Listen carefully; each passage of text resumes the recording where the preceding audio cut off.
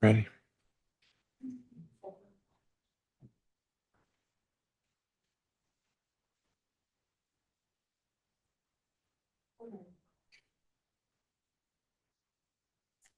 All right, we're back on the record with 23SC190795 for day 2 of trial. We've got all the parties present. I understand we're still waiting for, I think it's 2 or 3 jurors who have informed us they're on the shuttle making their way here, so we should be ready to proceed in a few minutes. In the meantime, though, check in with the parties to see if there's anything preventing us from moving forward, starting with the state. Your Honor, I need the link for, I don't know if it's the same link from yesterday, but if that's all we need is the link. Okay. Other than that, the state is ready. We have no issues. All right, if we could resend the link to Mr. Bridges and Mr. Blassingame, make sure both are added as co-hosts. And let me check in with the state again. Not holding you to it, but do you have a more definite expectation of how many witnesses you intend to present today? Just 2, Your Honor. All right. We should be finished by morning. All right, so let me turn it over to the defense. Anything we need to take up? Yeah, the defense is prepared. I would just ask that the witnesses not be dismissed until the defense has had a chance to present its case. Okay, so we would usually take that up at the end of their testimony, but it's good to go ahead and discuss that now while we have some time. So you're saying that they should not be released or excused upon the conclusion of your cross-examination? That's correct. All right. And that's certainly something that's possible. I think it's generally a matter of discretion. I'm going to need to hear some kind of general reason why you think that's necessary, why we don't think we'd be able to cover all their ground in your cross. I mean, well, if the court is inclined to allow me to introduce or to examine the video and the audio during cross-examination, that would be fine. But if not, then I would like to do it during my case, as far as presenting and asking specific questions related to the video and the audio.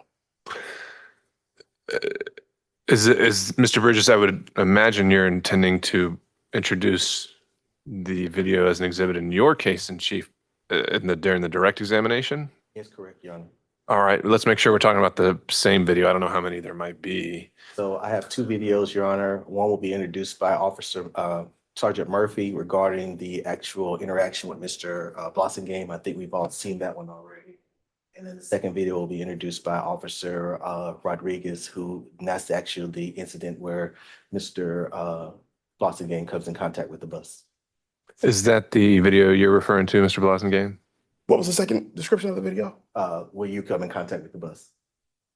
There's multiple of those videos. So is it the 10-second still, or is it? Yes, it's 11-second still. Okay. Yeah, that's the only one I have. Are there any more you were referring to? Yeah, there's actually one that is actually a little bit more broader. It actually shows where the bus slowed down. I attempted to board the bus. And yeah, it's a little bit more detail. It's a different angle. I have that 10-second still as well, but that's an edited video that they took from the video that I have. That's more in depth that MARTA released to me. Your Honor, I don't have that video. If Mr. Blassingame wants to share with me, I appreciate it. Yeah, they when the state released the discovery, when MARTA released their discovery, they released it to you too. Did they not share that with you when this was in response to their subpoena? I'm sorry. Okay. So, Mr. Blassingame, to the extent you have, I guess, more discovery, or not discovery, but do you have more video than the state has that you're wanting to introduce at trial? I think you need to share that with the state. So that they'll have some idea of and have a chance to take a look at it before it's introduced. And so, And just the ones he planned to introduce to a trial, yeah. I understand they probably sent him a lot of stuff. yeah, I think that's a good narrowing. So just the ones you would plan to use at trial that I guess the state hasn't shared with you previously that you have that they don't. If you could send those to Mr. Bridges. Mr. Bridges, you can take a look. You can let me know if you have some authentication concerns or anything that would prevent you, or that would cause you to object to him tendering them to the extent you hadn't already up to that point. Sure. These And then I think we need to go from there. This particular video requires you have a special player. They sent a special player download with it. It's a Genetech player it's a window-based player that you have to have. So that's why, I don't even know if I'll be able to play it on this little piece of junk, but I'm gonna attempt to. So Okay, well, I would test that now. She sent me in the her description of everything she was releasing for MARTA. She just told me that in order to view this specific video, you have to download this player and play it. So that way, And so you've done that, and you've looked at these videos? yeah, I've looked at them. I've looked at them not on this device, but in other capacities. This device here, just kind of like I'm hoping that I looked at it last night, but I hope that it'll function for me today because this is Okay. Well, I think we're going to need to. We can't wait forever, but I think it would be good to be testing that and make sure it works while it can. And we'll see if the state can play those. If you're sending over the whole link that Marta sent you, I guess the player would be included within that. yeah, should be. Okay. So again, I would also say if the sole purpose of these is just to show surveillance video, and it's just to ask the witness, hey, watch this video. Isn't this what's happening? Isn't this what's happening? And they weren't present during that video. I don't know if I'm seeing the need to recall them when you could just tender that video and publish it and argue its contents throughout during your closing and at trial, throughout the rest of the trial. Well, none of the state's witnesses were present during the recording of that video. They all viewed it on closed circuit television after the events happened. So I'm the only person who was there. Right. My point being is that then I'm not seeing a need of why it's necessary that it comes in through cross-examination. It could come in, you could just tender it without even testifying, assuming there's no objection to authentication from the state. And also, if you choose to testify, you could authenticate it and talk about its contents. But the video kind of speaks for itself. So I'm focusing on the initial issue you told me, which is whether the witnesses need to be excused or recalled and that sort of thing. And I'm just practically working through that. Does that make sense? In terms of, do you really need the video to come in through these witnesses?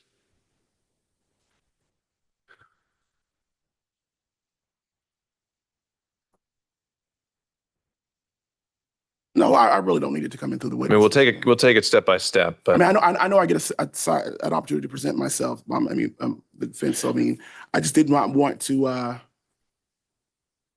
have the witnesses dismissed in lieu of the. all right. Well, I would plan to say that they're still going to be subject to recall, Mr. Bridges, and then we'll just take it up of whether that's actually necessary at the time. You would request that they come back. I'm also more concerned now about just this practical issue of whether you can get this video to play. I don't want that to slow us down. So again, if you haven't already forwarded that email to Mr. Bridges, maybe Mr. Bridges, you can use your co-counsel here to start playing that or getting that installed in the background. Forward it to me. Right. Have you done that yet? Yeah, I'm working on getting it over to him. I don't even know if I can send it just as an email. If it's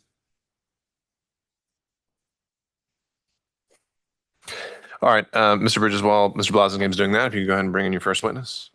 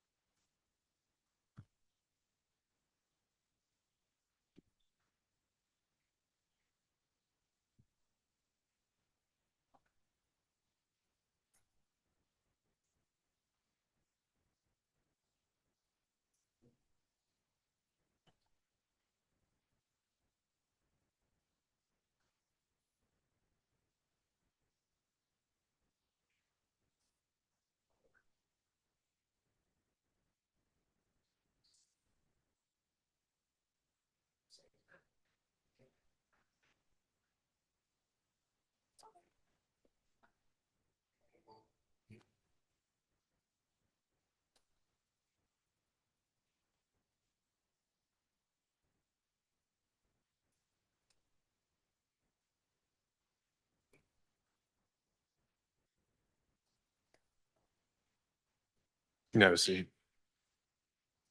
Or Mr. Bridges, just let me know when you've gotten that email and we'll call in the jury here.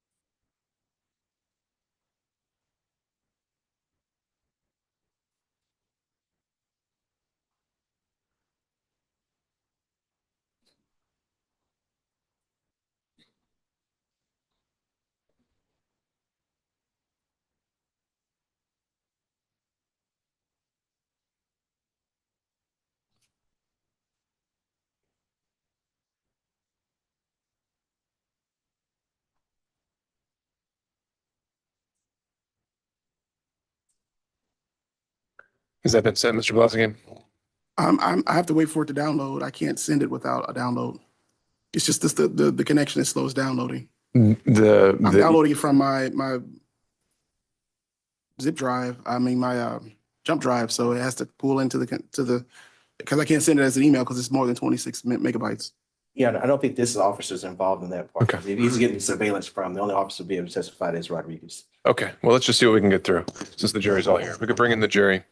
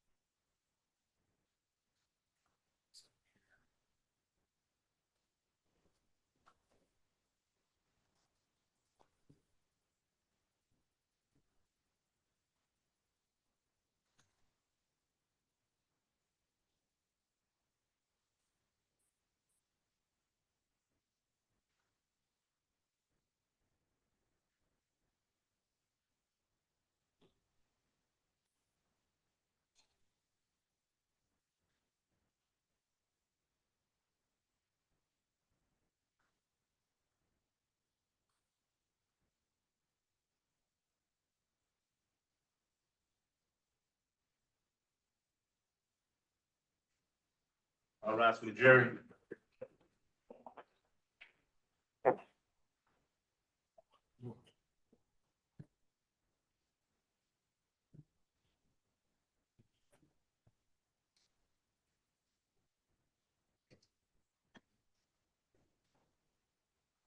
Yeah, still got me.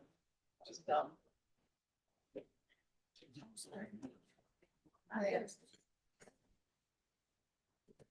Here's the president count with the honor. Thank you, Deputy Scott. Members of the jury, welcome back. Everyone, please be seated. We are ready to proceed with the state's case in chief. State may call its first witness. We call Sergeant Murphy.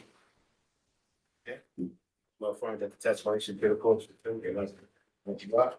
I do. Would you please state your name?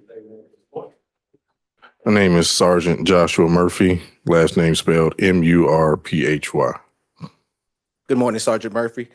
Where are you currently employed at? With the MARTA Police Department And how long have you been employed with MARTA Police Department? since 2017. And in your course of, how did you become a MARTA police officer?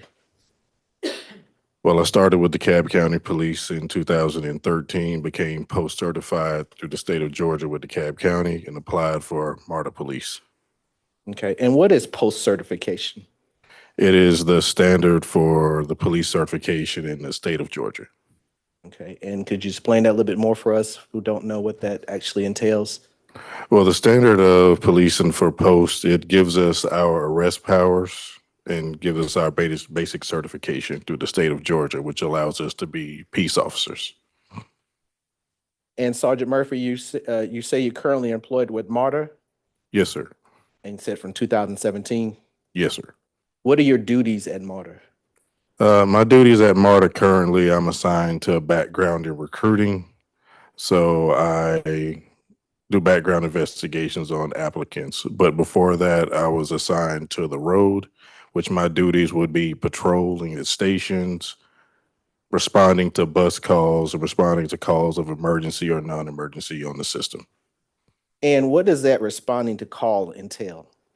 Just responding to any complaints or emergencies as far as ambulance calls, shooting, stabbings, or people just needing help getting onto the system or using the system. And that's anywhere, or do you have a specific jurisdiction that you actually are responsible for? Well, as far as MARTA, our jurisdiction expands to anywhere where MARTA buses and trains go, anywhere on MARTA property, whether that be the stations, the street where the bus is currently at, or anywhere encompassing MARTA. And did you receive any type of training to perform your duties? Yes, I had to complete 9 weeks of field training when I got to MARTA to learn how to patrol the buses and stations and assist MARTA patrons. And what did that training entail? Well, it entails learning the locations of stations, learning codes and signals, learning how to use the machines, writing reports, and just responding to emergencies and non-emergencies on the system. And in your 8 years experience with MARTA, how many of these calls have you responded to? Probably thousands. Thousands. And have you ever encountered any, I don't want to call them difficult individuals? Yes. And how do you handle those difficult individuals? Well, every situation is different, so you have to approach it with caution. And when you deal with these difficult individuals, you have to use patience and de-escalation skills to make sure that it doesn't progress into a more aggressive situation. Okay. And have you ever done an investigation involving MARTA either in a car accident or hitting a pedestrian? Yes. And how does that process? Let's go with the car accident first. How does that process go? Well, responding to car accidents, more than likely it's always going to be involving a bus or some type of MARTA vehicle. So we respond to that call, speak to the individuals involved, assess if there are any injuries, call ambulance if necessary, and pass the information on to whoever the supervisor is on the line at the time. Okay. And how about involving pedestrians? Well, accidents involving pedestrians, it would be the same procedure. Respond, speak to the pedestrian, see what happened, and assess if there are any injuries. Always call EMS because they're advising that they are injured or hit by a bus. And just continue the investigation, assess if it's their fault or the bus's fault, and always pass the information on to a supervisor so they can write their synopsis. And do you turn this information over to the local law enforcement officers? Or does MARTA actually handle it? If it occurs on MARTA property, as in the bus station or bus facility, we hold on to that information. If it happens in the streets, on the city streets, we turn that over to local jurisdiction And why do you hold it as for MARTA property? because it happened on MARTA. So we're responsible for all calls that happen on MARTA property as a MARTA police officer. Okay. And when you say MARTA, what is MARTA in this aspect? MARTA would be the stations. So if it happens in a station or at MARTA headquarters, anywhere that is on MARTA property. And is MARTA a government agency? Yes, MARTA is a government agency. And that's why they're responsible for their things that happen on their property. Yes. Okay. I'm gonna turn your attention to June the 12th, 2023. Where were you working at that time? I was assigned as a mobile unit 330, which responds to any stations that do not have officers assigned to them at the time or any bus calls. And did you receive a call that day from the Lakewood station? Yes, Lakewood, Fort McPherson, And how did you receive that call? via dispatch. Okay. And did you proceed to that location? Yes. And where is that location at? That location is Lakewood, Fort McPherson, which is in the area of Fort McPherson on Lee Street, which is connected to Tyler Perry Studios. Okay. And is that in Fulton County? Yes. Okay. And when you proceeded that location, what were you responding to? I was responding to a person advising that they were assaulted by a bus operator. And that was specifically that they were assaulted by a bus operator? Yes. Okay. And when you got to the location, what did you observe? When I got to the location, I observed the subject. I made contact with him. He advised that he was assaulted by a bus operator and had injuries to his, I believe, elbow, shoulder, and knee. Okay. Do you see the individual in court who you came in contact with that day? Yes. Could you point that individual out and tell us some clothes that he's wearing? The individual is sitting at the stand over here, is wearing a black suit with a white shirt and a yellow tie. Your Honor, let the court reflect that the officer charger has identified the defendant as the individual. The record will so reflect. And what did you do next? Upon making contact with Mr. Blassingame, I asked him what happened because he advised that he was struck by a bus and there were witnesses advising otherwise. But during the meantime, I had to identify Mr. Blassingame due to him saying that he was assaulted, so we can do an incident report. And Mr. Blassingame had to do a written statement advising of what happened. So Mr. Blassingame, when you spoke to him in person, said he'd been assaulted by a bus Yes, and he had injuries. yes. Based on your initial examination of him, did you observe any injuries? At the time, I did not observe any injuries. No. And what did you do next? Well, I had to secure a statement from Mr. Blassingame in reference to the incident. Due to the nature of the call, he said he was assaulted. So we had to, well, I didn't personally view cameras, but I had to wait to receive further information on how I would proceed with the incident. Okay. And did indeed Mr. Blassingame want to fill out a report that day? Yes, in order, because he advised that he did want to press charges, so you have to fill out a written report with your statement on it and sign. And what specifically was the charges he wanted to press? Assault in reference to the bus operator, which would, if with the bus, it would be looked at as aggravated assault. Okay. Because the bus is what actually struck him. Yes, because the bus supposedly struck him and can be considered a weapon. And what did you do next? Well, I was standing by to receive further information while securing his information and also taking his information down with his ID and waiting for him to fill out his written statement in reference to him saying he was assaulted.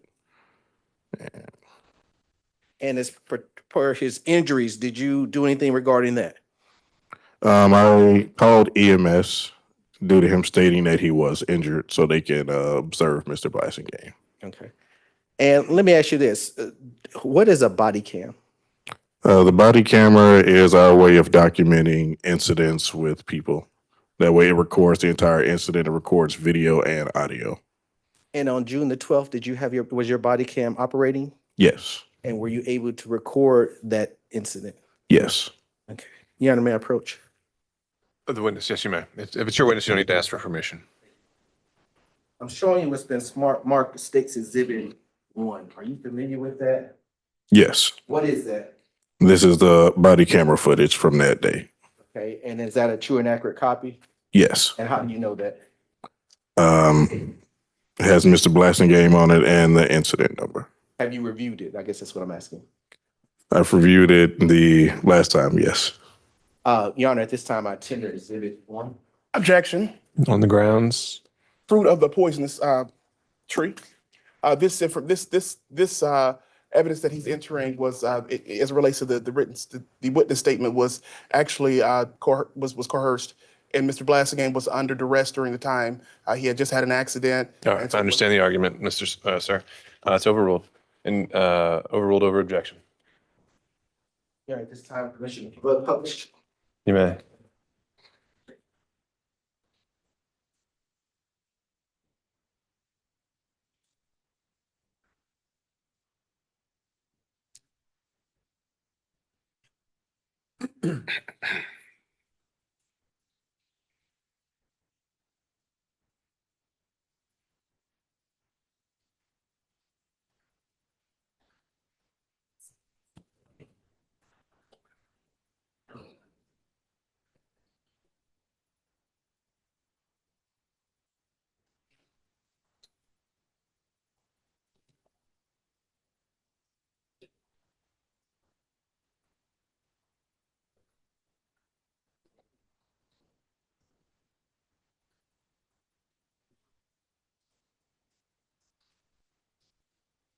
It doesn't come up until he actually interacts with Mr. Blassingame. I can move it forward then. No, my question was just whether there are any audio issues here that we need to deal with through.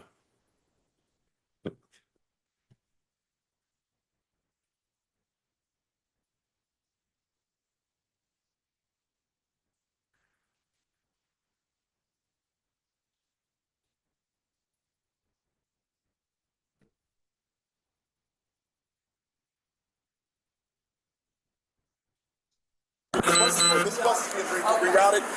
and I waited for 2 hours for this bus. They never told me. Is there supposed to be audio? Come on this side. Do you have a problem with my uniform? I don't have a problem with yours. Okay. And some of the passengers said, the writer said that the bus was boarding over here from 178. I proceeded to walk over there. I had a disagreement with these drivers because they were talking shit indirectly to me. This driver always harasses me when I'm on 178. I don't give a damn. So I walked over here to get to board the bus, and she was leaving.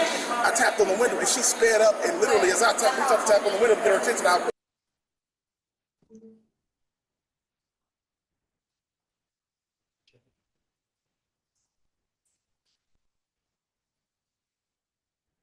want to file a police.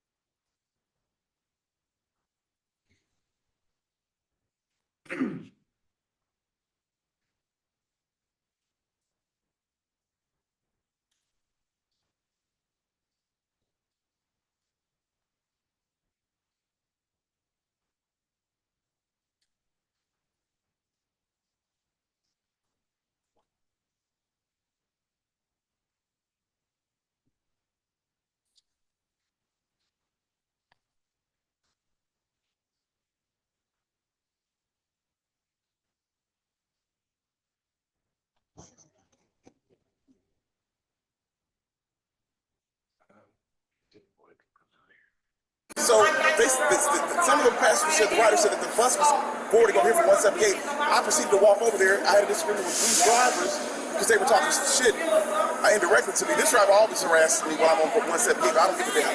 So I walked over here to get to board the bus, and she was leaving.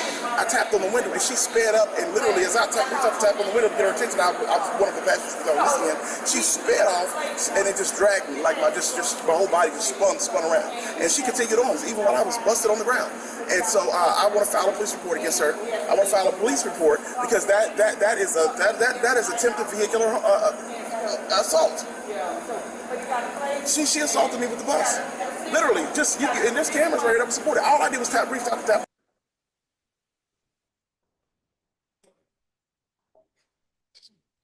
His computer. Just go off the record for a moment. Are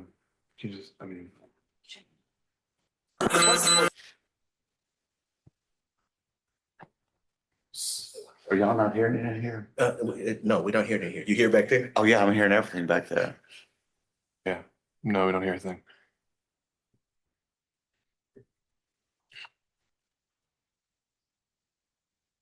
I think the TV's muted. Can you unmute the TV? You might need us.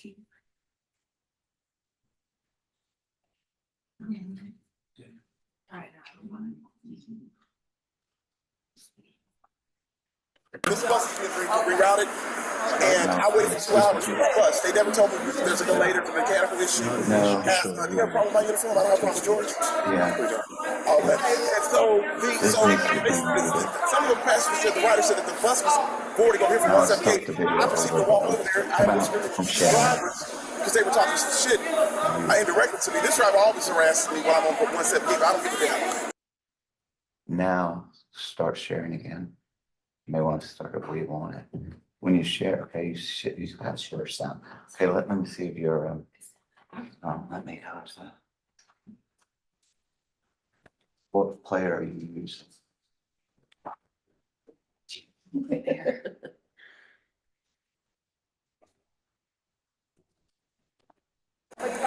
She assaulted me with the bus. And I waited for 2 hours for this bus. They never told me there's a delay, there's a mechanical issue. Do you have a problem with my uniform? I don't have a problem with yours. Okay. And so some of the passengers said, the writer said that the bus was boarding over here from 178. I proceeded to walk over there. I had a disagreement with these drivers because they were talking shit indirectly to me. This driver always harasses me when I'm on 178. I don't give a damn.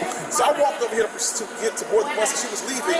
I tapped on the window, and she sped up, and literally as I reached out to tap on the window to get her attention, I was one of the passengers that was listening. She sped off, and it just dragged me. Like my whole body just spun around. And she continued on, even when I was busted on the ground. And so I want to file a police report against her. I want to file a police report because that is attempted vehicular assault. She assaulted me with the bus. Literally, and there's cameras right up supported. All I did was reach out to tap on the window, let her know I'm one of the passengers right here. She refused. And then she Where was the bus at? The bus was right here. I was on the ground, and she just kept on going. So I want to file a police report. So it was what, the bus 178? The 178, it left around 8:35, 8:40, and it was bus number 1855. Okay, well the call came in that you had some injuries. Yeah, I did. Yeah, my elbow is scraped, my shoulder is scraped, and my knee is scraped. Yeah. You want to see it? Yeah. You might not see, but I know what I feel. It's bone injuries. My elbow's just scraped up. You said So your where it shoulder? go? I want to file a police report because I should have never been struck by a bus. Period. That bus operating is.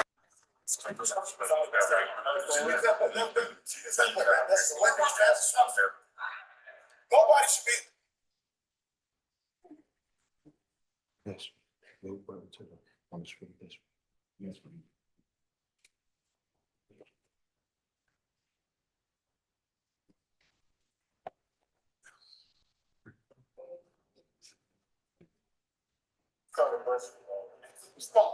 Can you also ask them what is going on with 178? I've been here since 6 o'clock.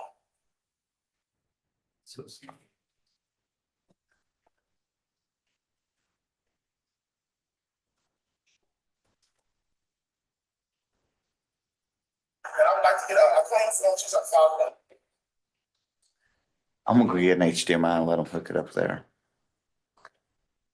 Thank you.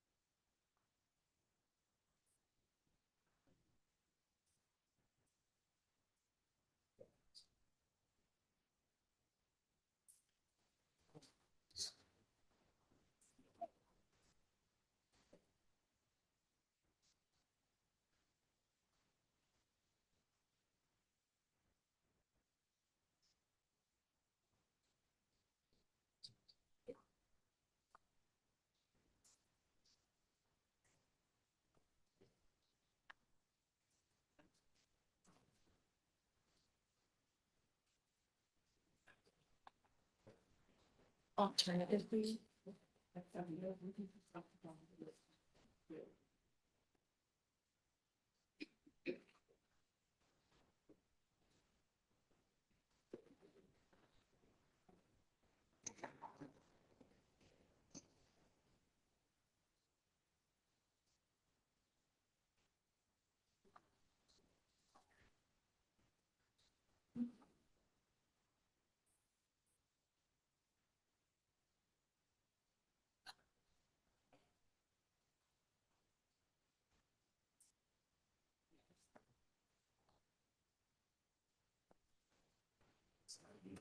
Later,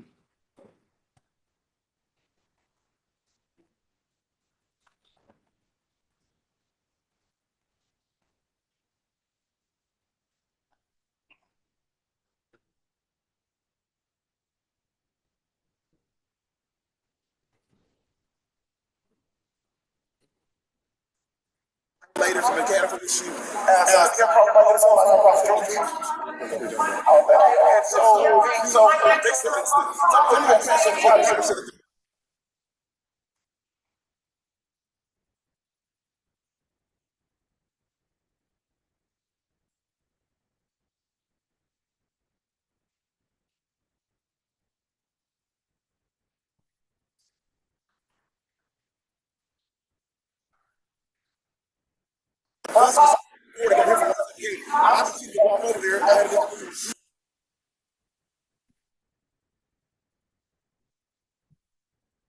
Moving at a different speed. Let's try the HTM cover.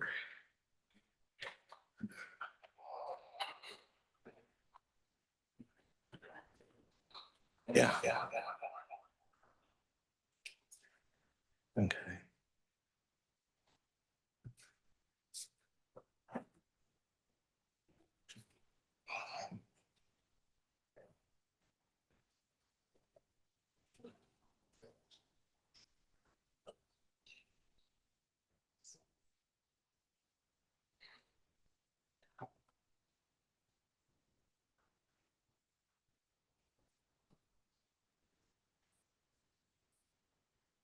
Wait, now I'm gonna do it down to, I'm gonna do it to the TV. Okay.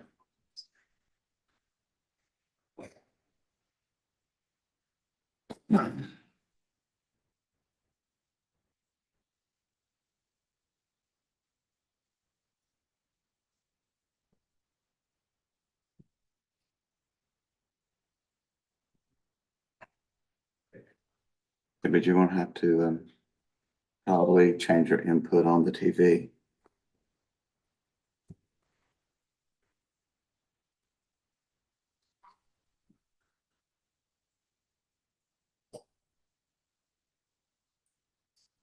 Up top, Put for this up top. top. Yeah. The source button up top.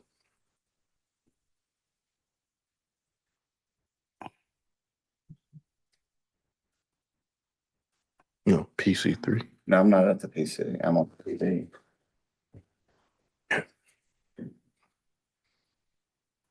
Okay, let's see what happens.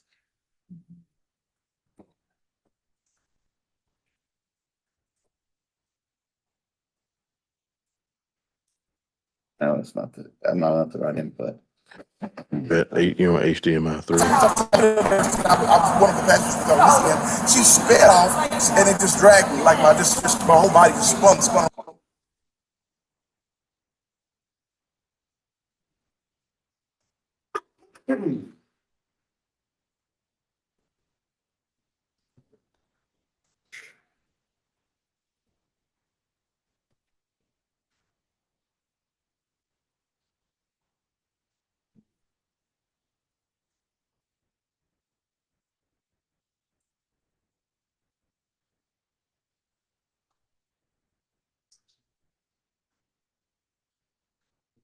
You going?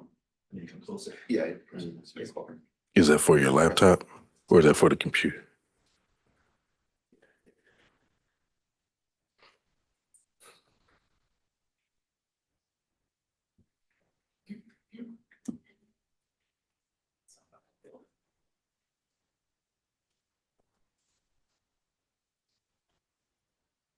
What does that work with the computer? Yeah. It was, Oh.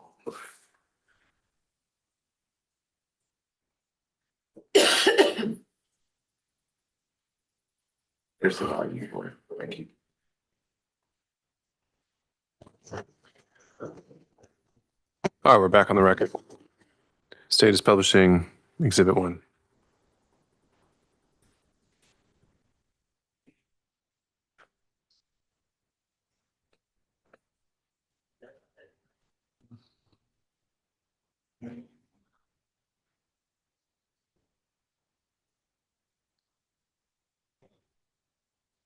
This bus is rerouted, and I waited for 2 hours for this bus. They never told me there's a delay, there's a mechanical issue.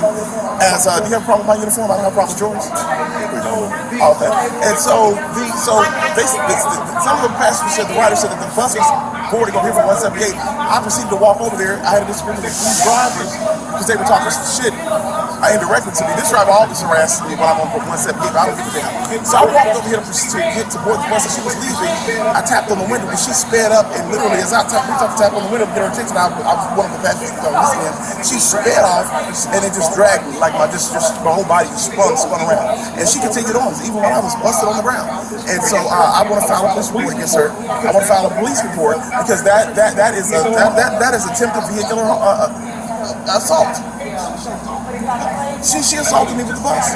Literally, and there's cameras right here that support it. All I did was tap on the window, let her know I'm one of the passengers right here. She refused to stop. And then Where was the bus at? The bus was right here. I was on the ground, and she just kept on going. So I'm gonna follow this report. So it was what? The bus 178? The one route 178, it left around 8:35, 8:40, and it was bus number 1855. Okay, well the call came in that you had some injuries. Yeah, I did. Yeah, my elbow is scraped, my shoulder is scraped, and my knee is scraped. Yeah. You don't see it? Yeah. You better I know what I was getting my elbows just scraped up. I said So, your there you go. I want to file a police report because I should have never been struck by a bus. That bus operator needs to be investigated. It's criminal charges to file against her. She used that bus as a weapon of mass destruction. Nobody should be nobody should have to be struck by a bus. Nobody should ever have to be struck by a bus. She's been harassed because she got here because she don't like getting in. So, like I said, she struck me with that bus and kept me going. So I need to file a police report. I need her name information. I can't get you that name, but I started busting it off. And can you also ask them what is going on with the bus that because I've been here since 6 o'clock. That was the bus that came to pick us up at 8:30, and I'm still here. Why am I sitting here at the bus station? You know, I paid you off for a 30-day pass. And also, did you want an ambulance to look at? Yes, I do. I want an ambulance to look into. And I would like to get a claim form too, so I can file a claim. Play the radio.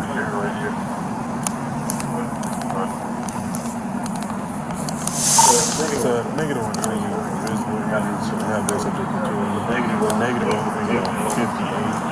Advised he tried to get the bus up. As the bus raised attention as the bus was moving up and down. Still trying to advise that he was 58 by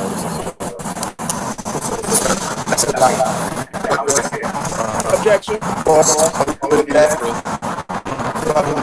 Makes it. He wants to.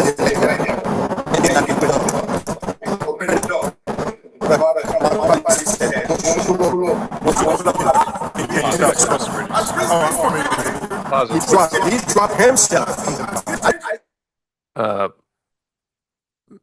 Previously, there was. Let me hear the grounds for your objection, Mr. Blassingame. I would object to this portion of the video being shown to the jury because it is. Just need the grounds. I don't need the explanation. It's more prejudicial than probative, and also because the best evidence rule or hearsay is in place. This witness is not present. He was listed on the state's witness list, so he's not here to validate that is his statement today. Nor has he submitted any sworn statements. He just gave an initial statement to police. So I would object to this portion of the video being shown to the jury. Okay, under 403 and best evidence, that's overruled. But Mr. Bridges, to a hearsay objection. I understand, Your Honor. Okay. Yeah. So we're going to skip over this portion of the video. I can move. Members of the jury, I'll ask that you disregard anything that you heard this individual referring to. That is not admissible in this case. And if Mr. Bridges, you could also give us a time marker for what we're referring to. Sorry? 520 is the marker. Okay.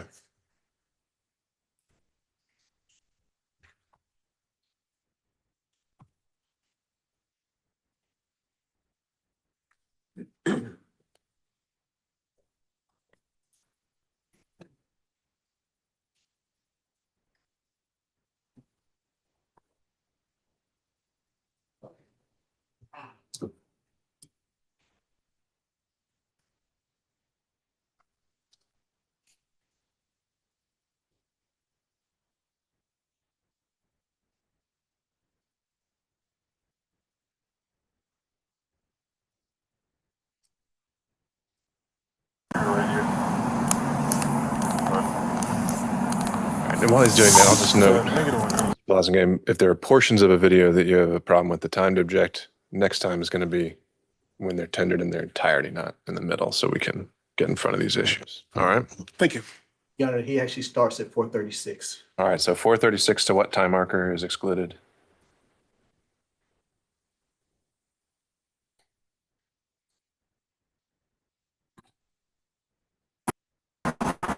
$6:07. All right, you can continue publishing at 6:07.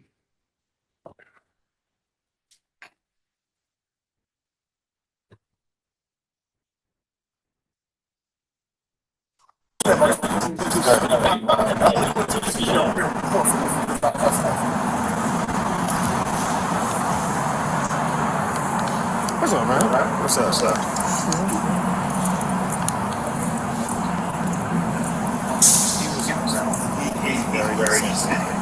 Yeah, I was on the train. Driver all day long, they believe me. But I'm like, if you don't have, your bus is not packed, and you're not running severe 45 minutes late, you do have the courtesy is to stop and let a person on the bus.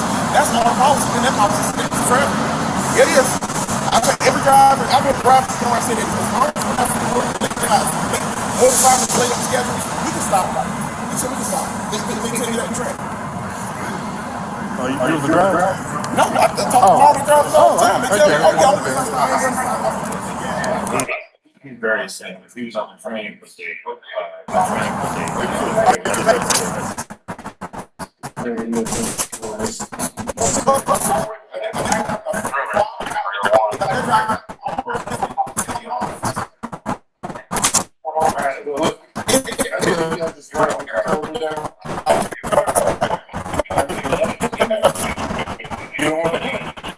Same time on the side.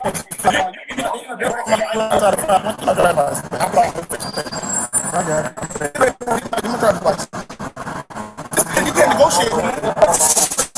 They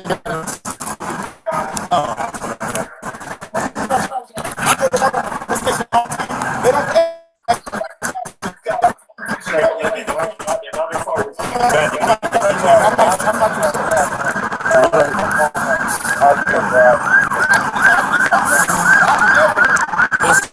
It sounds like you do it all the time. You seem like the same.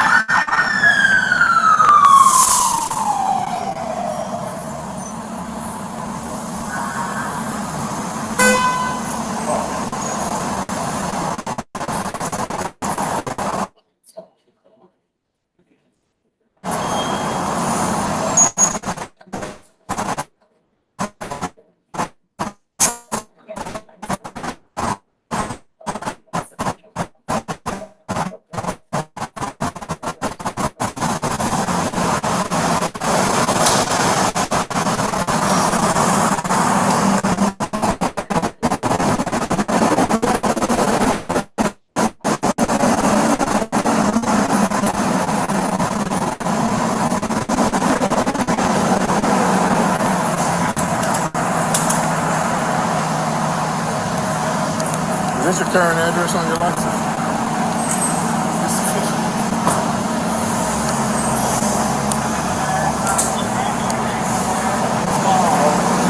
You say you heard. okay, what happened? He fell down.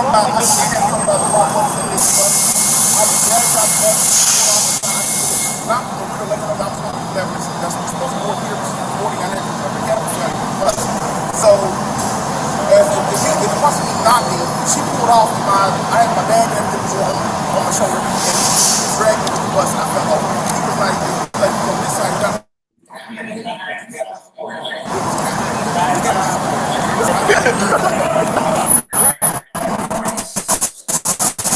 Very eccentric, man. He was on the bus. I mean, on the train one day. He was filming something about old man. Hang y'all for what y'all do. I'm just telling y'all and report anything I see wrong. And he's very eccentric, bro. He's 24, bro. Yeah, no, seriously, he's 24.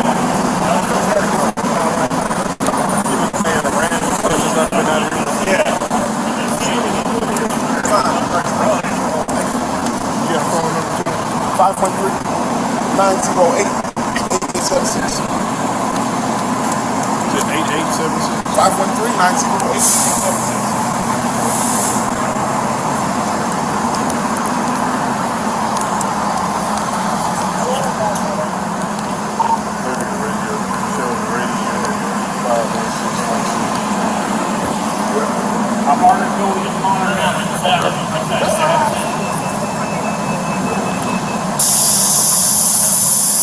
Where the bus operator? Where the bus at? Where the bus operator?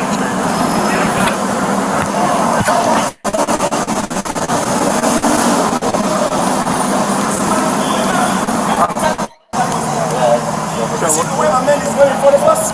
Yeah. And then he fell off the phone. And then he tried to. Objection. No, let me make sure I understand the grounds. Same hearsay grounds here? Yes, same grounds for. All right. And so if you can note the time marker, Mr. Bridges, when that started. And again, to the extent, members of the jury, you heard another individual make any kind of statements here that you find that those are hearsay and those should not factor into your consideration in any way.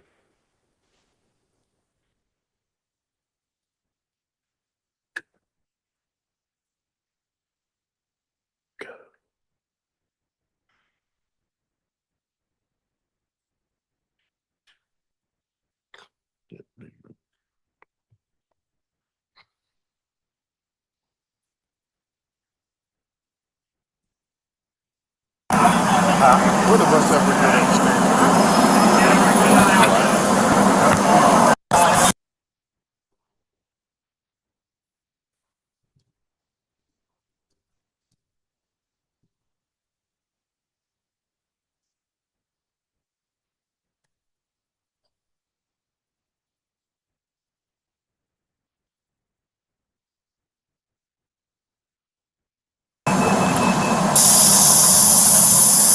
Where the other bus operator? Where the bus operator?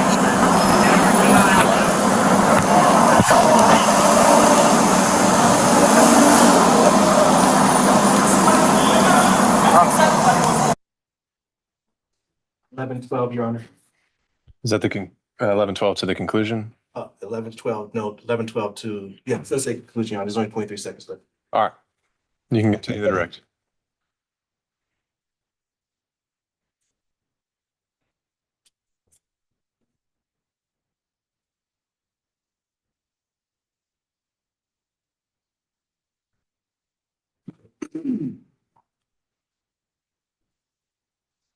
And I'm from Officer Murphy. We understand that was your body cam, Yes. and the individual that we see in the black on that video, wearing the black shirt and the black shorts, is that Mr. Blassingame? Yes. Objection. Again, and you can object and then give me a one word of the ground so I have some idea of what your objection is. It's ambiguous and leading. He's actually leading the witness. Okay, you can just say leading. Leading, okay. All right, overruled. You can answer the question if you recall it. Yes. Okay.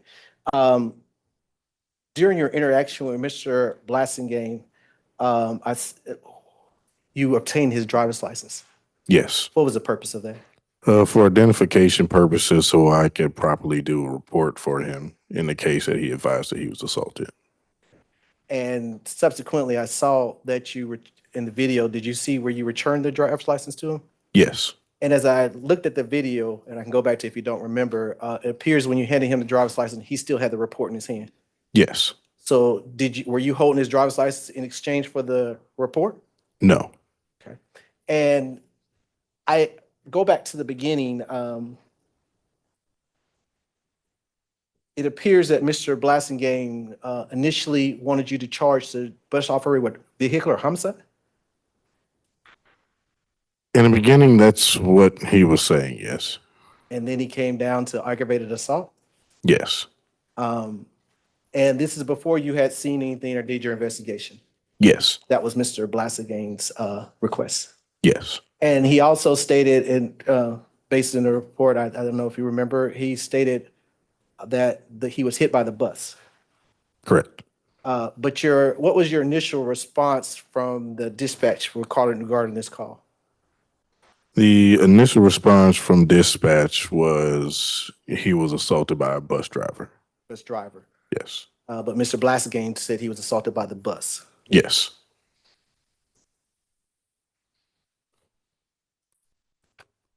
I don't think I have anything else at this time, Your Honor. Oh, I'm sorry, Your Honor, I do. I'm sorry, apologize. Did eventually Mr. Blassingame give you the statement? Yes. I'm showing you in March, marked Exhibit 2. Do you recognize that document? Yes, this is Mr. Blassingame's statement that was taken by me.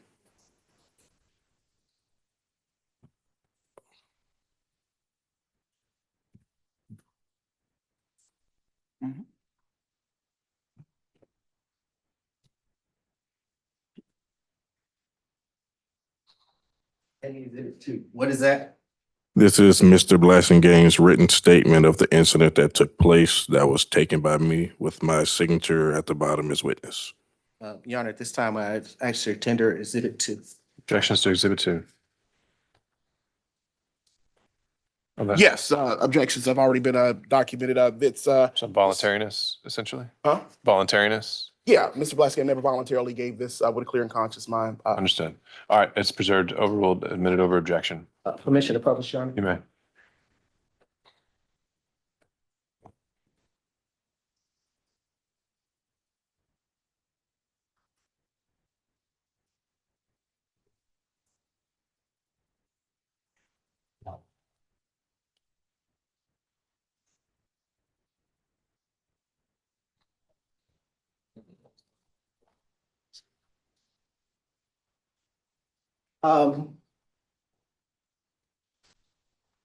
As you look at the statement, the first line, what does Mr. Blassingame state in the statement?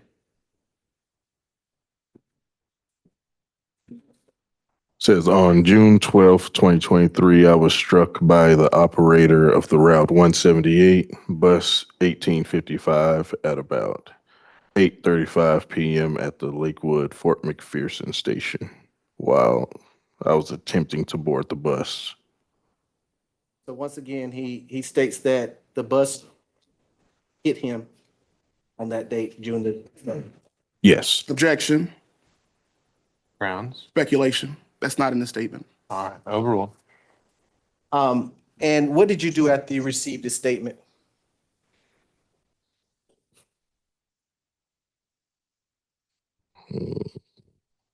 After receiving the statement, I believe that's when Mr. Blassingame, he was still being checked out by EMS, and I gave him a case card with the case number for this incident. Okay. And best of your recollection, was Mr. Blassingame transported to the hospital? No.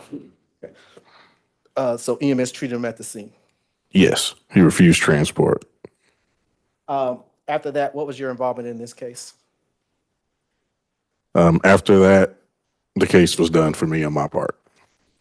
Let me ask you this question. At any point in time, did you force Mr. Blassingame to fill out this statement? No, Did you coerce him anyway? no, Did you hold his driver's license in bay in filling out that statement? no. Your Honor, I have nothing at this time. All right, Mr. Blassingame, are you intending to use this video or any other video during a cross-examination? Did it too, but yeah, that video, but my video playback is kind of crunchy here, so. Is that because of technical issues, or do you want to try and publish it later? Is there a reason you need? Yeah, I would like to try to publish it later because unfortunately this. All right, so for now, I'll just ask the state to keep their video attached, and you can just direct Okay, us great. where the minute markers need to I be. appreciate that. But I need a 3-minute pause, hold in place. I need to step off. Just for search warrant, be back in just one moment. Then we want to do the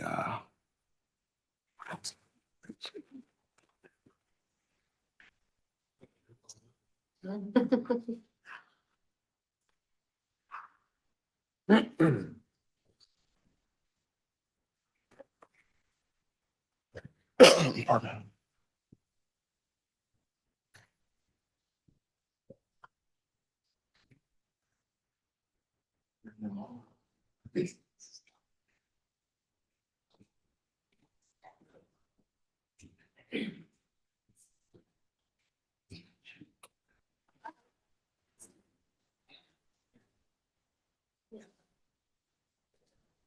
Okay, okay, that's what it is.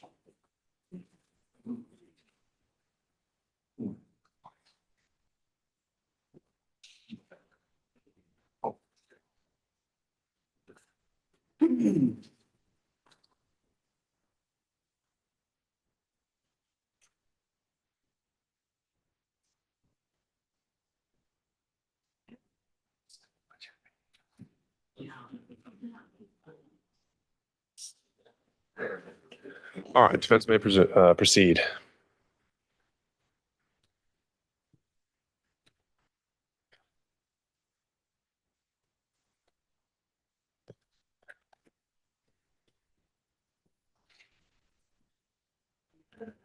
Good morning and thank you for your time. Sergeant Murphy, Yes. and were you recently promoted? Yes. And when were you promoted? November of last year. The last time we talked, you were corporal, correct? Correct.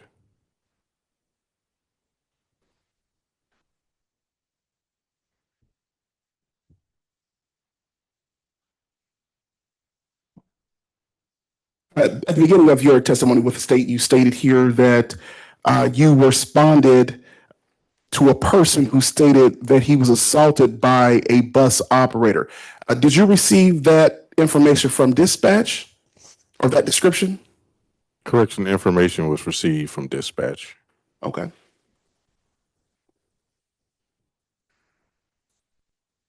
I would like to tender into evidence Marta Police Department Dispatch Incident Detail Report.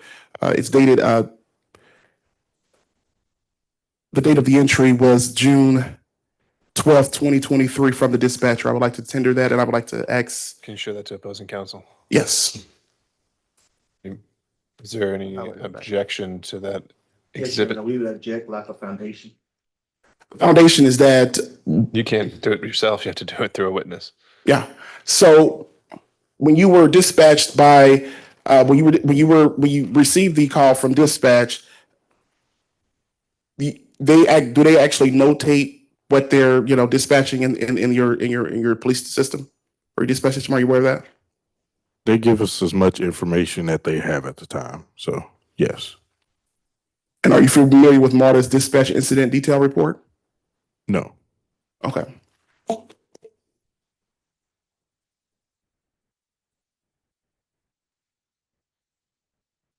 And at the time, you noted several times that Mr. Blassingame did not have any injuries.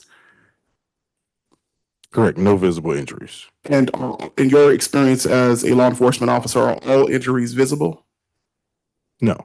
Are you a medical professional? No.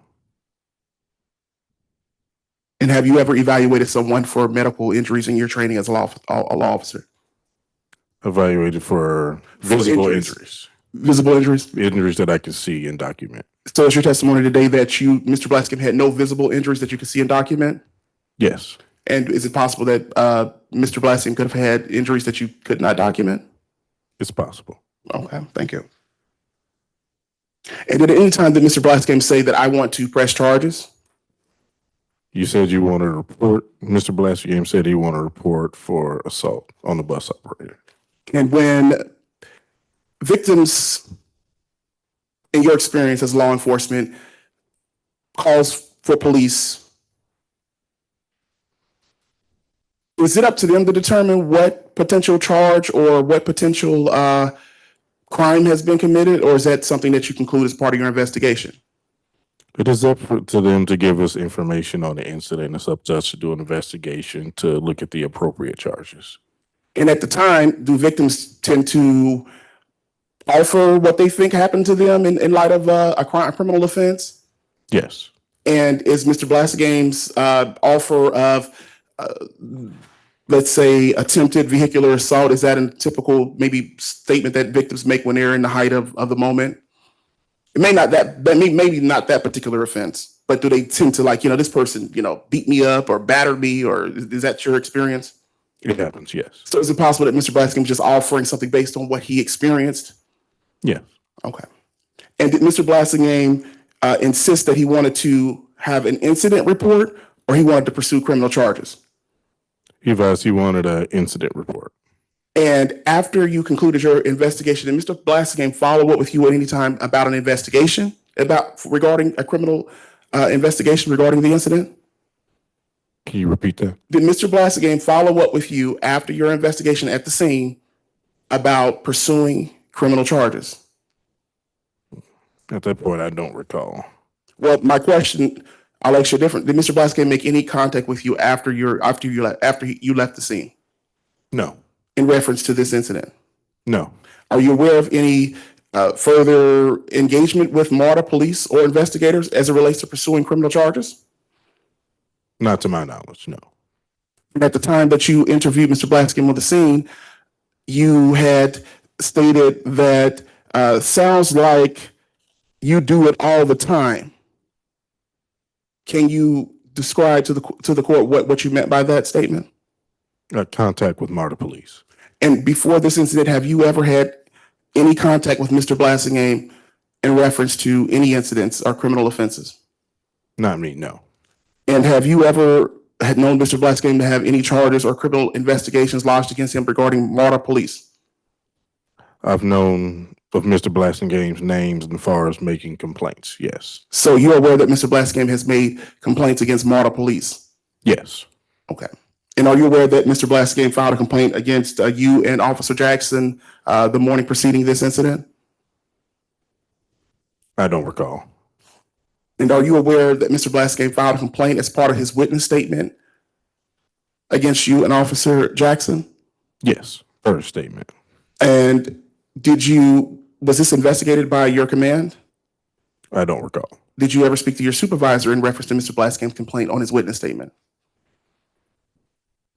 I don't recall.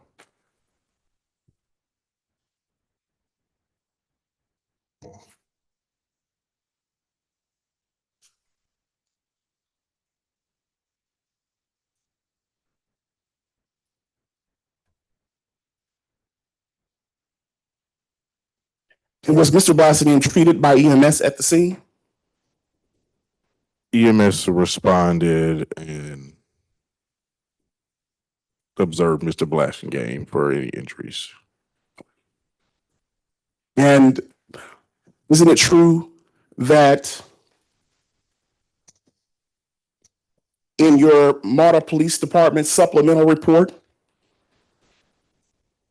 you have a copy of that? That you stated on June 12th, in the third paragraph, you said,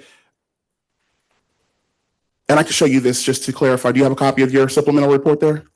This is the Yes. one that's dated, looks like it's dated for June 12th, 2023. Yes, And isn't it true that you stated in the third paragraph, he then began banging on the rear of the bus with his hand and walked into the bus? yes, And do you base that conclusion on eyewitnessing Mr. Blassingame at the scene, walking into the bus? no, that was footage per CCTV that I observed. So you observed a third party viewing apparatus in order to determine that Mr. Blassingame allegedly walked into the bus? Yes, And wouldn't you agree with me that Mr. Blassingame made contact with the bus at some point? per my statement, that's what I put. Okay, and wouldn't you agree with me that Mr. Blassingame at some point fell to the ground as a result of attempting to board the bus? Per my statement, he did fall to the ground. Yeah. Thank you, and I would like to tender that into evidence here. This is MARTA Police Department supplemental report from Officer Murphy. He did concur that he did indicate that Mr. Blassingame did make contact. We don't need to summarize the Okay. document. Is there an objection to the admission of this document? Yes, Your Honor, this is a report, which, So the grounds would be not admissible. hearsay. Hearsay. All right. I can think of no exception, Mr. Blassingame. You brought it up how you can through cross. I don't think it's admissible as tendered so far, so that'd be sustained. He just verified that, okay, so wouldn't you agree that, okay, so you already agreed with that. So Mr. Blassingame, okay, we're done with that part.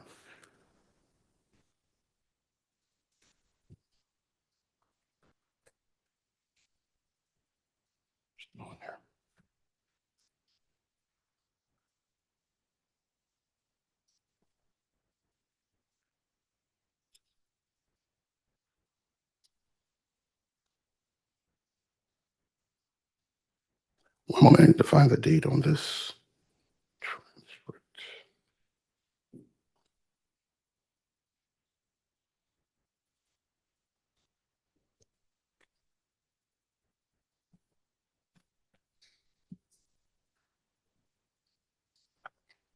All right. Now, isn't it true that on October 30th, during the motions hearing, you stated to the court that Mr. Blassingame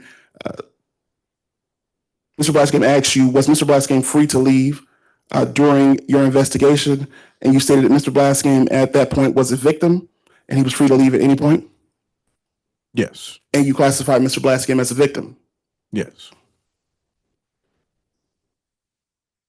And at any point did Mr. Blassingame request to fill out the witness statement? No.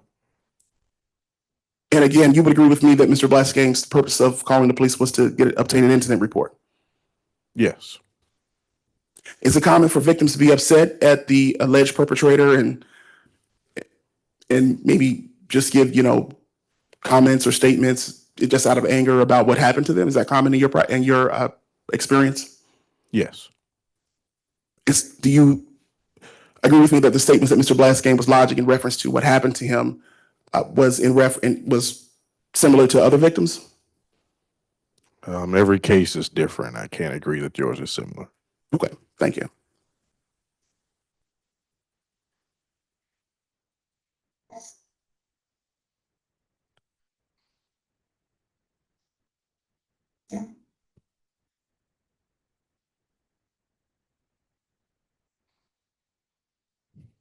And isn't it true that on November the 30th, you also testified before this court when Mr. Blassingame asked you, are victims and complainants required to fill out a witness statement form? You stated yes. Yes. Mr. Blassingame followed up and asked you, so is it your policy or procedure to have all victims complete a witness statement at the same time at the event of the incident? And you stated yes. Is that still your testimony? Yes. So either way, if Mr. Blassingame did or didn't want to fill out the victim's form, he didn't have a choice because it's your policy to obtain that from a victim at the scene and a complainant, correct? Repeat that. Because of your policy to have victims or complainants fill out a witness statement, Mr. Blassingame didn't have a choice but to fill it out, correct? It's not that he didn't have a choice. It's just we have to have a written statement in order to pursue charges. But it's your policy. Document the incident properly. But it is your policy to obtain that statement. It's our common practice at the department. Okay. And what is the consequences if a witness does not or a victim does not want to fill out a statement? It's a possibility that we would not pursue the investigation. And so did Mr. Blassingame provide you with enough of a verbal statement at the scene?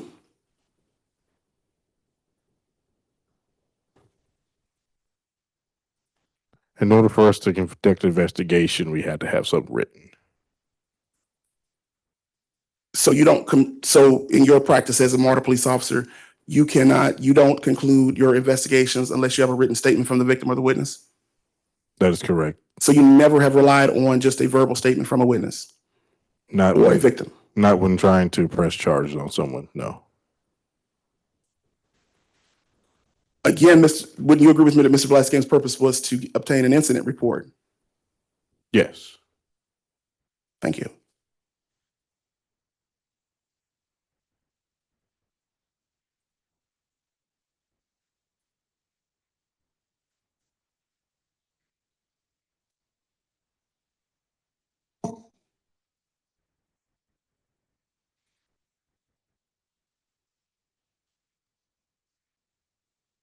And was your body worn camera turned on during the entire portion of your investigation?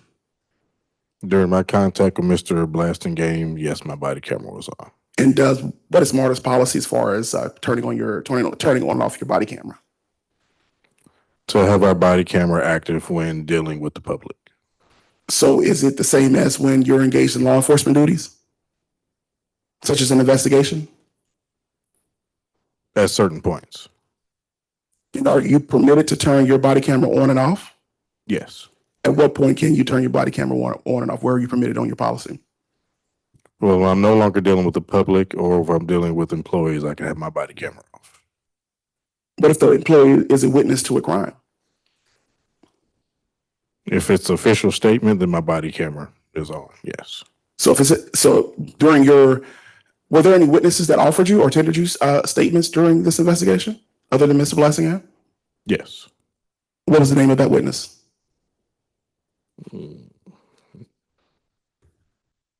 Christian Lewis. And do you have body cam footage of Mr. Lewis giving you his statement, his verbal statements or written statement on your camera? Yes. I would ask the state if they could play the video at the point where the officer proceeds to walk off with a MARTA employee that I would like to ask him to identify as Christian Lewis. And the purpose of this is to let the jury see that the body worn camera was actually turned off during that portion of his investigation.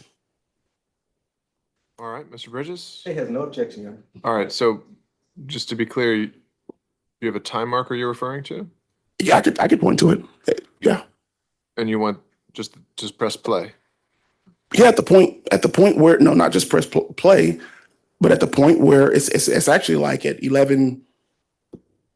Okay, all right, Mr. Bridges, if you want to direct him to, I think, about the 11-minute mark, and you can let us know. I think it's like maybe 10:45, somewhere like in that area. If you skim through, I could actually show you.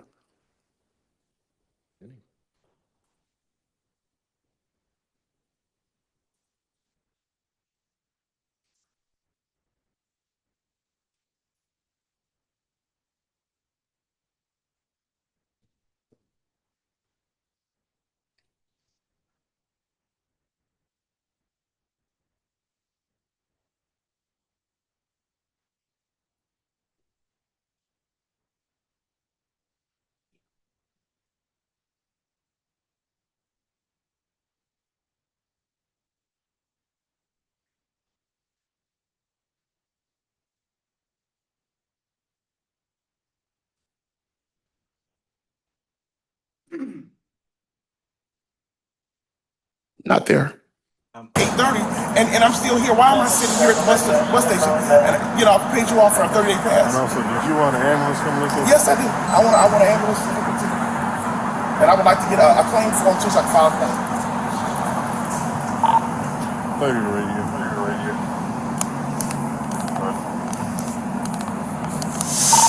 What's that? Your Honor, it's at 4:36. I want the end of that right when they walk off. This is The 11-minute mark. well, no, actually, this is coming up. This is the portion that I would like. I just want to fast forward. It's right when they walk off. Where do you want it? After they're done talking to this witness, that's, I think that was at the 11-minute mark. I think. First one, Your Honor. Can we fast forward some? But why don't we just let Mr. Blassingame, if Yeah. you're comfortable with it, we'll let him use the time.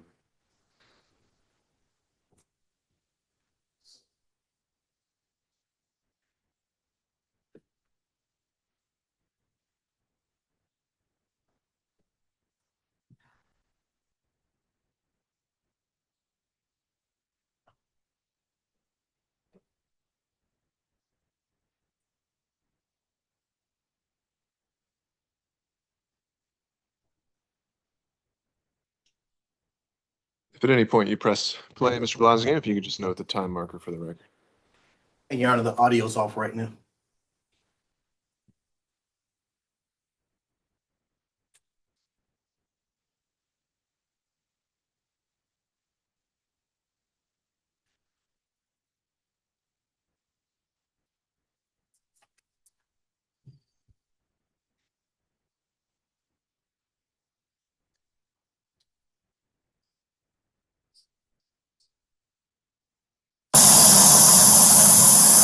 Where the other bus operator? Where the bus operator stand?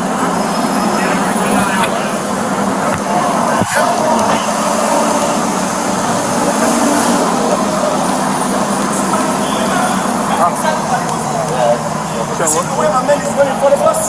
Yeah. And then he fell off the phone. And then he tried to blame it on the ball driver. That's why I want to stay here to be the witness. Yeah, I'm going to see if you can write a statement. Yeah. If you wouldn't mind. Yeah, I will. All right, good. I will. Yeah, I will. All right. So we have audio. It's unmuted, bottom right on the computer.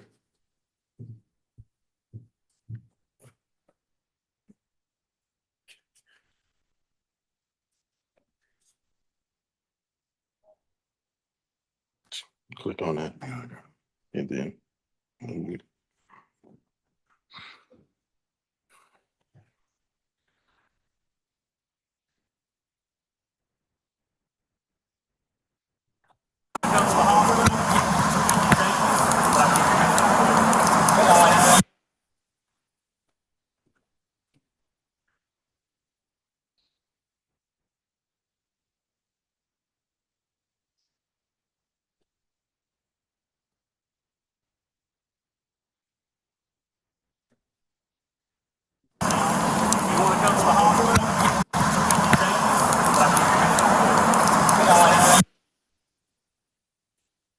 Fell off the phone.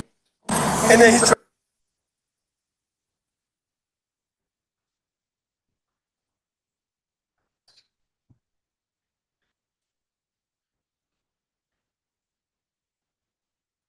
Yeah, I will. Yeah, I will.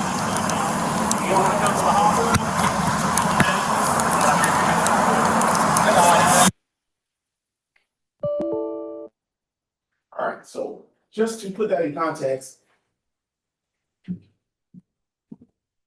were you prepared to take a statement from the MARTA employee at that point where you turned off your body camera? I didn't hear what happened before this point. Okay, so that's the end of your body camera on that we have here. Where's the footage of you interviewing the MARTA employee who offered you a witness statement? At the 7-minute marker. Yeah, can we pause 1 second? The battery's going dead on that computer.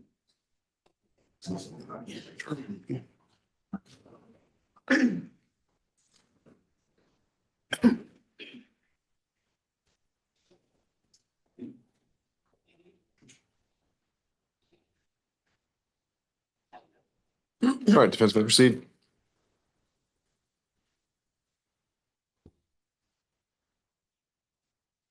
So the only statement that you based your Mr. Lewis statement on what the interaction at the 7-minute mark when he came up and just made a statement, or when you got on the bus with him and actually interviewed him on the bus? Where's that footage at? What part of me getting on the bus? You were walking toward the bus that was parked at the bay, and you turned your body camera. Why did you turn your body camera off? I was walking towards getting on the bus And at what point did your investigation conclude? when I turned my body camera off.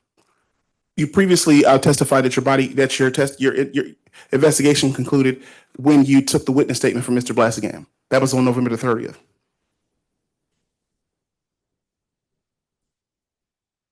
So did it conclude when you received the witness statement from Mr. Blassingame, or when you walked away and turned your body camera off?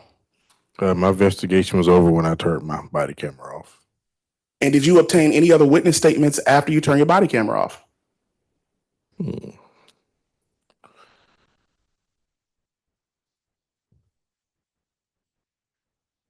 Yes. And is there video of your body camera obtaining that statement? No. Why don't you have that video? My investigation as far as obtaining verbal statements was done. But- Mr. Blassingame was viewed by EMS. I received Mr. Blassingame's statement. I received Christian's verbal statement, so my investigation was concluded. Did you at any point interview Mr. Christian, Mr. Lewis, as part of while he was writing down his handwritten statement? I talked to Mr. Christian Lewis at the 7-minute mark of my body camera and obtained his verbal statement then. Did Mr. Lewis approach you and offer you a statement, or did you ask him for a statement? He approached me. So he voluntarily gave you a statement. Yes. And did Mr. Blassingame voluntarily give you a statement, written statement? Mr. Blassingame wrote me a statement and gave me a statement And at what point did you obtain that written statement? that day. At what point? Was it on your body camera where we can view it? No, it was all off body camera. After you turned your body camera off, that's when you obtained the statement from the handwritten statement from Mr. Blassingame. Yes. Okay. And again, have you had any contact with Mr. Blassingame prior to June 12th, 2023? No, And have you had any contact with Mr. Blassingame after June 12th, 2023? in court. Okay, great. And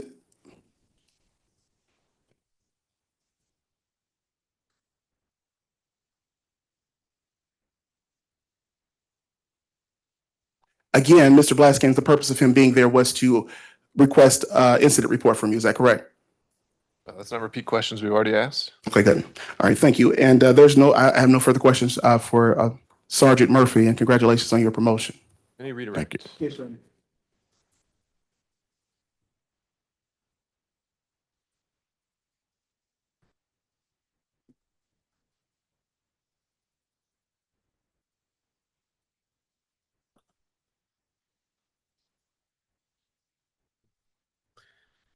Sergeant Murphy, the defendant made several reference to a witness. What's the name of that witness? Christian Lewis. And did he give you a verbal statement as the defendant has stated? Yes. And is that statement captured on your body cam? Yes.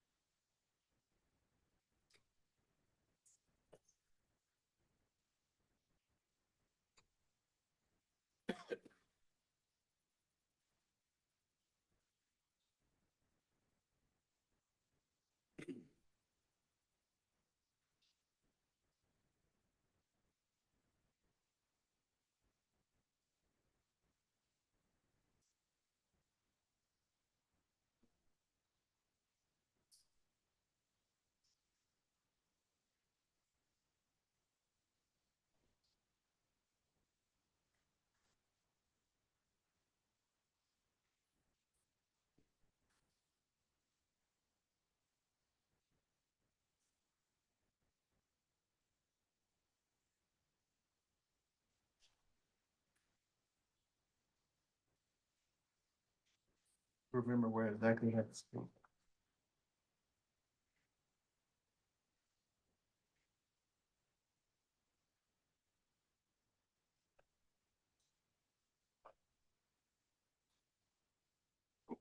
It's in third.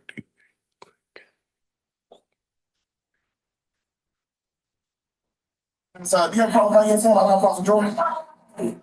He's spit off. Bus. I got your name. I started, Get off, page you off for a 38 pass. I said, did you want to have this with it? I want to have those people. But I would like to get out. I plan for just a file. Put it in there right here.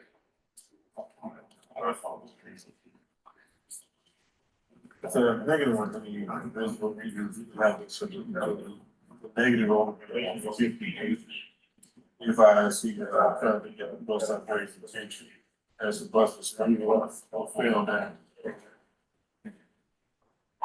Still trying to find the 58%.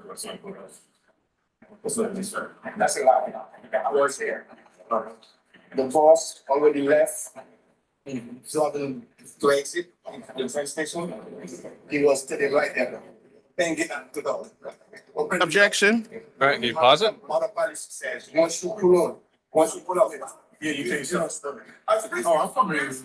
He dropped himself. All right, on grounds. Rule 403, Federal Rules of Evidence. This is hearsay, and again, the witness is not present. The reference that the defense was making was so that the jury could be aware that he did not keep his body camera on in cooperation with MARTA's policy to keep it on during the investigation. He turned it off, and he Understand. did not obtain. Understand, Mr. Blassingame. So, Mr. Bridges, why do you think that now the hearsay rule has been accepted too? It's Mr. Blassingame and the defense that actually introduced the statement, Your Honor. We didn't introduce the statement. They introduced the statement, and he played part of the statement, and then he cut it off, and then that was it. So we're entitled to play the entire thing now, Your Honor. What part did he play? He played the second interview when he's getting off the bus. In search for the clip that the defense wanted to show, it was never to provide. I don't recall hearing the substance of Mr. Lewis's statement. What, are you saying at the very end when he was searching for it? Or? As we were discussing, I asked him, did he want to introduce the video? He said yes. In the court, Yeah. clearly he said to the court, yes, he wanted to All introduce right, the video. I understand your position, Mr. Bridges. I think I understand the point here. I think Mr. Blasingame's point on cross-examination was not to introduce the substance of the statements, but just the question of when the body cams were on or off. The substance of the statements, I believe, still remains hearsay. You can talk about the fact that one was gathered, how long it was. You could play this video silently if you wanted to. Okay. But I still think that the contents of it remain hearsay, and I'll ask the jury to continue to disregard anything this witness said that you've already heard. All right, So, Sam, did you- proceed. Did you speak to the witness, Christian Lewis, Yes, and did he give you a statement? yes. Okay. After he gave a statement, what did you do? Well, I continued to conduct my investigation as I was giving Mr. Blassingame a statement to fill. Okay. After listening to Mr. Lewis, did your investigation shift? It shifted slightly, yes. And how did it shift without telling me what Mr. Lewis said? Mr. Lewis advised that Mr. Without telling me what Mr. Lewis said. I'm sorry, we'll repeat that again. Without telling me what Mr. Lewis said. Oh, repeat your question. I'm sorry. How did your investigation shift? It shifted from it being a crime to a person injured incident. Let me ask you this question. The defendant makes several reference to the fact that you had previous complaints about with Marta.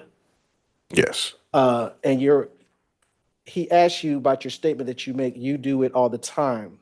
Was that in response to something? It was in response to Mr. Blassingame's words, as in he was already familiar with our process on how to take statements and provide information. Okay. And it wasn't in response to the fact that you had knowledge that he had filed previous complaints. No. Did Mr. Blassingame fill out his own statement? Yes. And when he started this conversation with you, did he say what he specifically said? What did he specifically say as far as the charges he wanted against the bus driver? He advised as far as this was vehicular assault from the bus operator to him. Okay. And if I play the video, would that refresh your memory what exactly he said? Yes.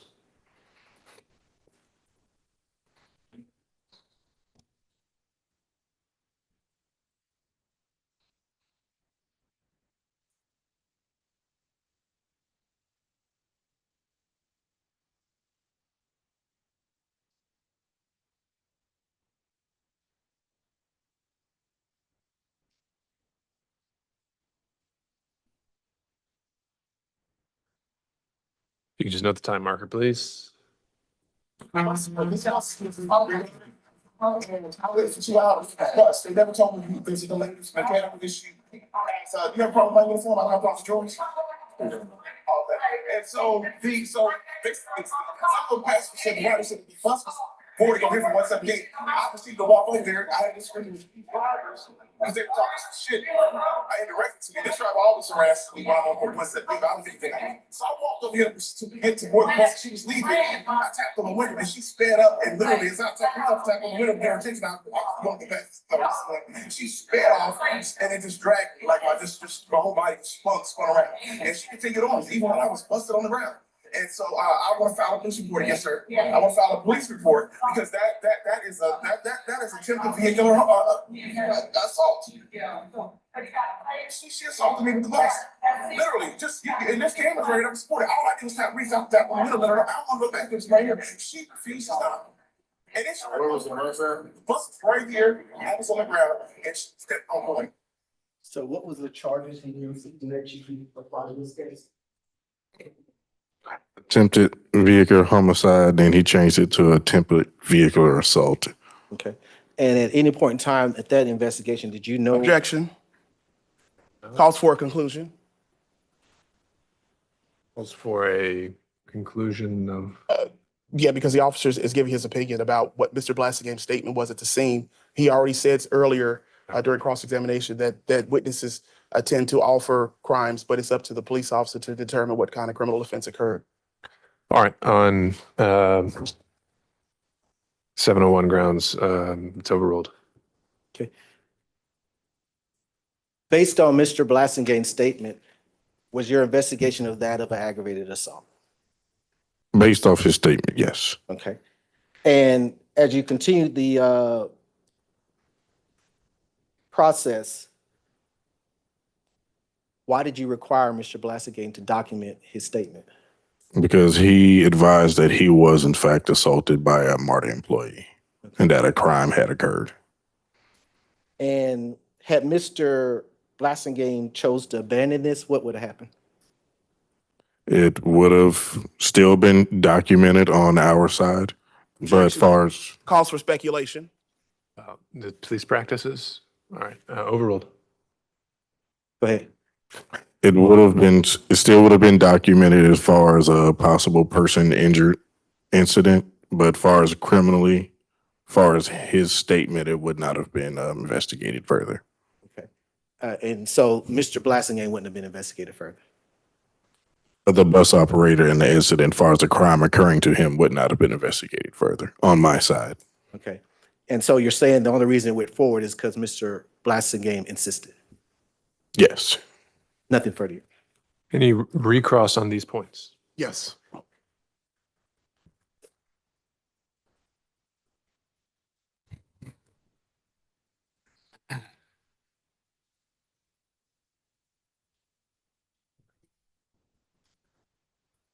Sergeant Murphy, you previously stated during cross with the defense that victims tend to offer crimes or statements after and during the height of their injuries or after the offense has occurred. But isn't it true that it's up to law enforcement, MARTA police, to determine what crime, if any, has been committed? We have to investigate to see that a crime actually occurred. So Mr. Blassingame's narrative that it was attempted vehicular homicide was just an offer of, or how did you receive that? That was Mr. Blassingame's official statement as to what occurred on that date, that he was insulted by a bus operator. And he described that he was pretty much flipped around because it fell to the ground because of contact with the bus. Is that correct? At the scene? Yes, he advised that he was in fact struck by the bus due to the bus operator. And you stated in you've already agreed that you made it in your supplemental report that Mr. Blassingame did make contact and did fall to the ground based on what you saw on closed circuit television. Based on what I saw and what I put in my report, I did state that it looked like he made contact with the bus. I did state that he did hit the bus while chasing after it, yes. And he hit the bus in an attempt to get the driver's attention? Well, that's just opinion, but that's what it looked like, yes. Did it appear that Mr. Blassingame struck the window to get the driver's attention? It appeared, yes. And you did state here that your investigation after you arrived to the scene was it went from a crime to a person injured investigation. Yes. And after you concluded during your investigation, at any point, if you felt that Mr. Blassingame was falsely reporting a crime or falsifying his witness statement, you could have made an arrest right then and there. Is that correct? I'm sorry, repeat the question. At any point during your investigation at the scene and after your investigation, after you left the scene, you could have arrested Mr. Blassingame for falsifying documents or a false report of a crime at any point during your investigation, correct? I was not investigating Mr. Blassingame for false reports of a crime. So you weren't investigating Mr. Blassingame for criminal offense. What were you responding to exactly? I responded to Mr. Blassingame's advising that he was assaulted by a bus operator.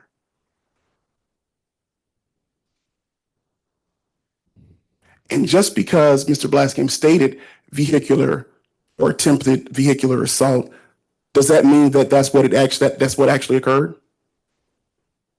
No. And based on your experience as a law enforcement officer, do victims tend to be sporadic or just offer any type of offense to you? I'm not seeing any new area we're covering here, Mr. Blassingame, especially not in relation to the new issues to the extent that we're already on redirect. So I'll ask you to move on to your next question.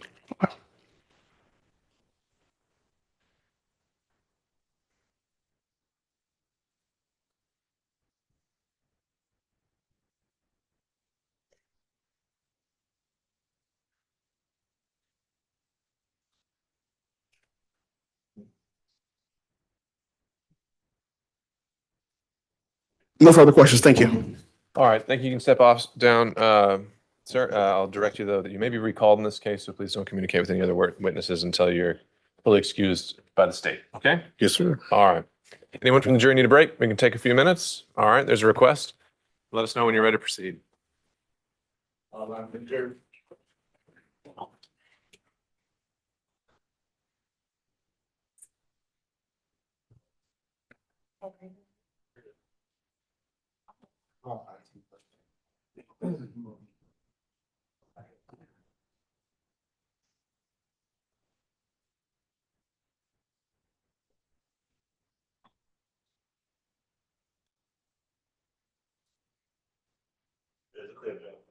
All right, are there any, for your next witness, on behalf of the state, are there also some other videos that you intend to play and show? Same video, Your Honor. And we have added, we must, initially, I think Christian Lewis was coming, but Christian Lewis is here. Okay, So he'll be next. he's next. And so you're gonna, well, you might not play the video again, he's here. Okay, and Mr. Blassingame, do you have any other technical issues that you need to address that we can use this time to use now? No, well, yeah, I do. This thing is just, I don't know if it's the connection or whatever, but I would be asking, the defense would be asking for a directed verdict on the false report of a crime. Oh, we're not there yet. I'm talking about the state hasn't rested. So in terms of technical issues though, do you have another video you're trying to play? Yeah, the 10-second still, I mean, I could just base it off of that because this Genetech software that they gave me, that in order to play this video from Marta, you have to have their Genetech player, and I would need to be on a Windows-based computer to pull it up, and this laptop is just not reliable here, so. All right, so I'm just flagging that so we can try to minimize downtime. So Now, if the state wants to, the 10-second still that they indicated they're going to show, I mean, I could just base it up, off of that. But I really would be objecting to that video because it's an edit from the main video. And it's this video that shows Mr. Blassingame just from the bus perspective on the side of the bus. It doesn't put the totality of the encounter where Mr. Blassingame is, at the station where you could actually see the bus stop and Mr. Blassingame attempts to board the bus or get the driver's attention that he wants to board the bus. And so that video is not, it doesn't pull in full context. and have you been able to download that and provide that to the state? Yeah, actually.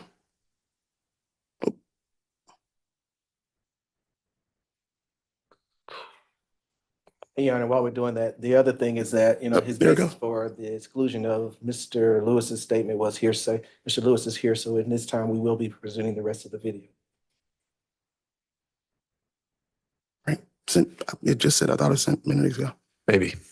I don't like All to right. say maybe. Depends. I don't think just because the witness testifies, then you get in everything he ever said before, even if it's on video. Kind of depends. You'll have to walk me through that again. But now he says that he sent you this video. So if you want to see if you can retrieve that, start downloading this other player. Maybe you can use someone else's laptop so we don't disconnect this one. Yeah, I'll. Okay. So it's one second here. We'll be in recess off the record for at least 5 minutes until the jury tells us they want us to come back out. All right, thank you.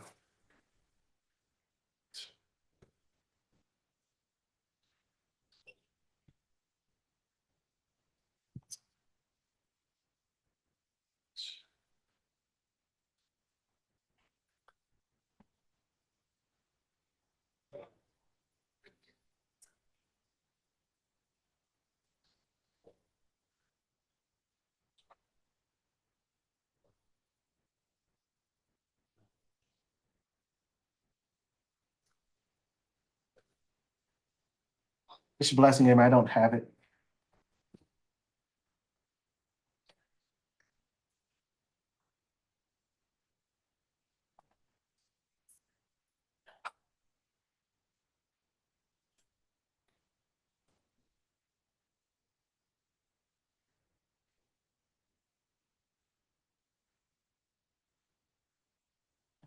Mr. Blassingame, I don't have it. It shows sent.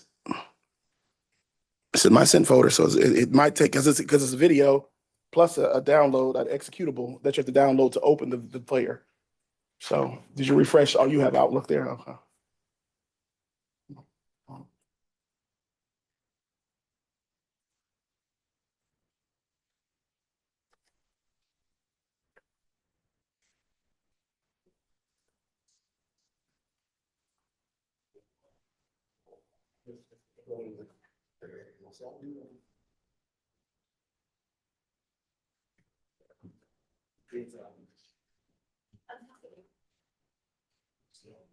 I'm not sure.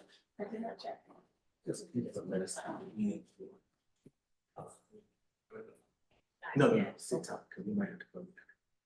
I don't understand. I don't understand. The video set in place.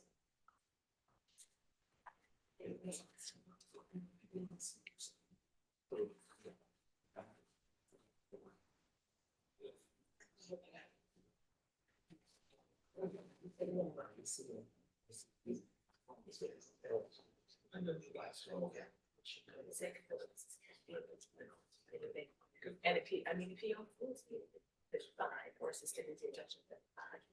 But I do want to respect her, like, no, it should be possible, but we do that all the time. But it's scary.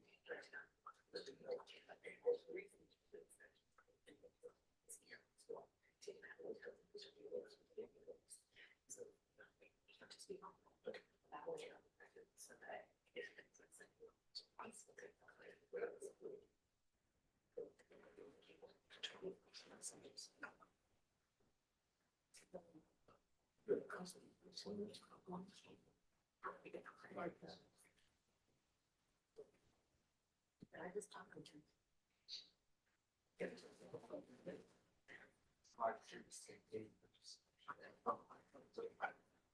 So.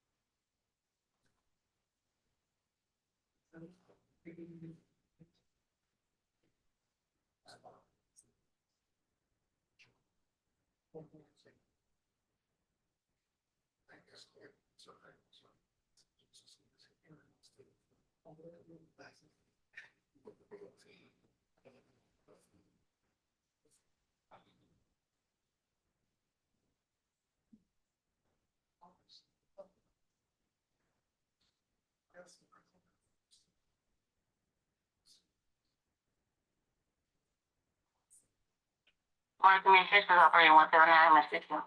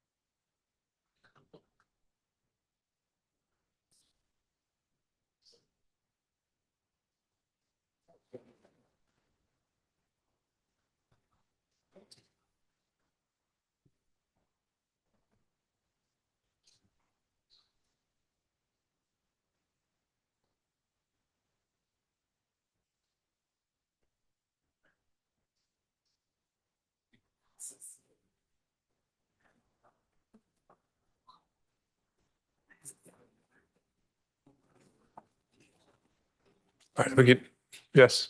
Apologies. I had a question before we get back on the record, in reference to the video being played with that witness. So the objection, as I understand it, was that it would be hearsay. That was the objection as to why it wouldn't come in. The declarant is here though, so it's no longer hearsay. So I'm inquiring as to why it still would not be allowed to be played, rather. The defendant, or the defense rather, will have a chance to confront the witness about any statement he said in the video, as he will be on stand.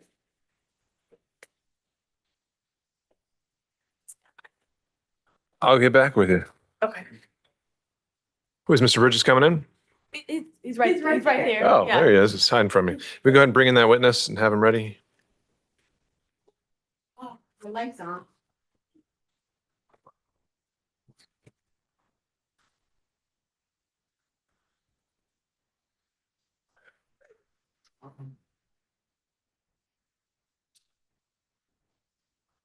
You're gonna go ahead and have a seat right here. Thank you, Mr. Lewis. You're welcome.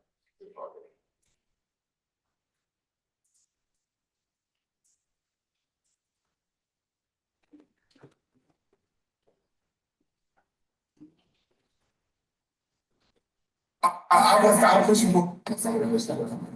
nobody should be, I'm doing what you mentioned. What's they, you know, page one. We gotta get some, the negative on it.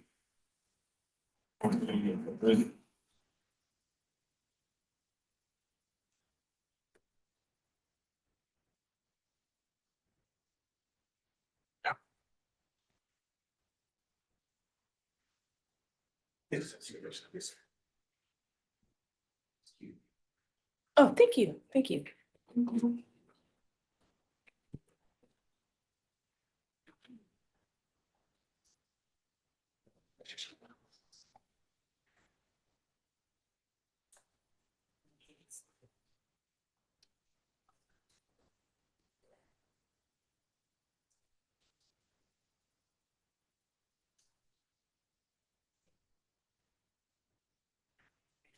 All right, we're back on the record.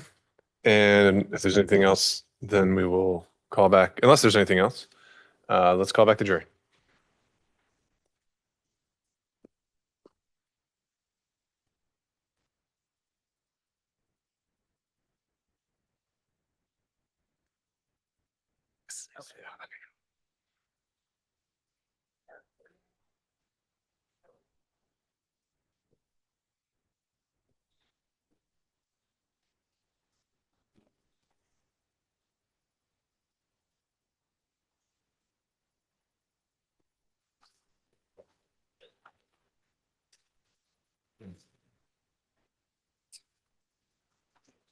Right to the jury.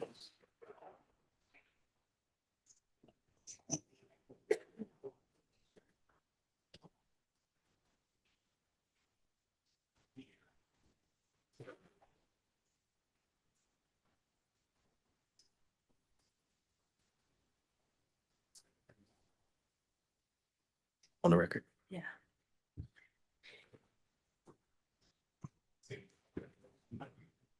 Thank you, Deputy Scott. State may call us next witness. Yes, take call.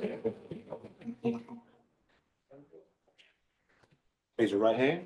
Do you swear affirm that the testimony you give according to the truth and nothing but the truth to help you God? Yes, sir. You may be seated. Thank you. Would you please state your name and spell your name for the court? Christian M. Lewis, Christian CHRISTIAN M. Lewis LOUIS. Good morning, Mr. Lewis. Good morning. How are you? Fine, thanks. And where are you currently employed? At MARTA, And how long have you been working there? 24 years, almost. I'm sorry? Almost 24 years. Almost 24 years? Yes, ma'am. And what do your day-to-day duties consist of? I'm sorry, rephrase that, please. Yeah, what do you do every day while you work for MARTA? Driving the bus. Okay. Mhm. And have you been doing that the whole time that you've been employed at MARTA? Yes, ma'am. And were you employed by MARTA on or about June 12th of 2023? Yes, And do you recall what shift you were working on? yes. And what shift was that?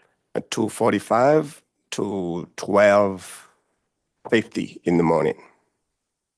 So is that 2:45 p.m. to to 12:50 a.m. Yes. Okay, thank you. You're welcome.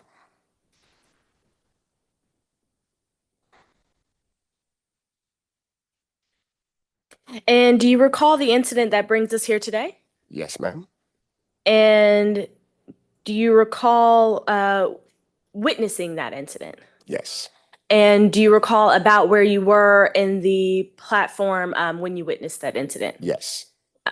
Just pause for a moment here. Let's silence your cell phone. I'm sorry. I'm sorry. All right, you can continue. Yes. Sorry. And about where were you in relation to where the incident occurred? At Lakewood Station. Okay, and about how close to the incident were you? Like, were you in eyesight, in eye distance view, about here and me? Like, where were you in relation to where you could see? Me and you, eyesight, everything. Okay, Yes, so ma'am. if I'm standing here, you were standing there, Yes, ma'am. about this distance? Yes, ma'am. Okay. And what did you see that day? The bus driver leaving the train station, but motor policy, once you leave the store, you cannot stop for nobody else. And this man right there was chasing the bus, banging at the end of the bus. And the bus driver kept going. That's motor policy.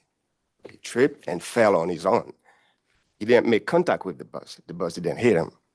I saw it. When I came back, I told motor police I want to be a witness. Okay, so I'm gonna slow you down a little bit there, but thank you for that. So you stated that you observed the defendant trying to go after a bus that had taken off, Yes, ma'am.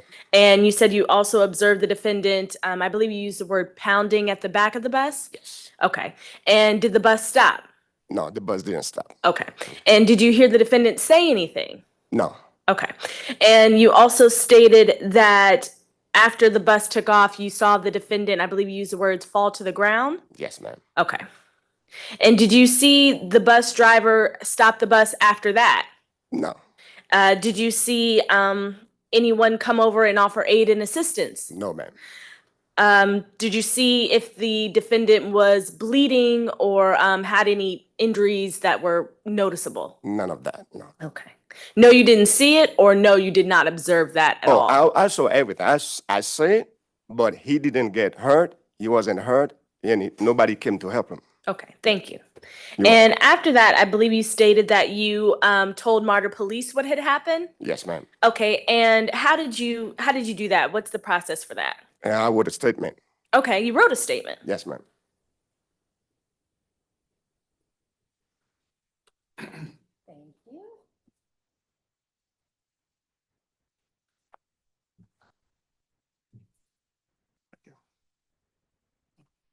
Your Honor, may I approach? And Mr. Lewis, do you recognize what's been marked as State's Exhibit 4? Yes. And how do you recognize it? That's my handwriting. I'm the one who wrote it down. And is that a fair and accurate copy of your statement? Yes, ma'am. Your Honor, at this time, the state would like to tender State's Exhibit 4 into evidence. Is there an objection to State's Exhibit 4? No objection. Submitted without objection. Thank you. And Mr. Lewis, would you mind reading what's on your statement, just the body of the paragraph? Sure. At Lakewood Station, I was driving, from the 178, Block 1, leaving the train station, which is Lakewood, at 7:35 p.m. These guys was chasing the bus, and he fell off the floor. I am Christian Lewis. I saw everything, and I wanted to be the witness. Thank you. And that's the statement that you wrote? Yes, ma'am. And did you say anything additional to any officers that day? No. Did you say anything to any officers that was different other than what you put in your statement here? No. Do you recall talking to any officers that day verbally? Yes. Okay, and who did you speak to? I don't remember his name. Okay. He said that, yes. I don't know. Could you give a description of him? Would that be sufficient? It was a tall, dark-skinned guy, but I don't know his name. I don't know none of their name, though. That's the police officers. Okay. Mhm.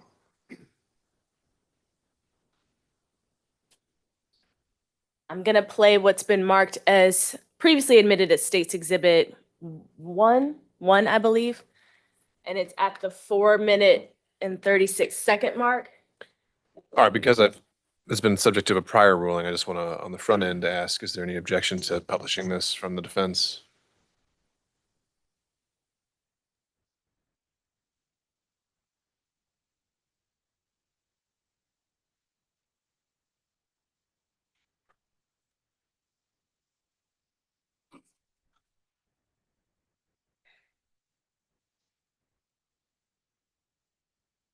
No objection.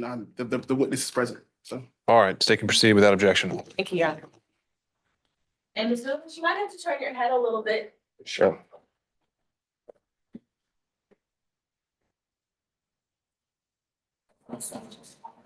So, negative. And Mr. Lewis, is that you? Yes, ma'am. It's a negative on 58. If I see the currently get a bus operating potential as the bus is fell down. Here, currently, by 58 by for example. That's a lie. I was here. The boss already left. Traveling to exit the train station. He was sitting right there. Can't get out the door. Open the door. Mother police says, once you pull up. Yeah, you can't tell. Oh, I'm familiar. He dropped himself. I saw it. That was the 178. I saw it. That's why I stayed. Hey, dog, I'm talking to him, man. That's why I wanted to be a witness for that bus driver. He's lying about everything. Oh, I guess. But the boss already took off and then he fell. Third rating. And for the record, I'm stopping at 539 on State's Exhibit 1. And Mr. Lewis, is that exactly what happened that day? Yes, ma'am. And there's been no alterations or cut or anything of that video? No. And that's how you remember the events that happened that day? Yes, ma'am. Thank you. I have no further questions at this time. You cross.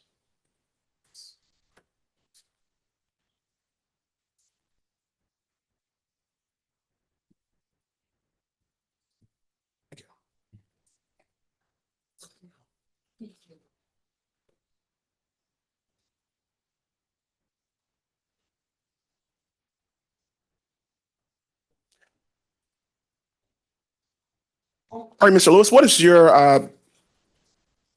was this the first time you had contact with Mr. Blassingame? With Mr. Who? With Mr. Blassingame, Who is he? the individual that you identified as not falling to the ground.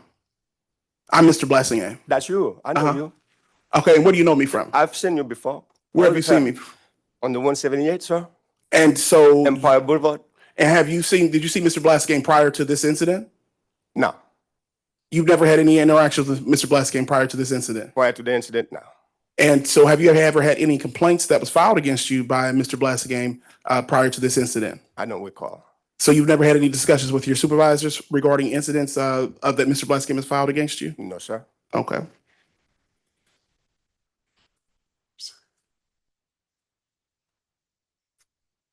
And have you had any incidents or complaints filed against you by Mr. Blassingame after the June 12th incident? No, sir. Your Honor. Grounds. State of feeling or possible bias between the parties. So overruled.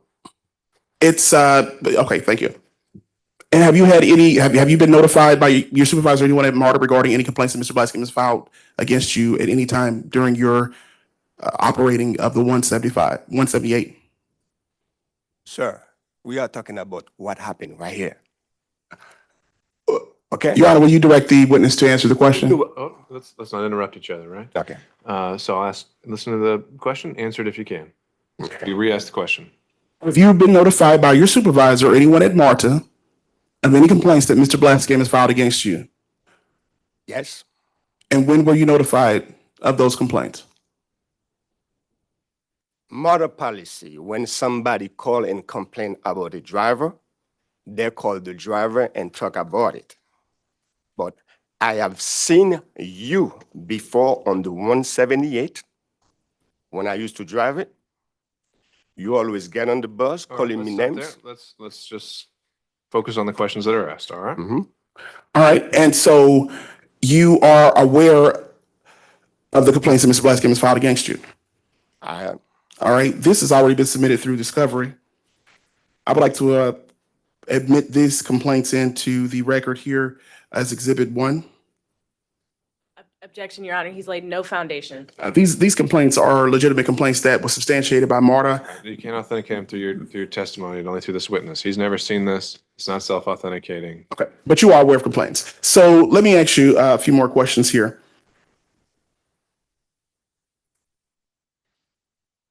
You stated that you were within eyesight, so you witnessed the entire time, Mr. Blassingame. Do you know why Mr. Blassingame was approaching the bus? Of course I know. Why was he approaching the bus?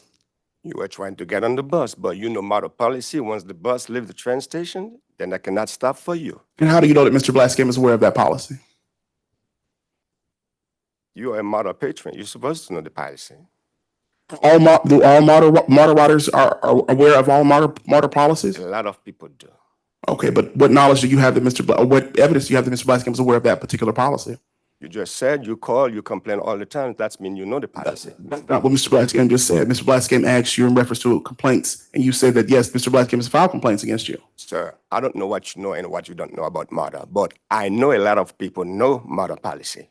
Okay. Sometimes. But you can't verify whether or not Mr. Blassingame is aware of that policy. Objection, Your Honor.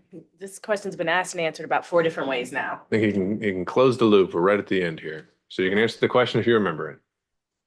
You also stated that Mr. Blassingame was chasing in your witness statement. You said that he was chasing after the bus. Yes. Does that mean he was physically running, exerting energy to get to the bus? Chasing means physical running. Oh, so Mr. Blassingame was running after a moving bus. Yes. That's your testimony. Exactly. And were you motivated to provide a witness statement because in retaliation for Mr. Blassingame filing complaints against you? No. Is your testimony here today because of retaliation against Mr. Blassingame for filing multiple complaints against you? No, sir. Have you ever called Mr. Blassingame gay, crazy, or a faggot while he was on the Route 178 bus? Your Honor, I'm not sure why, 1, this is relevant. 2, I think it's gone way beyond the bounds of any type of cross-examination. And also, Mr. Blassingame is mentioning complaints that happened after the incident. I don't think that would qualify as retaliation. These complaints happened prior to the incident. I'm ready to rule. I think you can follow that up on redirect if you want. I think he's entitled to a thorough and shifting cross-examination. If the witness remembers the question, he can answer it. He asked if you'd called him these certain names. No, sir. Never. As a matter of fact, he's the one who used to call me names. And what evidence do you have today that Mr. Blassingame has called you names? You said it in my face. Did you file a complaint against Mr. Blassingame with MARTA? I know you have a lot to ask, but you got to let him finish his answer, okay? You can finish your answer, sir. When you call me names F African, you need to go back. I just kept quiet. I don't say anything to you. I'm not going to complain. For what? I'm a bus operator. I work with people to call me names all the time. I'm not going to complain. Did you file a complaint with MARTA in reference to a rider calling you names? No, sir. Never. You never documented any of your complaints with MARTA? No, sir. But you do. You've already answered that question. When Mr. Blassingame fell to the ground, you never offered him EMS or went over to see if he was okay? You were okay because you got up by yourself. And what evidence do you have today to determine that Mr. Blassingame was okay? I was at the train station looking at you, sir. Are you a medical provider? Sir, I was at the train station looking at you. You got up, you stood up, and that was it. Are you licensed in any medical field? Did you call 911 asking for help? I did. That's why the police was there. But I'm not answering the questions you are. Are you licensed in any medical field to evaluate injuries? I'm not. So did you assume that Mr. Blassingame was not injured? You were not injured. So is it MARTA's policy that you are to report incidents or people who may have sustained an injury on MARTA's property? But I can be a witness if I want to. Is it MARTA's policy that you are to report as an operator patrons or riders who are injured or in need of help? I'm not. You're not required to do that? No.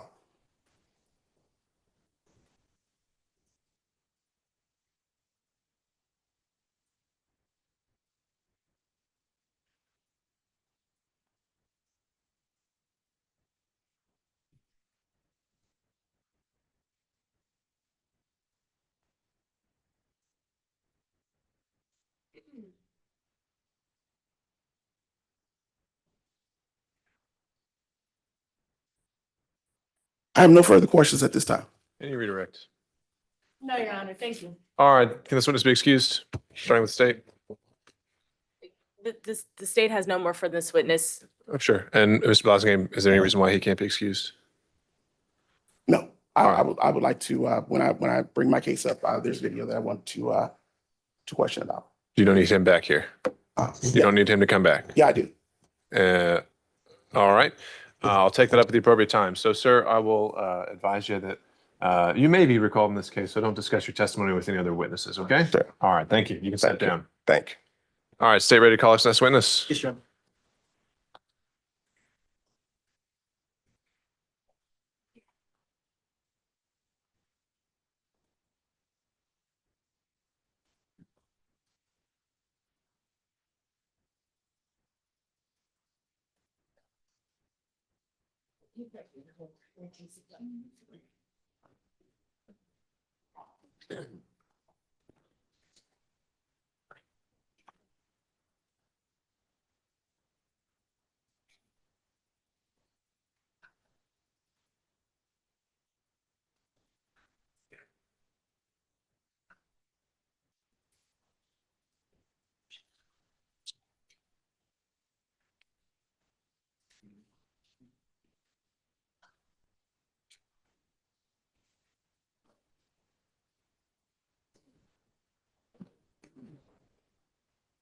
All right, just take a call the next witness. We call Detective Rodriguez. You swear affirm that the testimony you give the court is the truth. I do. You may be seated. Sergeant Martin, Martin Rodriguez, Rodriguez. Good morning, Officer, Sergeant Rodriguez. Where are you currently employed? MARTA Police Department. And how long have you been employed with Martyr Police Department? Just about 10 years. And how did you become a Martyr Police officer? I was a probation officer, and then I went to the police academy and applied with MARTA Police. And during the police academy, what exactly did you do in the police academy to prepare you to be an officer? Just learned a variety of things pertaining to legal administration, investigations, making arrests, things of that nature. Okay. And are you post certified? I am, yes. And what is post certification? It's just the accreditation for police officers and law enforcement officers in Georgia. Okay. And when you joined the Martyr Police 10 years ago, what was your assignment? Just a police officer. I think I was at the Central Police Precinct. And what was your duty as just a police officer? Patrol the MARTA stations and the areas where MARTA functions, make arrests when we see a crime occur, testify in court, things of that nature, respond to various types of calls that occur on the MARTA system. And in that period, did you make any arrests during that period? Yes. And were you involved in any incidents involving MARTA bus or MARTA trains? Yes. Did you do investigations during that period? Not at first. I transferred over to the criminal investigations unit as a detective, and I was there for about 4 years. Okay. Do you recall what year you transferred over? It's probably about 2020 or 2019. And as a detective, what was your duties? Just investigate a variety of types of cases that occur on the MARTA system, ranging from crimes against persons, simple batteries, to property crimes, fires, anything that would occur on the MARTA system. Okay. And do you investigate aggravated assaults? Yes. And do you investigate vehicular homicides? Yes. Have you had occasion to investigate traffic accidents? Yes, I have. And vehicular homicides? Yes. Okay. And how many would you say you've done? It's hard to tell. I know our caseloads are pretty large over the years. I was there about 4 years. So Dozens. Yeah. Had you had occasion to investigate an aggravated assault by a bus driver? But yes. Okay. And how many of those have you done?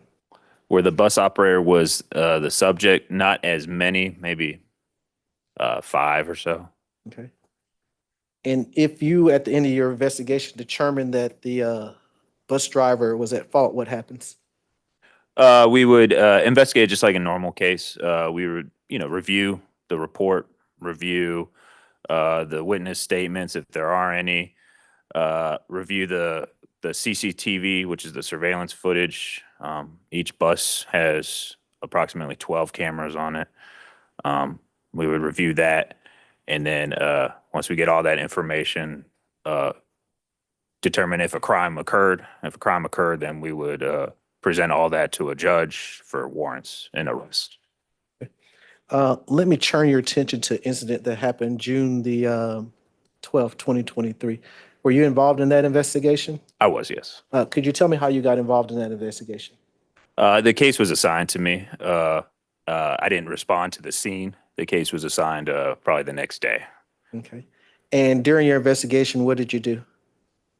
Pretty much I started with the report, read the witness statement in this case, which is a bus operator, and then read the statement of the complainant who reported it, and then reviewed CCTV surveillance. And do you remember the location this report came from? Lakewood, MARTA Station in Fulton County. And do you know what was the nature of the complaint or the report? The report was an ambulance report, but the nature was a complainant reporting that he was assaulted, struck by a bus in the bus loop. And once you received that information and reviewed the initial documentation, what did you do? Once I reviewed the documentation, then I reviewed CCTV from the bus. Okay. And once you reviewed the CCTV information, what did you do? Reviewed that, and then at that point, I contacted the magistrate court and issued warrants. Well, why did you require warrants in this case? Pretty much the CCTV and the witness statement pretty much went against what was reported in the sworn statements of the complainant in this case. And it supported that a false statement was reported to MARTA Police Department. And do you know the individual who made that false statement? Yes. And do you see that individual in court today? I do, yes. Can you identify what he has on? Mr. Blassingame, he has on a suit with a dark blazer and a gold tie. Your Honor, let the record show that the officers identified the defendant, Mr. Blassingame. The record will so reflect. You go back to the videos that you were referring to. How do you review those? For the criminal investigations unit, we have access to CCTV, the system that the stations and the buses use. And we kind of are like the experts for that. We review that for pretty much every case that we're assigned. And in this matter, did you take custody of the video? I did, yes. Okay.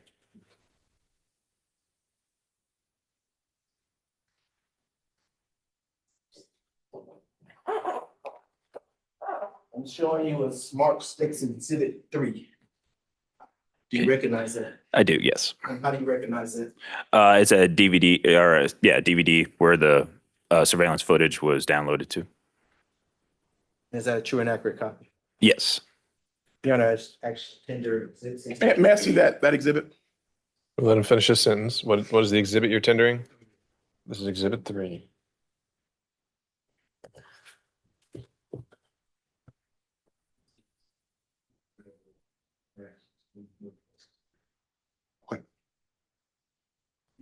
All right, is there any objection to tendering of State's Exhibit 3? No objection. State's Exhibit 3 is admitted. Can I publish, Your Honor? Okay.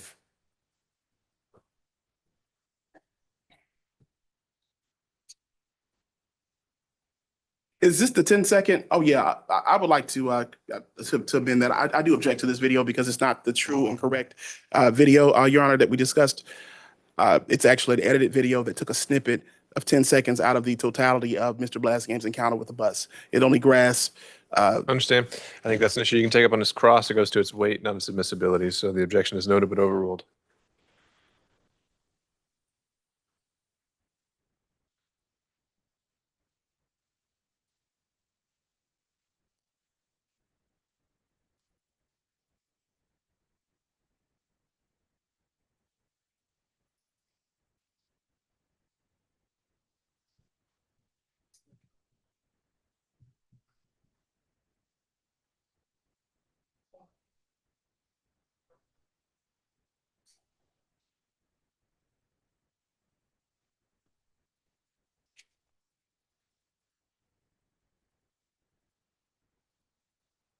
Sergeant Rodriguez, is that the video you observed? Yes. And could you just walk us through one more time what we just saw? Pretty much this is bus 1855. We're in the bus loop of Lakewood, MARTA station. There's a timestamp and also the date on the bottom. And it's pretty much the MARTA bus is in motion, driving in the bus loop of Lakewood. And Mr. Blassingame is in the bus loop in the busway where the buses drive. And he is seen slapping his hand repeatedly on the window in the side of the bus. And then as the bus passes, the bus makes contact with his bag, and the bus passes. There's a brief moment, and then Mr. Blassingame falls to the ground. And based on watching this video, what did you do afterwards? Pretty much I downloaded the footage to preserve as evidence, and then that's when I contacted the judge for the false statements warrants. So let me ask you a question. What we just saw in the video, based on your experience and knowledge, would you charge him just for what we saw in the video? What would I charge Mr. Blassingame? Yeah. Yes. No, without his statements or anything, him just tapping on the bus and falling down. No. The crime was just the false report. Okay. So what he said to the police and what he wrote in his statement. And that's because BART is a government agency? That's correct, yes. And what he said was false? That's correct, yes. Okay. Nothing further, Your Honor. Do you want me to leave this up? Do you want me to take it down? You can leave it out. All right, any cross-examination?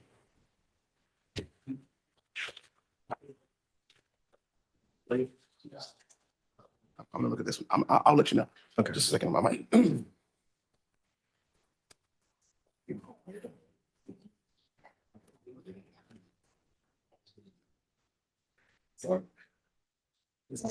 Detective Rodriguez? Is that correct? Have you received any promotions since this incident occurred? Yes. And what promotions have you received? Sergeant. And how many promotions have you received since you've been at MARTA? That would be 3. And 2 since this is an incident? No, I was a detective and I was promoted to sergeant since this isn't. Okay. All right, so isn't it true that on your supplemental report on June 14, 2023, you stated that Blassingame's bags then make contact with the bus as it drives away? Yes, per the footage. And did you eyewitness this incident at Lakewood, Fort McPherson? No, I'm just going off of the footage of the CCTV. So you base your conclusions on the footage of what you were able to see? That's correct, yeah. And you just also testified today that Mr. Blassingame's bags made contact with the bus? That's correct, yeah. Are you aware of these cameras and maybe when the last time they were calibrated, or if you were viewing them in real time, or were they slowed down or sped up at any point when you were reviewing them? No, I mean, it wasn't in real time. It was after the incident occurred. So it was previously recorded. It was okay. And so did you view only this 10-second steal, or did you rely on other video? No, I reviewed multiple cameras from a little bit longer than the 10 seconds. And are you aware at the time that why Mr. Blassingame was tapping on the window to get the driver's attention? No, it appeared that it was trying to board the bus. Okay.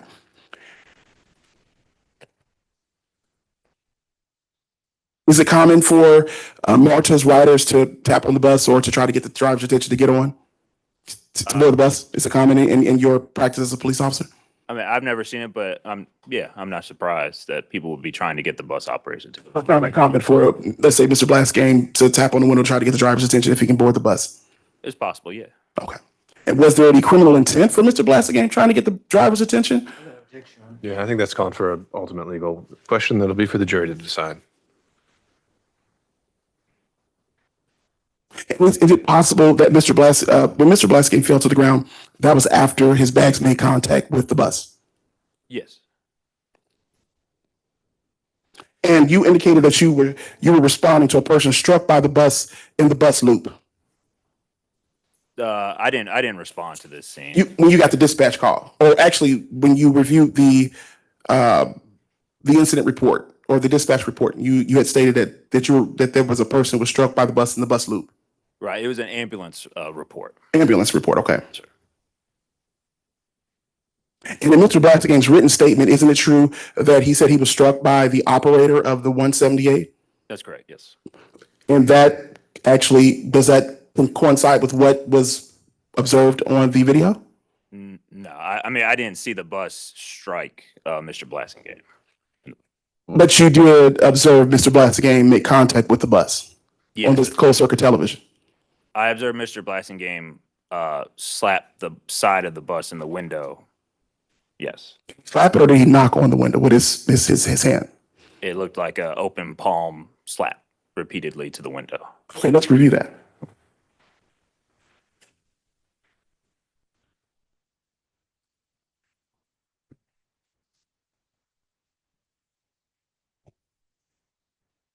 You gotta back it up.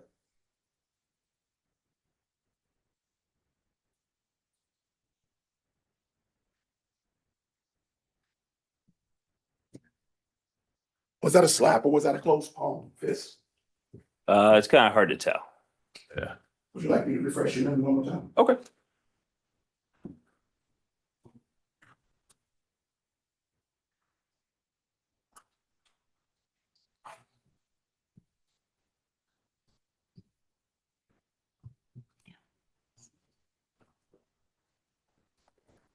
Were you able to conclude if that was a slap or a closed fist? A knock. It looks like a closed fist. I'm not too sure. So there's a difference between a closed fist and a slap. Right. So which one did Mr. Blassingame, did he knock, or did he knock on the window or with his fist, or did he slap the window? It looks like Mr. Blassingame made contact with his hand to the bus, as opposed to the bus striking and hitting Mr. Blassingame. At any point during your investigation, did you interview Mr. Blassingame to clarify any of these points, to get his side of the story before you pursued criminal warrants? No, I was going off of the sworn statement that Mr. Blassingame completed on the day of the incident. And what crime did Mr. Blassingame, do you allege that Mr. Blassingame falsely report? Falsify the report. So your false report of a crime is based on the statement that Mr. Blassingame gave? That's correct. That's the same statement that you concluded that Mr. Blassingame's bags, that he made contact with the bus, that he knocked on the window in an attempt to board the bus? Is that your testimony today? My testimony is saying that the bus did not strike Mr. Blassingame, that Mr. Blassingame made contact with the bus of his own will. What's the difference between us being struck or bags making contact and making contact? Well, in this case, it'd be intent, because you intended to make contact with the bus to get the operator's attention, as opposed to being hit by the bus and claiming injuries. At no point did Mr. Blassingame's statement say that he was hit by the bus. He said he was struck by the bus. Correct. In context with the bags making with the bags making contact with the bus, and as a result, him falling to the ground. No, again, the sworn statement was that the bus struck Mr. Blassingame, and per the CCTV footage, it seemed pretty clear that Mr. Blassingame attempted or made contact with the bus, and then fell after the bus left. Mr. Blassingame, so again, Mr. Blassingame fell as a result of making contact with the bus. No, per the footage, again, Mr. Blassingame made contact of his own intent with the side of the bus.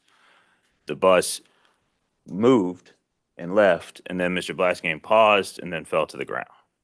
And that doesn't go along with the sworn statement that was taken on the scene, that the bus struck Mr. Blassingame, resulting in injuries to his shoulder, elbow, and knee.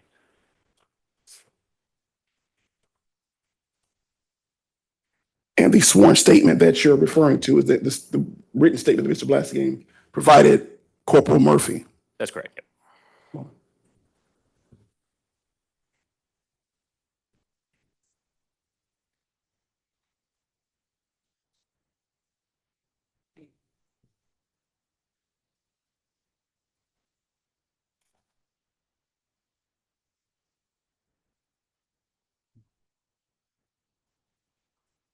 Are you familiar with the statement that Mr. Blassingame wrote? I believe so. I can't really see it from here. Would you like to see it? Okay, I'll show it to you.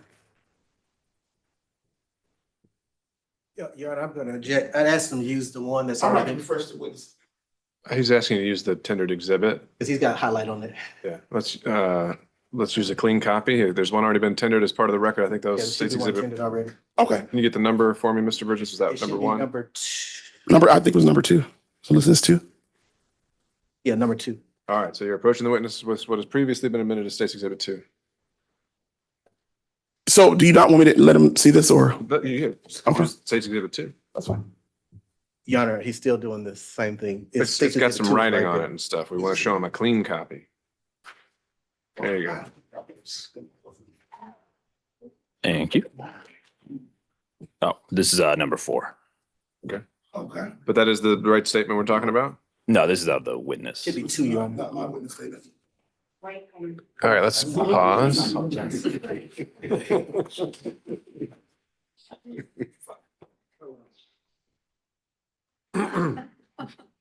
had it for one. Yeah. We had it for one. Oh, you passed it around the jury. I'm sure. Mhm. Yeah. No, don't worry. Deputy Scott will get that for us. Okay, so in Mr. Blassingame's statement, I'll just recollect it. I'll just recollect it. In Mr. Blassingame's statement, it says on June 12, 2023, I was struck by the operator of the Route 178 bus number 1855 at or about 8:35 p.m. On June 14th, you indicated in your MARTA supplemental report, which you said you recall, that Blassingame's bags then make contact with the bus as it drives away. And then you said he pauses before falling to the ground in the middle of the bus loop. That's correct, yes.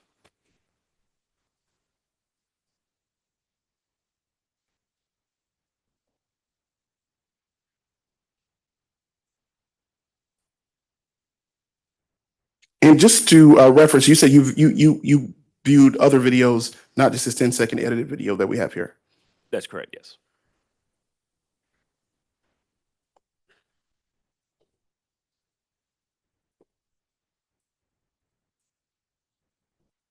All right, so you also mentioned that Mr. Blassingame provided you with a sworn statement.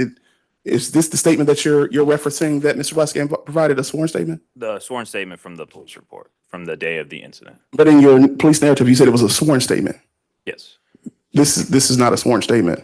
Yeah, those are the official statements from the MARTA Police Department. That's how that's pretty much your in writing the statements, you're pretty much saying that everything on the statement is accurate and true to the best of your knowledge.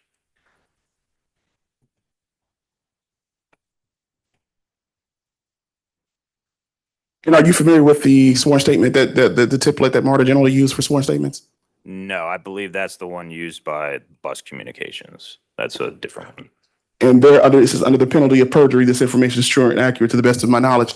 If that same statement is not on this statement form that Mr. Blassingame completed, so it's not a sworn statement. Wouldn't you agree? No, I would agree that that statement that you took out with Corporal Murphy is what you reported to actually happen during the incident. That's hearsay. Were you there when Mr. Blassingame gave the statement to Corporal Murphy? No, I was not. Were you present during Corporal Murphy's investigation? No, I was not. So you can't verify whether or not Mr. Blassingame provided a sworn statement or not. I can just go off what was in the police report and the statement included in the police report, and then go off of body camera, in this case CCTV, and then Corporal Murphy would have to testify to anything additional.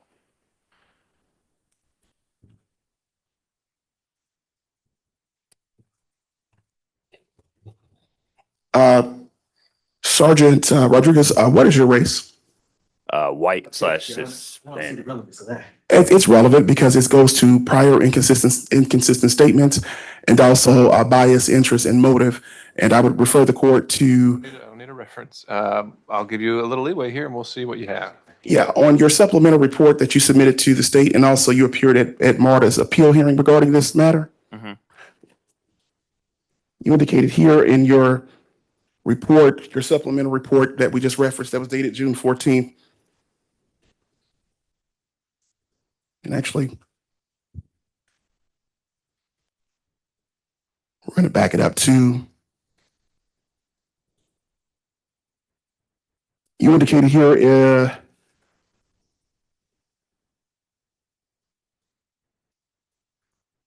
under the officer of the complaint and information which describes you as the officer Rodriguez, you're Rogers, Detective Rodriguez, right? I am, You yeah. indicated here that your race was W. Yes. And what is W? What you said? What is your race again? Yeah, I'm gonna check again. What's? I mean, we'll see where it goes. I don't know. What is your race? White, Hispanic. Hispanic or white? I would identify as both.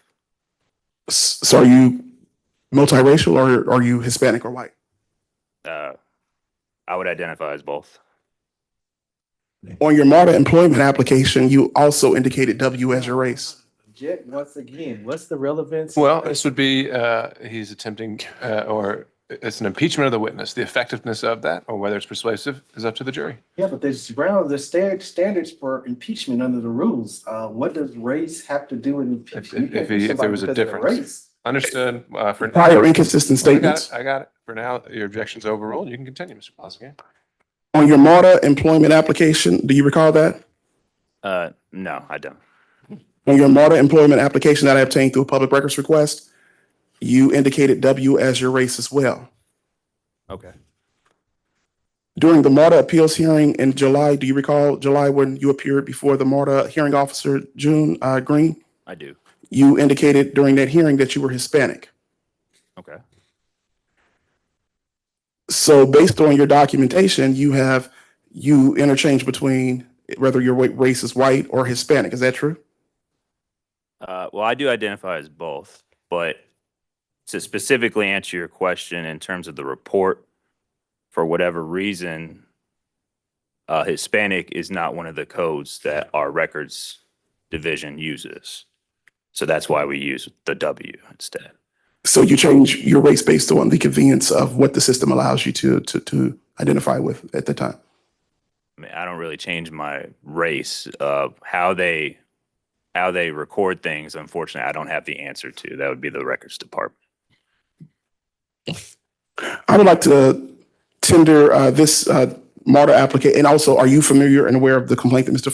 Blassingame filed against you in reference to these inconsistencies on your employment application and your police reporting? All right. And Mr. Blassingame, to that, and I think I just need to head this off the pass, and under, I believe it's 608, if you attempt to introduce extrinsic evidence of an inconsistent statement, that's inadmissible. So if that's what you're trying to do here, if that's the purpose, then I'll just proactively say you need to move on to the next subject unless you have some other issue.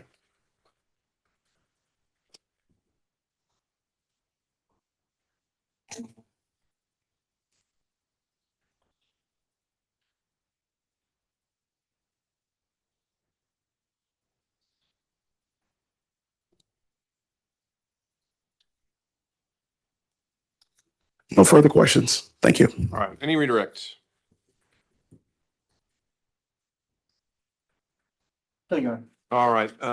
Sir, you can step down. You may be recalled. We'll let you know, so please do not discuss your testimony with any other witness. All right? Thank you.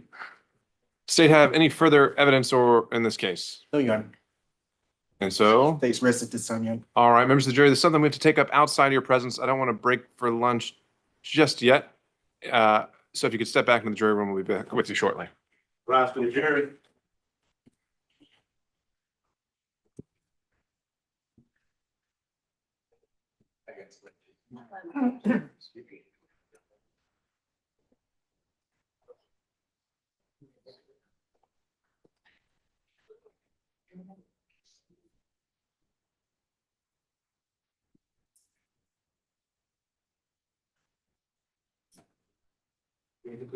All right, the juror is no longer here. Are there any motions on the part of the defense?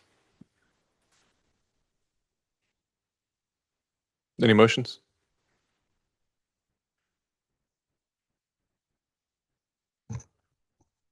Well, I'm not familiar with that part of procedure, but I would ask for a dismissal based on these testimonies. I know the state hasn't rested yet, but I will be asking for No, a dismissal. they just rested. Oh, did they? So. Oh, if you yeah. have So any I would arguments like make to on that ask for a point, dismissal. All right, you can make your argument. Or a directed verdict on both of the charges, because clearly there was no false report of a crime. He said that the false report of a crime was based on Mr. Blassingame's written statement, and the written statement is consistent. His supplemental report is consistent with what Mr. Blassingame was said. There's a difference between the terminology between struck and made contact. That's the only difference, is that regardless, all of the officers have concluded that Mr. Blassingame did make contact with the bus at some point, that Mr. Blassingame did attempt to get the driver's attention to board the bus, and that Mr. Blassingame, as Corporal Murphy said, he was not there to investigate Mr. Blassingame for any criminal matter. He was just there because he was an injured person. So Mr. Blassingame's statement is consistent with what the officers concluded in their reporting, and that Murphy, Sergeant Rodriguez just concluded that his only reference to the false report of a crime was based on Mr. Blassingame's statement that he thought was false. But he did conclude that Mr. Blassingame did make contact with the bus. And so Mr. Blassingame described it as being struck by the bus. He could have said that he was, he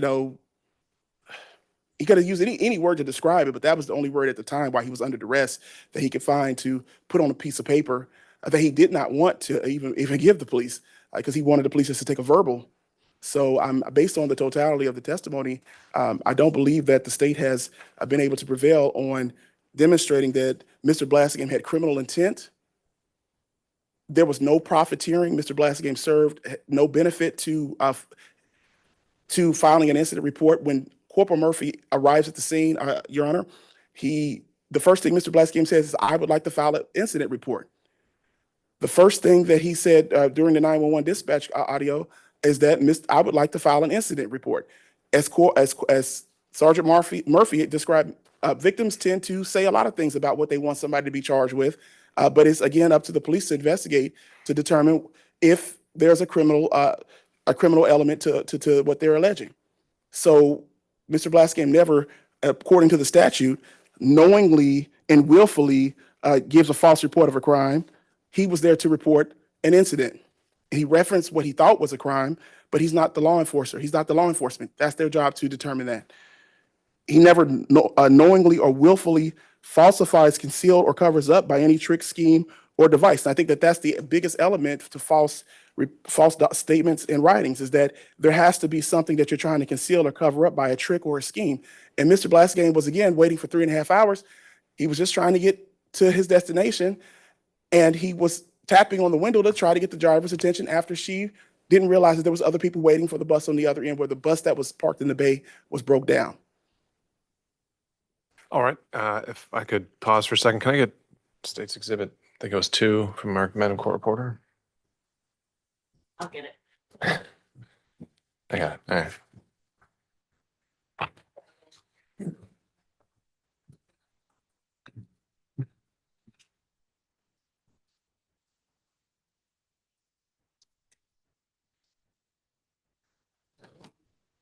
All right, so in the context of a directed verdict, the court is required to construe all evidence and inferences in favor of the non-movement. Here, that would be the state. Questions of intent are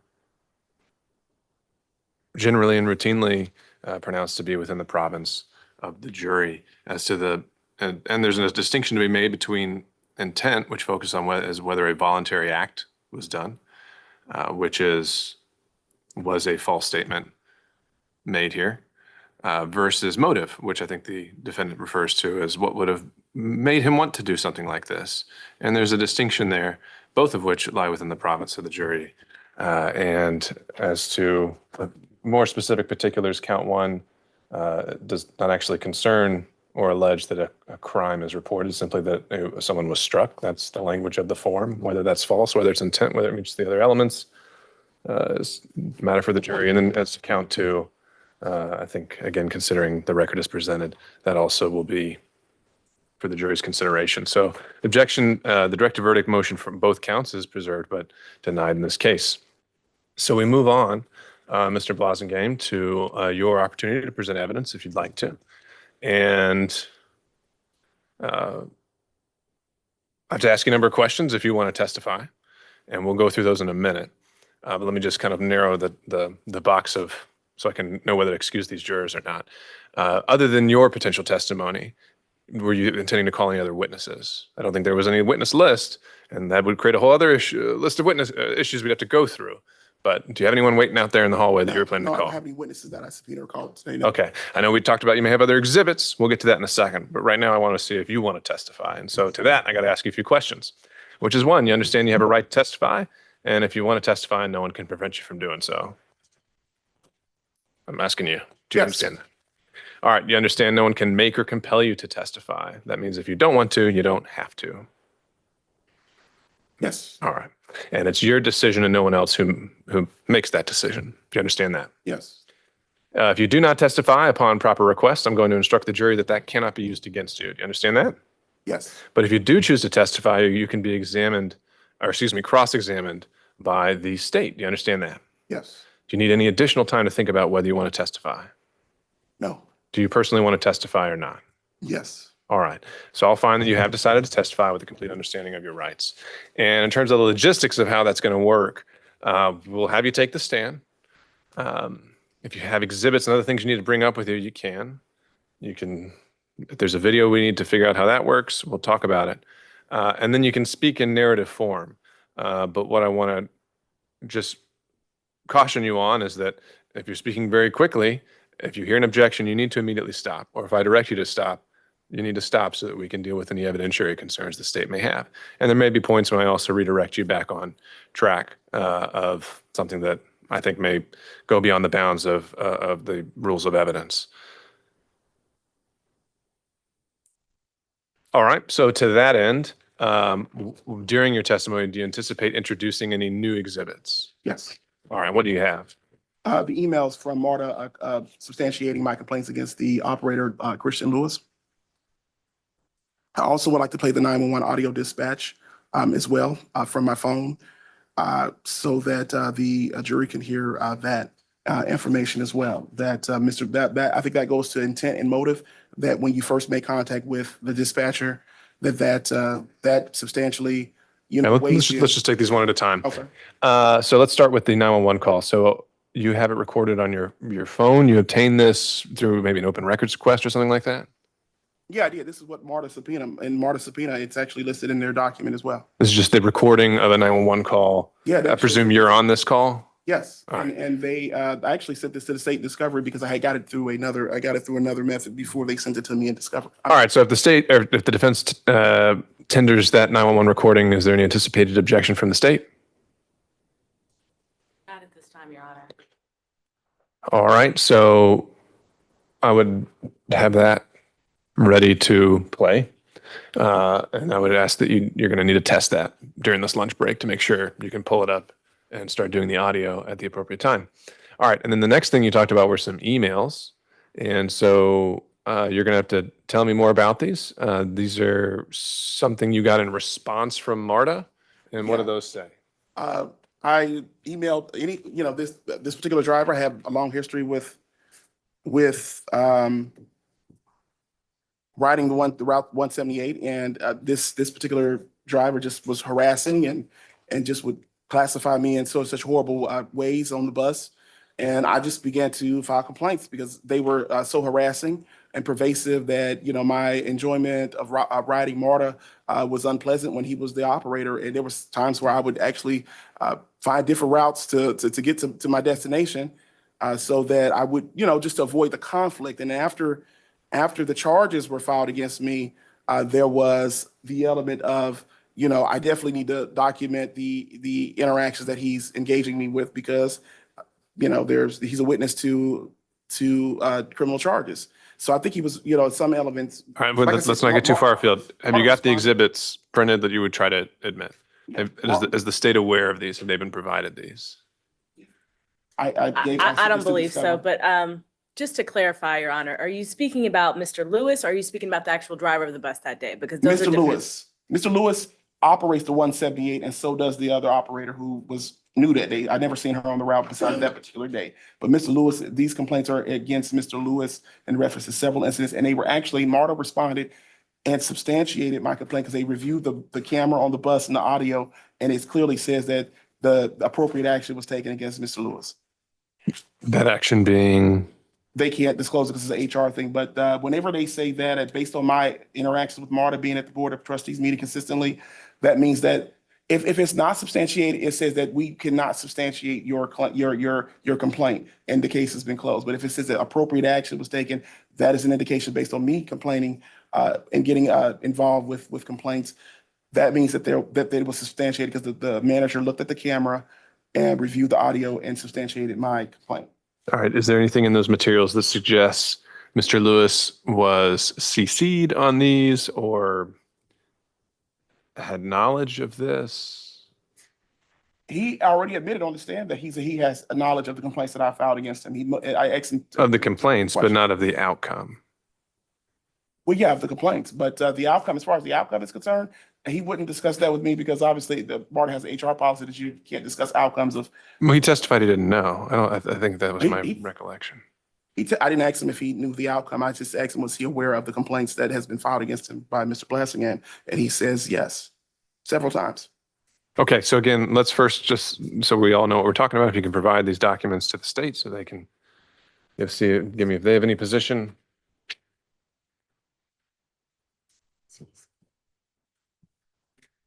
I have a doctor to verify that.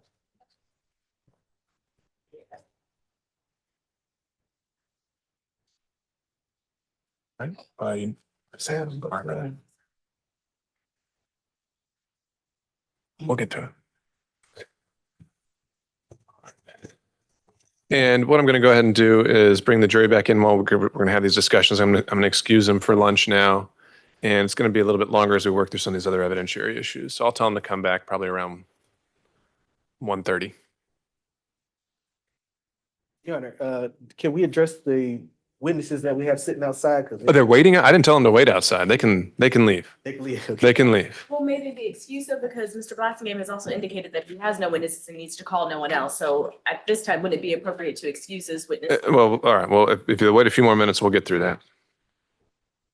I don't know. I don't know. You don't have a clean copy for No. admission. Well, let's see if this is even necessary. Why don't you just show them what you have? Because right now I'm not thinking this is even going to be admitted. Through discovery. So that's my copy.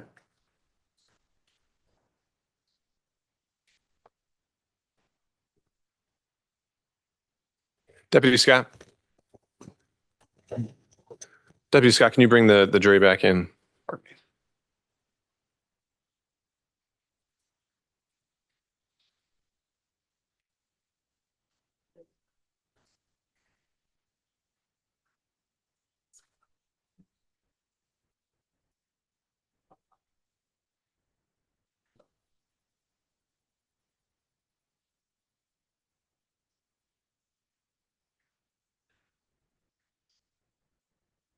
What's that? Oh, yeah, that's, yeah.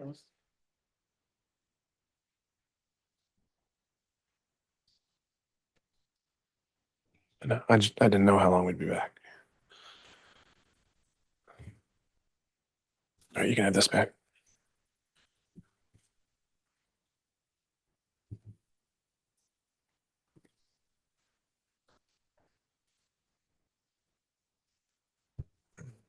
That's my life. I'll rise for the jury.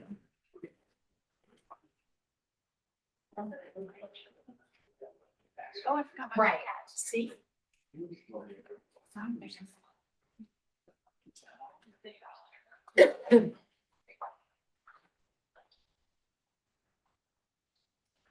okay.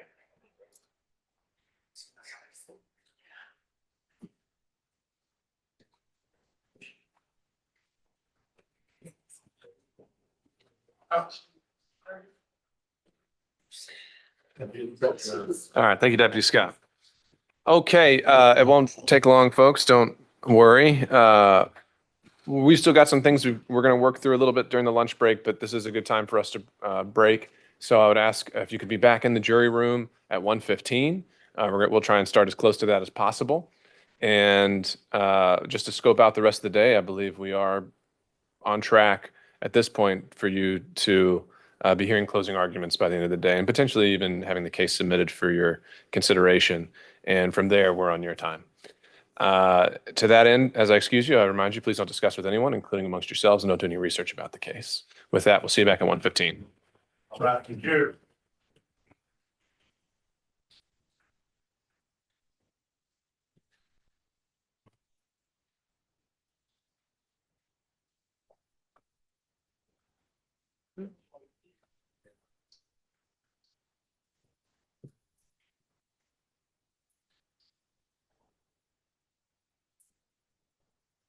It's clear, Judge.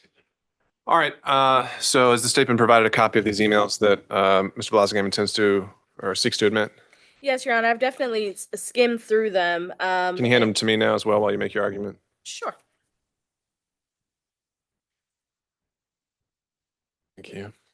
Most notably for the state's objection is one, relevance. The note is that all of those emails occur after the incident date. The incident date in this matter is June 12th of 2023. The soonest email, I believe, was January 16th or 17th of 2024.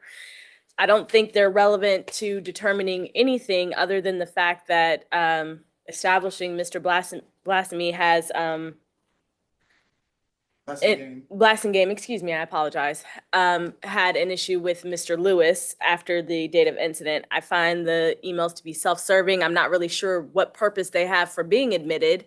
And again, I would object to all of those emails being brought in. I think it's okay for Mr. Blassingame to speak about the fact that he had complaints against Marta. That's already come out, so I don't think that would, in any way sway the jury, but their exact content and admitting them, I think is irrelevant. Yeah, and he also has laid no foundation for why he would need to bring them in. All right, Mr. Blassingame, any response? Yeah, the purpose of bringing those in is regardless of when they happened, Mr. Blassingame still had interactions with him as an operator of the route that he frequented daily. And they are relevant because it goes to find that even as a witness, after he became assigned as a witness, he continued to harass Mr. Blassingame. There's one email that clearly describes how he kicked and stepped on Mr. Blassingame's earbuds while he was boarding the bus. And a MARTA supervisor substantiated that by looking at the video. Why would you continue to harass Mr. Blassingame after you are a witness in a criminal proceeding? And then two, it just goes to character and motive. Are you motivated to be here today because Mr. Blassingame documented the Understand the harassment concept. and the complaints, or are you here simply because you are a witness? And as the video is going to show, the other video is going to show, Mr. Blassingame never chased or ran after the bus. Mr. Blassingame was attempting to knock on the window in the course of getting the driver's attention. All right. So as it relates to just this issue of complaints against a witness who's previously testified, under Rule 622, the state of a witness's feelings towards a party are relevant, as they could be factor into their motivation for testimony. So I think we've already gone into this, that the fact that complaints were filed is admissible, has been relevant. Mr. Blassingame has gone into that on cross. However, again, as I mentioned before, under 608, to the extent there was anything inconsistent in Mr. Lewis's testimony, your extrinsic evidence proving that is not permissible. So these documents wouldn't be admissible to complete the impeachment of Mr. Lewis. To the extent, Mr. Blassingame, you're saying you want to talk about other interactions you've had with Mr. Lewis and just occasions you've had, interactions leading up to today's testimony. I think that's all fair game because you're saying he denied having any bad interactions with you. You're now allowed to testify and say that those interactions did happen, and the jury determines which one of you to believe. But as it relates to these documents, where you're just kind of spelling it out and detailing it, that would be bolstering. That'd be kind of a admitting your own statement for the truth of the matter asserted. And I don't see MARTA actually making a definitive statement. They're just saying appropriate action was taken. MARTA could very well have said appropriate action is nothing. There's really nothing definitive in here to suggest that. So again, just to clarify, whereas I think you can talk about whatever interactions you've had with Mr. Lewis leading up to today that would show bias or leaning or feeling between the two of you, that is admissible. As it relates to these emails, though, I don't find them admissible.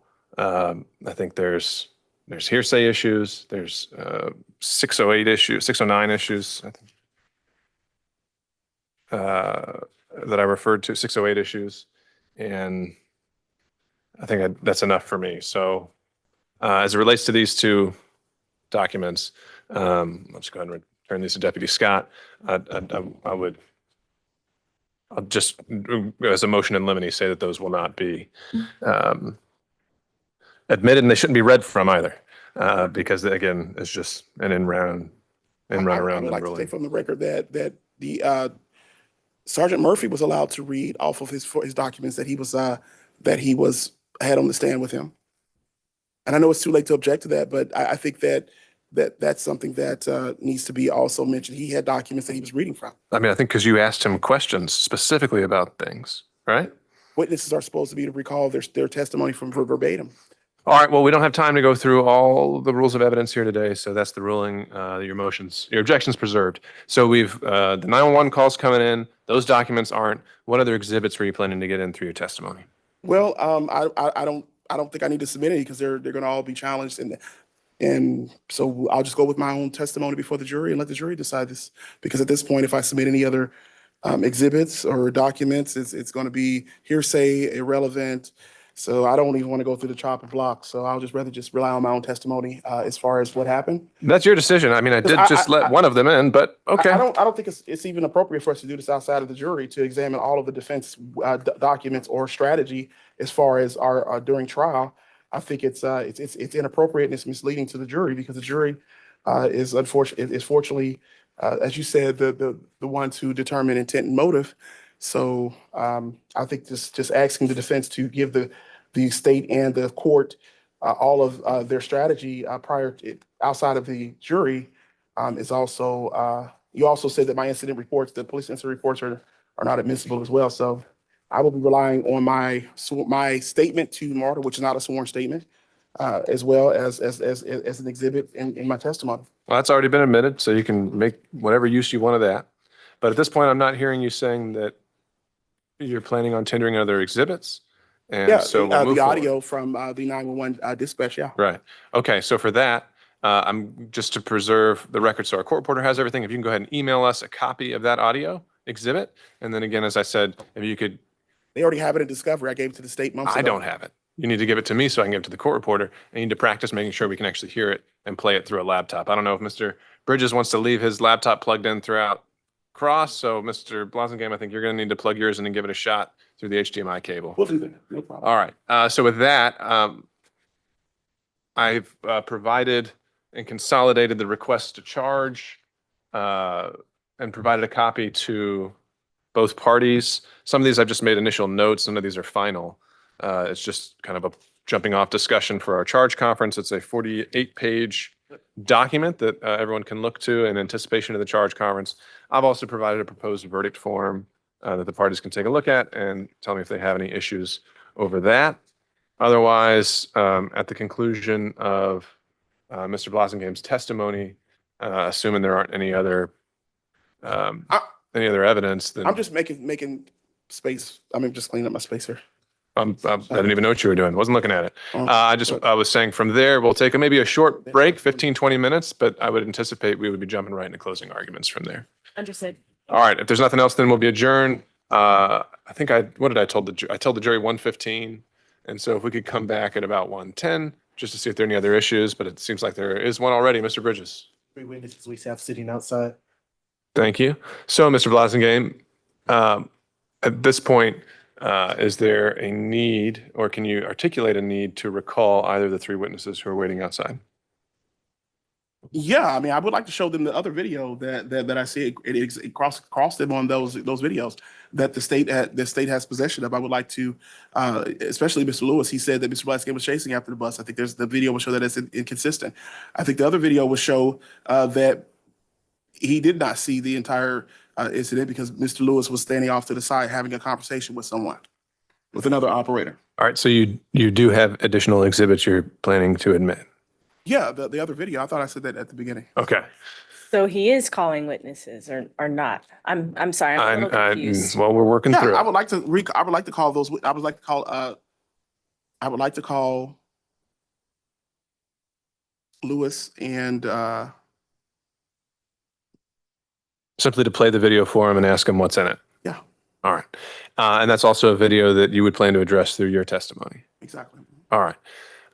So What video are we playing for Lewis? The video that I emailed you. So I guess it's the longer clip of what he's doing allegedly Yeah, with pull the it up window. earlier, so I think it's behind this video. It's the longer of your 10-second clip. Lewis is the martyr driver. That's what I'm trying to figure out. What video would he show Lewis? The video of where he says that there's 3 stills on this other video where you could see me. The bus slows down and I proceed toward the bus, and just thinking that she was slowing down to let me on. All right. And again, let me go back to the practical issue of how do you intend to play it? Because have we figured out this issue of a player? You're not going to be able to download it on that laptop. Well, you opened it up. It's open, right? You're able to play it on yours? Yes, Your Honor. But If you don't mind, let me please, say appreciate this. Yeah. What I saw, and then make sure it's the same thing, saw the view from the bus driver or the bus itself, 4 different, it gives a bunch of panels. I don't know how to isolate those panels. I think all you have to do is click on it. But I do see the 4 panels, but there is no longer video of this. Okay. Mr. Blassingame? On that, there's different stills in that video that shows it's longer than 10 seconds. What he sent to you, you're able to play it. If we need that, if you could just email it to us. So again, we know what is submitted for the record, what the exhibit is. We'll let him do what he wants with it. It sounds like he's going to be able to address that through his testimony. I think under 611, I have discretion over the mode and order and examination of witnesses. I think at this time, I don't see a need to recall the witnesses just to have them confirm what is on a video that's going to be admitted, that is going to be able to be argued by Mr. Blassingame in his examination and during closing. He can point out any consistencies to the extent there are any through his argument. And so I don't see a need to recall them or to keep them under call, unless there's some other reason than just playing those videos for him. Is there anything else? I mean, I'm not just going to play them. I'm going to ask them specific questions as it relates to their testimony. Lewis, I don't have any mental issues. Lewis stated that Mr. Blassingame was chasing the bus and banged at the bus. The video is not going to show that Mr. Blassingame knocked on the bus. All right. Understood. So the jury's heard their testimony. It's locked in. You've got it. You've got the video that's going to go in. You can argue it. So to that end, objection is noted as to all 3 witnesses, but they are excused from being here, unless the state can always choose to have a rebuttal witness if they choose to. But Your Honor, for now, they may leave. May I clear something up from the court? I did not say that he had mental issues, and I don't want that put down in the record. I stated he's already testified. I understand that you're not addressing that, but I didn't hear anything. But Well, but with all due understood. respect, both the prosecutors have walked past me and has whispered that you're crazy or he's crazy throughout this trial. And I think this goes to unprofessional conduct. All right. Well, I haven't heard anything like that, and we don't need to go down that road. So at this point, I'm not hearing any other issues we need to address, except what we've already talked about, making sure that we don't have any more delays with the audio visual. We'll be back at 1:10 to address any issues before the jury comes back. With that, we're in recess. Understood, Your Honor. Thank you.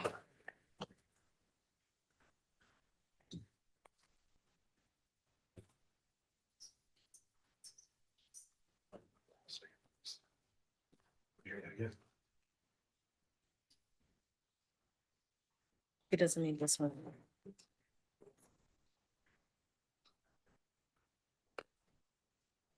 All right. All right. Do we have a Miss? This doesn't need to be on the record. Do we have a Miss Aromila Lav here?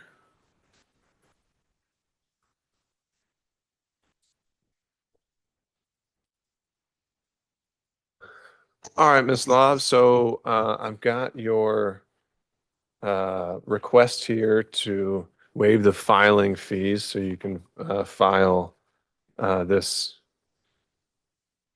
divorce. But the only way that we're able to approve those is we've got to make sure we've got all the information about your financial status and some verification. So as I understand it, we need to put in this application who you live with and who pays for things like groceries and that sort of thing. But I'm not really seeing anything in your application about that. Can you write that down for us? Well, Your Honor, like I'm trying to explain that I'm currently homeless at the moment and I just got away from my abusive ex-husband and I'm trying to get a divorce quickly. And I've been going through a lot. Okay. And not to mention I'm grieving a lot after we had a son together. And, he passed away recently. And I just really, really need this approval. Okay. And so I just need to just make sure I've got this right here though, but you have no current income, no anything in the bank accounts. Okay. And I mean, who's feeding you every day? Who's helping you out? Well, I'm on food stamps. Okay. All right. Okay, Miss Love, I'll approve your indigency request and you can file this with the clerk's office. All right. Wish you the best of luck. Thank you so much.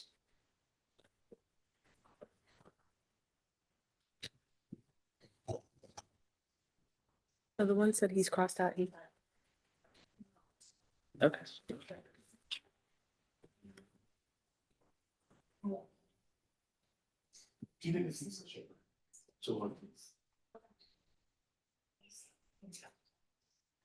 This is not the one. That's not the full one for intent. I just did it.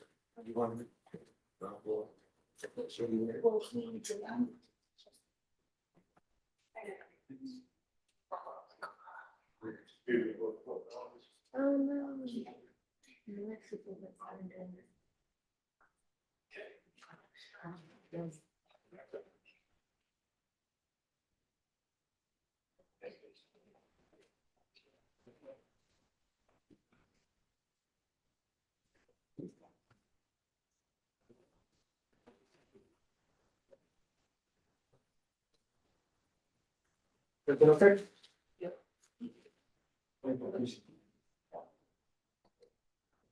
Do you have your leg? Do you have your? I don't think this is the right pattern.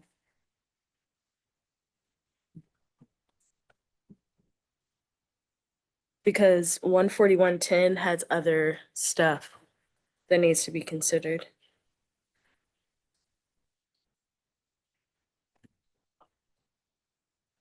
Hold on, I just did some jury charges.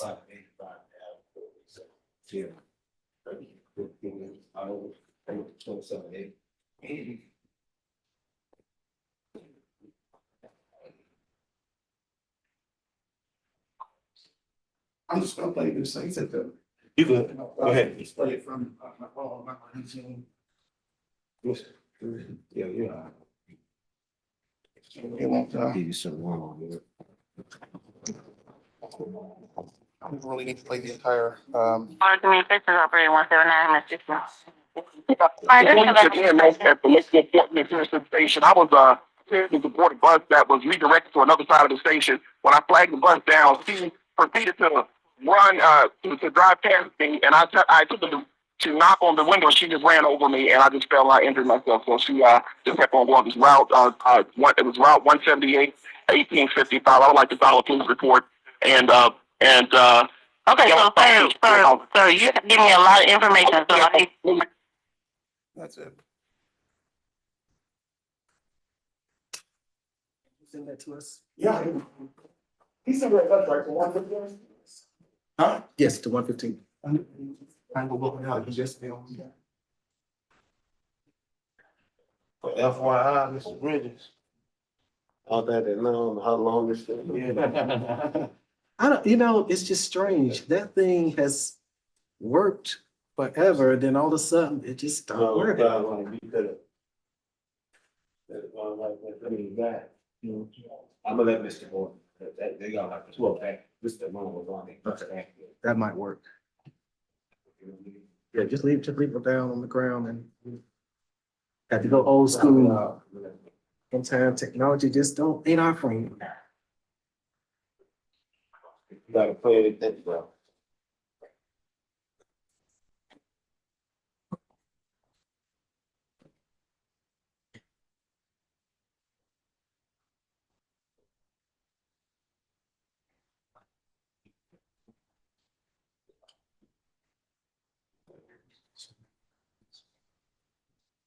You got your Lexus up? Mhm. Perfect. And the pattern charges?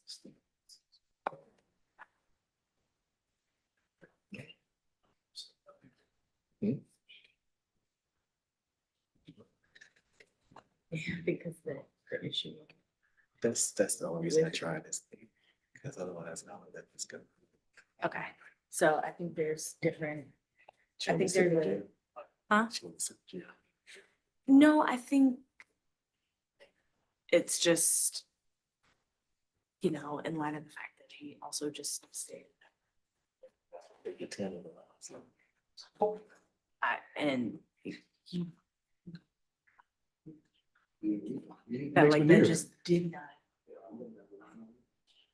Well, I just swapped it out. Okay. I mean, even if you want to set the laptop like right here. Oh, that was kind of you. Thank you. Where'd you get that from? It's like two of them back there. It's like, but this alone. Thinking about that. One of those scoops went down there. So that Mr. Riley. What's the name? I don't know why that didn't work this way, because we had a hearing on this and that video played perfectly. Murphy's Law. Murphy's Law. I didn't think to check it. I said, hey, compared to last time. I think it's in tools. Where are pattern? Oh, God.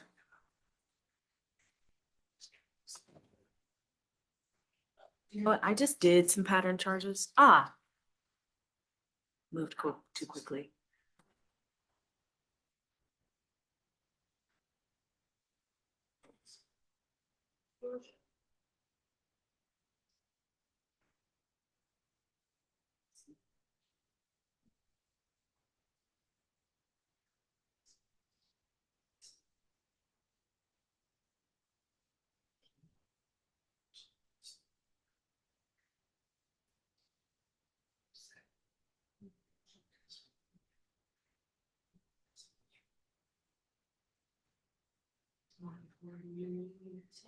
Yeah.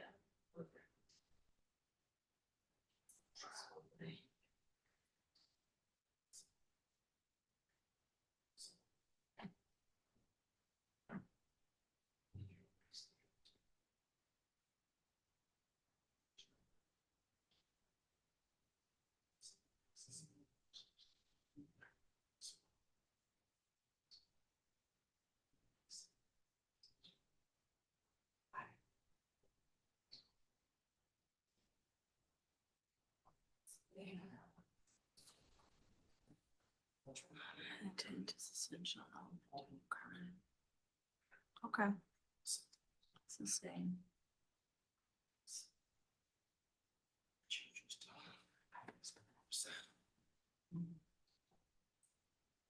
I think we should add that in.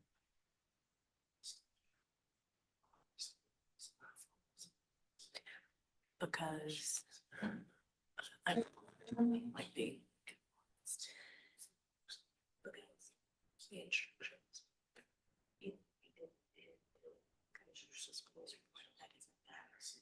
The intention to commit the act, so he'll take the knowledge. So I think we should have that part of the instructions. Okay. What do you? I just was concerned with citizens use their phone Georgia sufficient specific intent. I don't know if this is specific intent card. If it's not, then we're, so with caution in cases, so if it's not specific intent crime, then it's just not specific intent crime, then this makes more sense. Okay. And I'm agreeing with you. That's one thing, that's one way I hesitate because I read real fast.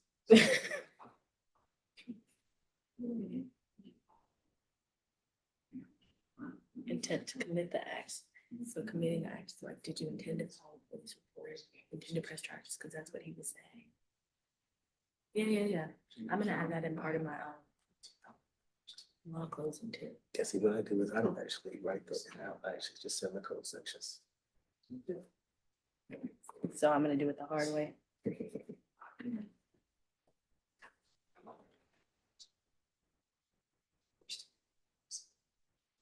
It's just when you're up there addressing it, you can have the stuff there in front of you.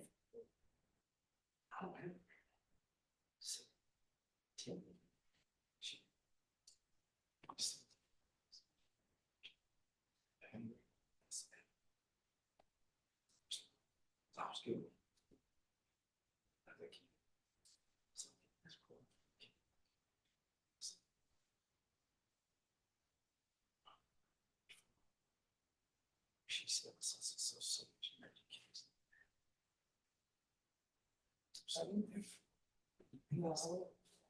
Yeah. You say I was getting closer like that. All of a sudden we calling crazy and I don't give it a sense. It's my thoughts, but I mean, it's maybe reading my mind, but. I actually don't think that, because I think this is intentional. Just I don't think it's small. Teaching them this delayed process. So I actually don't think that. So you can look at Howard V. State. 222 Georgia. 525. 266. Okay, I think that should be added.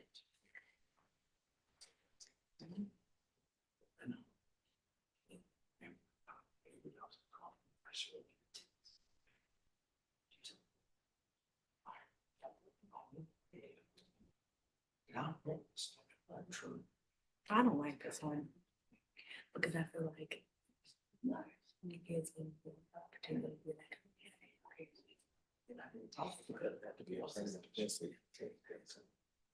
Has he? You can leave it.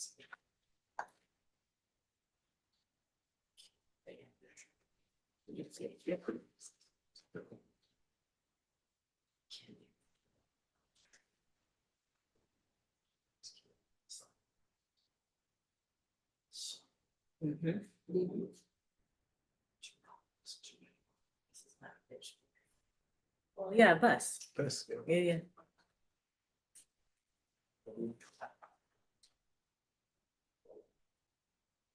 Why are we doing this? I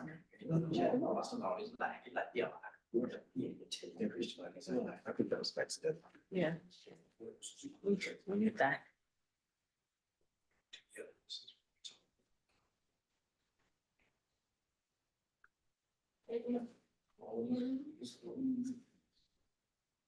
This is true.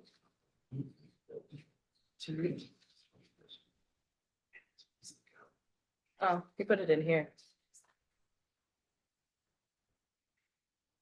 I still think so. Okay. Alright.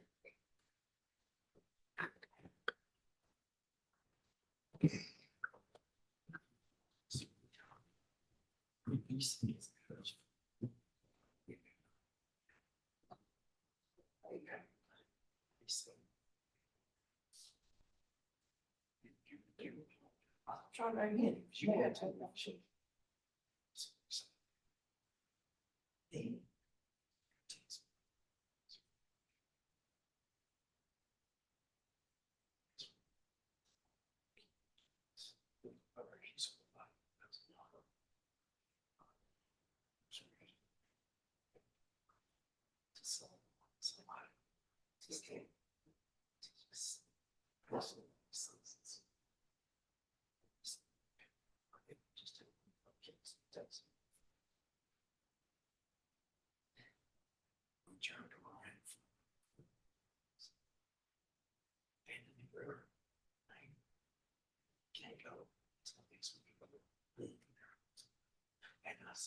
Okay, appreciate it. Forget about it. That okay.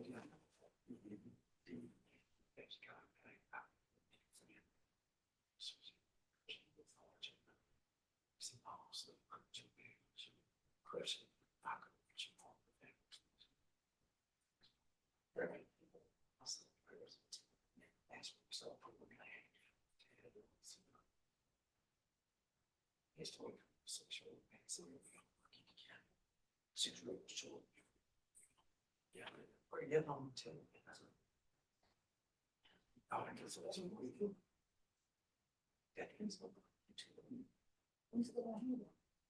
Well, yeah, I think we're okay. Okay. Yeah, it's easy. So I'm heard that. Yeah. Whatever. So that's why we're here. So now have this conversation. Nice. Cool. I was saying, I was like, damn. I'm the one that's thinking. I'm the one. Yeah, that's exactly. 2 o'clock. Yeah. 10, 9, we don't. Don't get me, we're not going on. We can just say,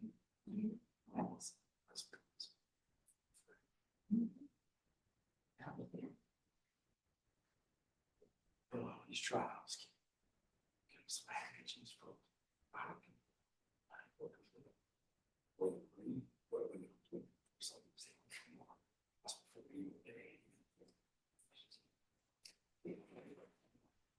So, I'm listening. Yes.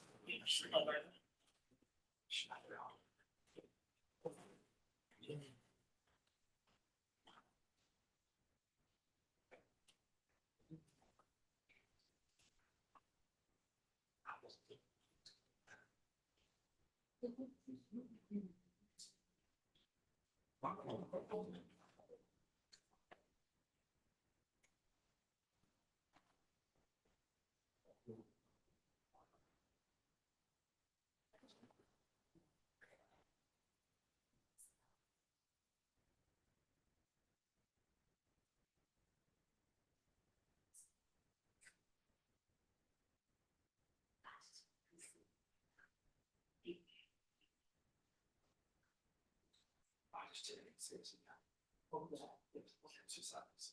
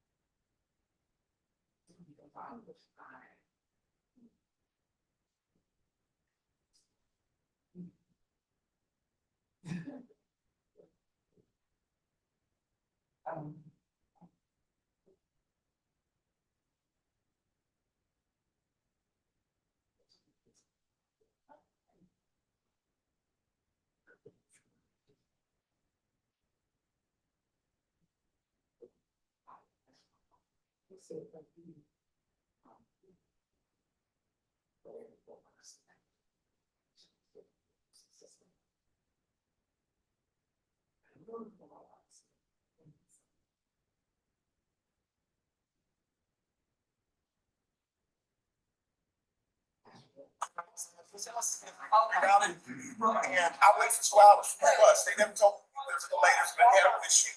As Kim from like it's like across Georgia. All that. And so basically some of the passengers in the bus was boarding on 5178. I proceeded to walk over there. I had this drivers, because they were talking some shit. I had directed to me, this driver almost harassed me while I said, I don't think that. So I walked up here to get to where the bus she was leaving. I tapped on the window and she sped up, and literally as I tapped on the window, there I was walking back to the bus.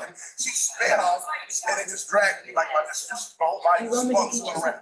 And she didn't take it off even when I was busted on the ground. You don't need much, huh? We are in the middle of Easter, I fast from Oh, 6 to okay. 6, so all thing I do is drink water, Okay, that's fair. and I hate water. Yes, I'm just changing into my flat so I can keep up with you. Dylan's gonna sit in here till you get back. Okay. Just 'cause I don't want. We need some witnesses. Yeah. Thank you. I hadn't even. I was 2 hours in the bus. They never told me there's a lady who had this issue. As you know, probably like it's like across Georgia. All that. And so basically, some of the passengers and riders in the bus was boarding on 5178. I proceeded to walk over there. I had this drivers, because they were talking some shit. I had directed to me, this driver almost harassed me while I said, I don't think that. So I walked up here to get to where the bus she was leaving. I tapped on the window and she sped up, and literally as I tapped on the window, there I was walking back to the bus. She sped off and it just dragged me like my whole body spun around. And she didn't take it off even when I was busted on the ground. And so I want to file a police report against her. I want to file a police report because that is attempted vehicular assault. She assaulted me with the bus. Literally, just and there's cameras right up supported. All I did was try to reach out to that one little bit. I'm on the back of this right here. She refused to stop. And then she went to the bus was right here. I was on the ground, and she just kept on going. So I was out. So it was what, bus 178? The one, Route 178, it left around 8:35, 8:40, and it's bus number 855. Okay, when the call came in that you had injuries. Yeah, I did. Yeah, my elbow scraped, my shoulder scraped, and my knee scraped. Yeah. You might not see, but I know what I feel this moment is. My elbow's just scraped down. Okay, so anyway, go. I want to file a police report because I should have never been struck by a bus. The bus operator is investigating these things. Nobody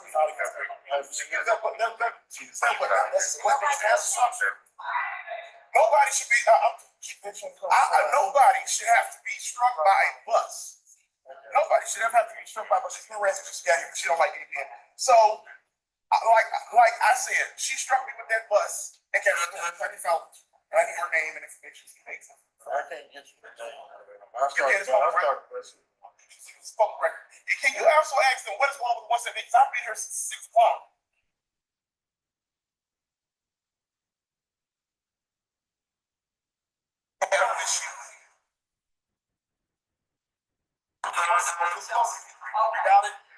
And I waited 2 hours for that. As you know, probably like I went across Georgia. All that. And so basically, some of the passengers and riders in the bus was boarding on 5178. I proceeded to walk over there. I had this drivers, because they were talking some shit. I had directed to me, this driver almost harassed me while I said, I don't think that. So I walked up here to get to where the bus she was leaving. I tapped on the window and she sped up, and literally as I tapped up, boarding on 5178, I proceeded to walk over there. I had this drivers, because they were talking some shit. I had directed to me, this driver almost harassed me while I said, I don't think that. So I walked up here to get to where the bus she was leaving.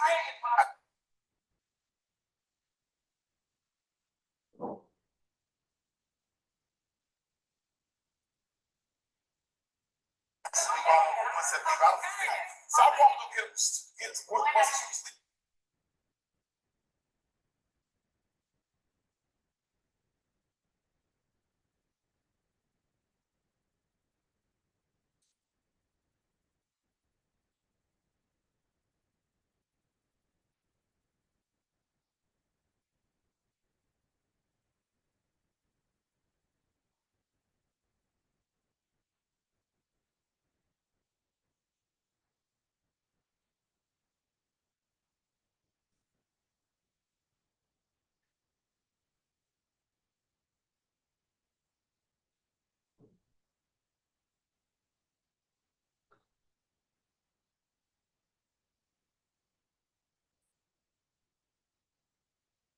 Negative would advise the bus operating attention as the buses fell down. Negative on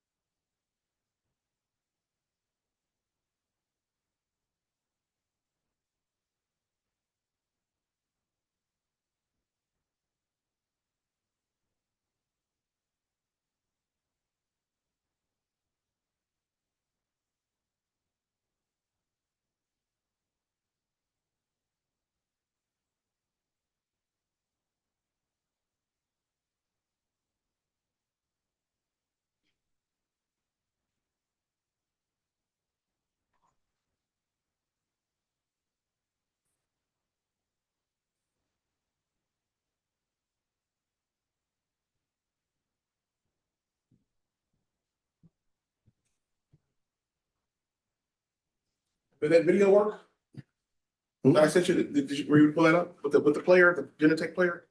The panel one? Yeah. Yeah, it worked. With the Genetech player? You were to download it? And, Yeah, we already had it on our system. Oh, okay, good. Yeah, I thought so. This little piece of junk of technology, you would think that me being in school, I would have anyway.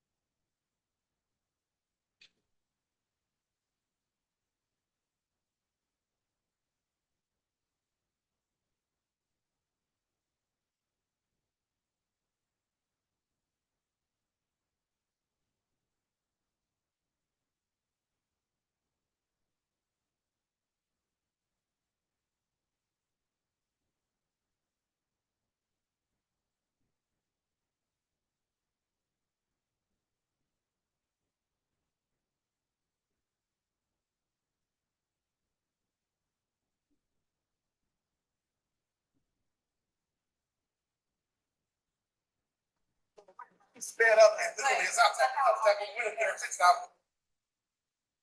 I tapped on the window and she. So I walked over here to get to work.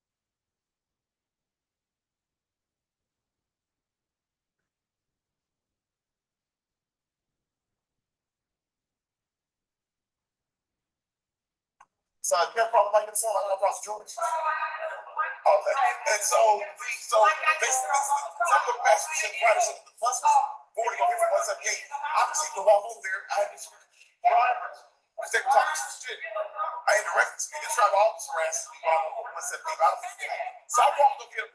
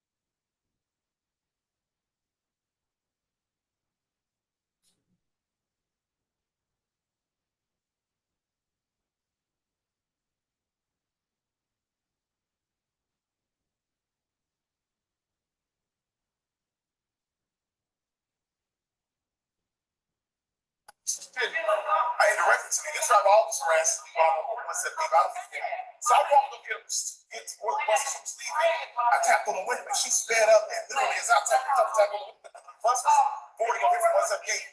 Obviously, the walk over there, I had these drivers, because they were talking some shit. I had directed to me, the driver officer asked me while I was at the out of the gate. So I walked over here.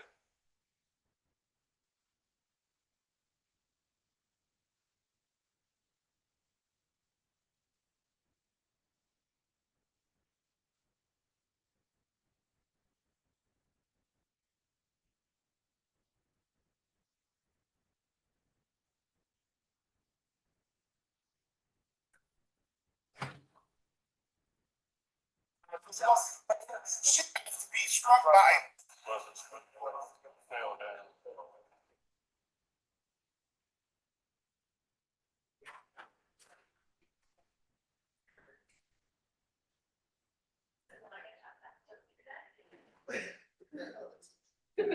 Walking down the hall, speaking it. You got some cheese? I had some, but that is cheese. Oh. But I wasn't just cheese.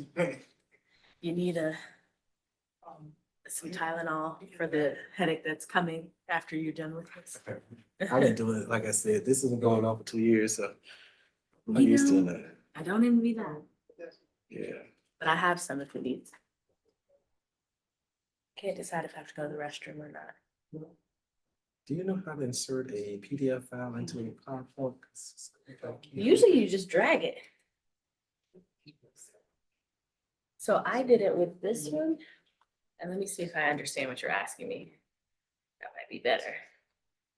So like I have like part of it into that. Like, is that what you mean?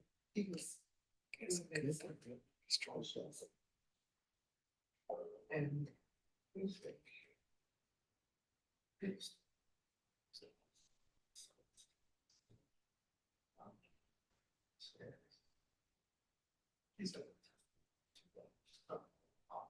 So I have Lewis's statement. Okay, so let me show you what I did. So I did snip and sketch.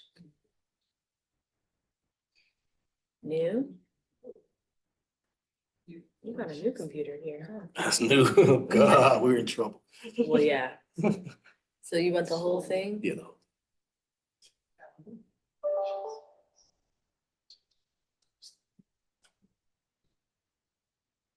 And then you can press copy, Control C, and then PowerPoint.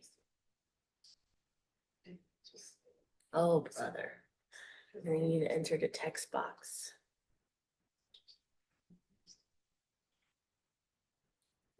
We'll make it like this big. And then paste. And then make it bigger, smaller, whatever you want to do to it. Okay. Is that what you wanted? Did I- That will work. Okay. PowerPoints are less.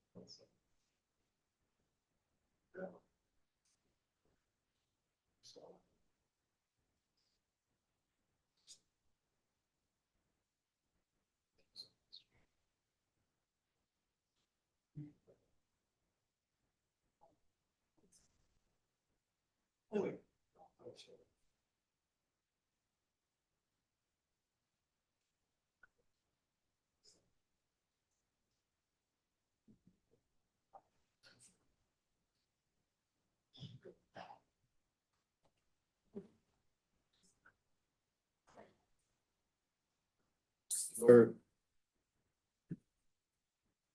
Hi. Okay.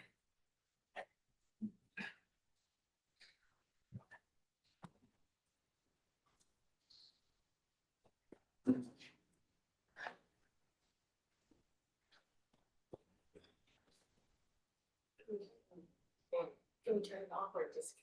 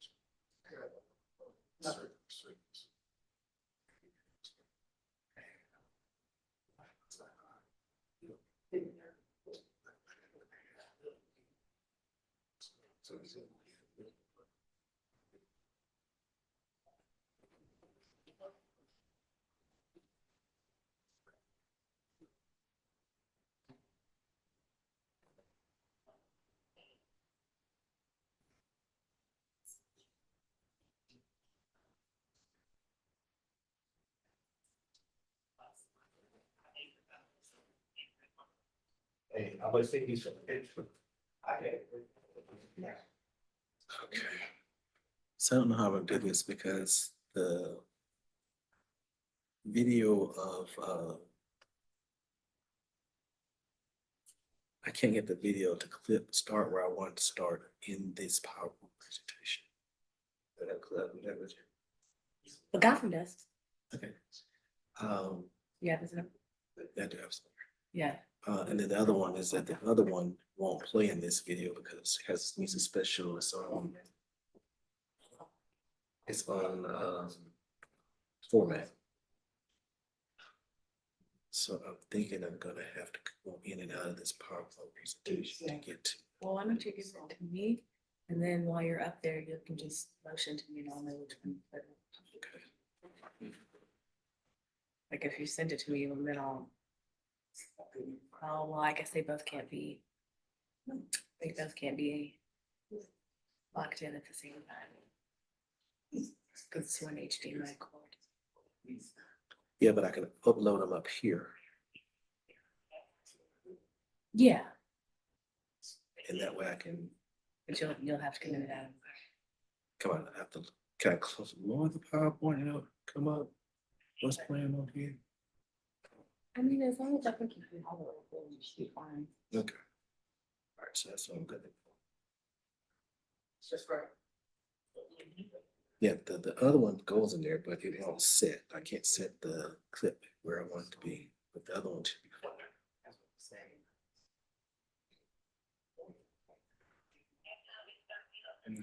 Breaking this over. What time is it in that? I'm sorry? What time needs to be on there? 1:15 is when we told Jerry to come back.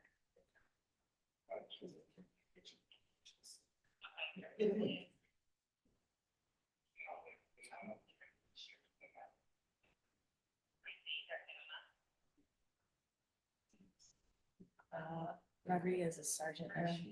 Yes, Sergeant. Okay. I ain't saying they all got promotions after this, but it seems like. They never told me until later. And it's that is that is literally is out there.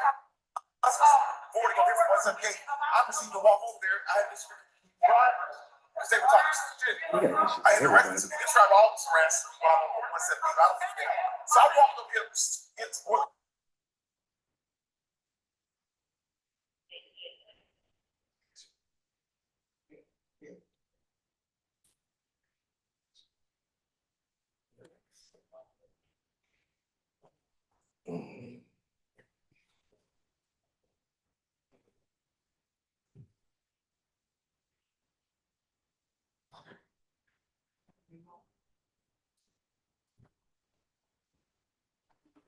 Deputy Scott. Deputy Scott. You know you have all yours.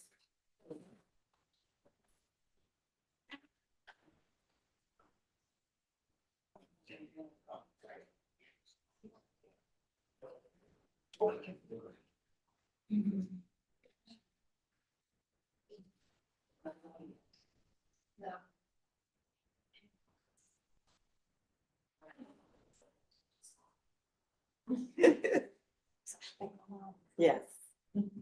Every day. You got the good. What genes did you? Spanish. Hey, you should have. And what else? You have to have two. You have to have two, something special.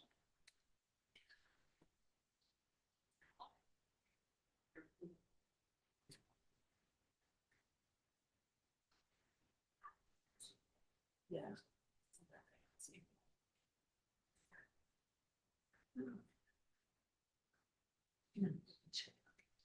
Go back. Just want to see if we have options.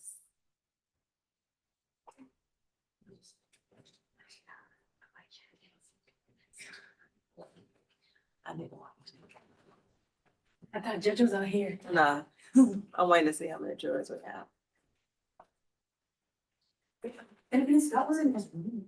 Oh, he came. I'm waiting this way for him. He was in his office. What? I was waiting for them to come out. They tell me, jurors. Got them all? All right. You can take a look in the hallway, see what Mr. Blassingame went. Is Mr. Bridges nearby? Yes, I can go out and get him, Your Honor. Let's do that.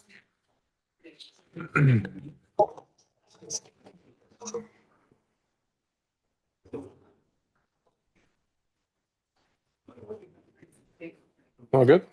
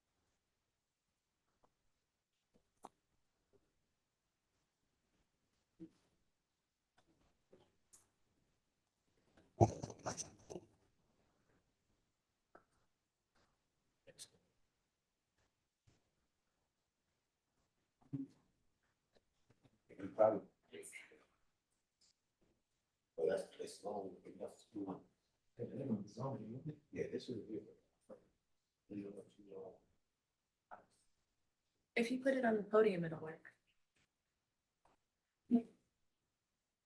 You can.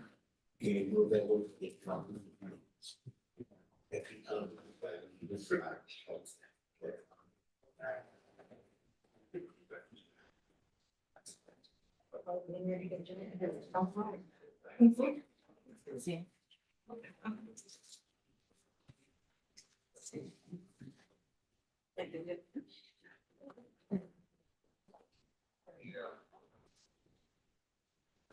All right, ready? All right, we're back on the record. Anything to take up on behalf of the state before we bring back the jury?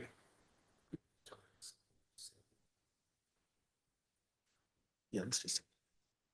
He's going to lose.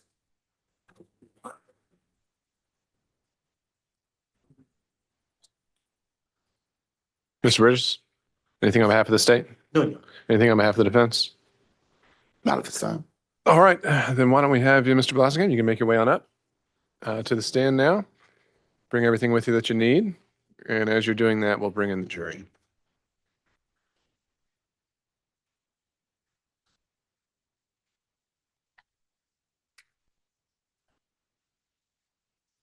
You can bring in the jury.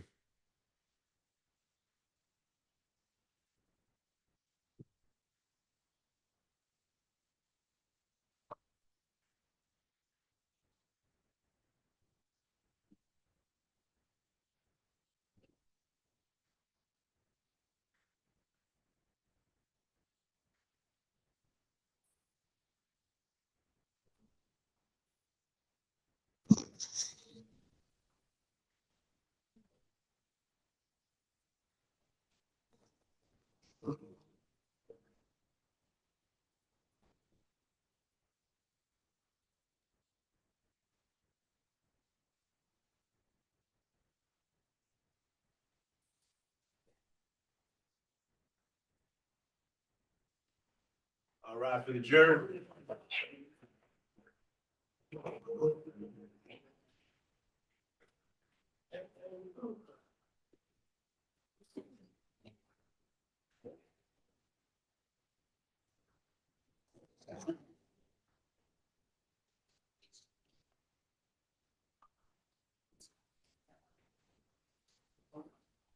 All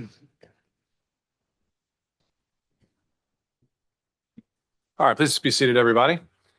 Jury all being present, welcome back. Thank you for being here on time.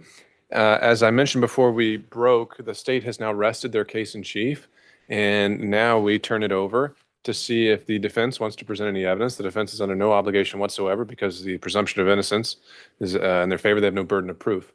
However, the defense wants to, they can present evidence. And I've been informed that Mr. Blassingame does want to present evidence and that he's doing that first here through offering his testimony. So with that, I'll ask Deputy Scott to swear him in. Take your right hand, Chloe. You swear affirm that the testimony you give according to the truth and nothing but the truth, so help you God. Yes. State your name and spell your name for the court. Derrick D'Amico Blassingame. All right. So, Mr. Blassingame, you speak at a good volume. Why don't we move the microphone back actually a little bit? And now you can proceed to give us a narrative of the evidence that you feel is relevant in this case. Okay, so on June 12th, 2023, I proceeded to the MARTA train station. I was coming from Georgia State University at Dunwoody and just had a long day and proceeded to wait for the bus. After about 37 minutes, people said, "Oh, the bus is broke down." I said, "Oh, that's why the bus is parked in the bay." And so they said, "Well, how long have you all been waiting?" They've been waiting for X amount of time. So I just waited a little bit longer. I realized it was like 2.5 hours had passed by before a bus came. So I remember I called customer service and he said that the bus is en route. When the bus got to the station, I remember it was like 98 degrees and I was already tired and exhausted and trying to get to my destination. And the driver loaded up on the other side of the train station, which Lakewood is a pretty long, narrow station. So she loaded up on the other side because the broke down bus was in the bay that the bus would normally pull in. So other people was running and, I was much larger than I am now and I had 3 bags with me. So I said, let me attempt to make it over there where they are, but they were at the top, but she had already pulled off and she was coming down the bus bay. And when she got to a certain point, she slowed down. And I thought because I was so close by, she was slowing down to let me on. But when I had got to the point where I could board the bus, she started pulling off and I tapped on the window, like, here I am. And she proceeded to pull off. And in the course of pulling off,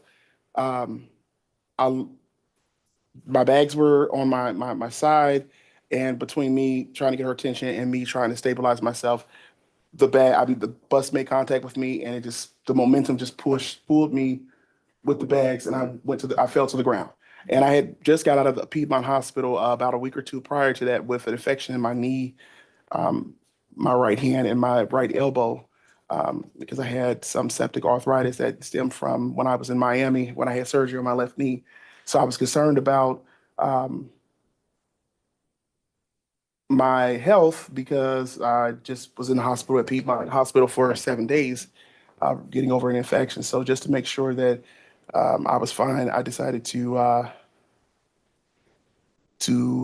call the police to report the incident. I was also very upset because I felt that it was kind of inhumane and insensitive for a driver to not at least pull over and ask me, hey, are you okay? Or do you need EMS? Or, at least, what the heck were you doing trying to stop the bus? And I really wasn't trying to stop the bus. The bus had already stopped. And the video that I would show will show that the bus had already slowed down and I had attempted to driver's attention to let me on because I was one of the people that was waiting for the bus for almost 3 hours.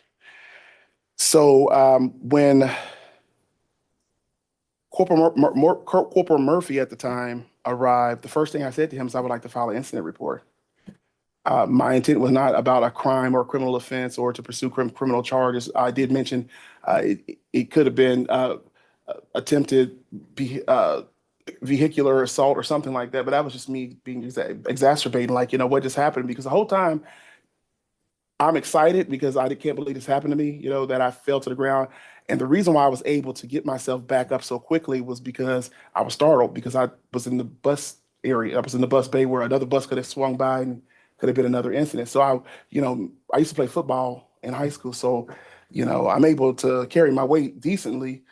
So I bounced back up to get back out the way. So that's why I was a little bit afraid that another incident would happen if I didn't get out the way because I didn't expect that to happen.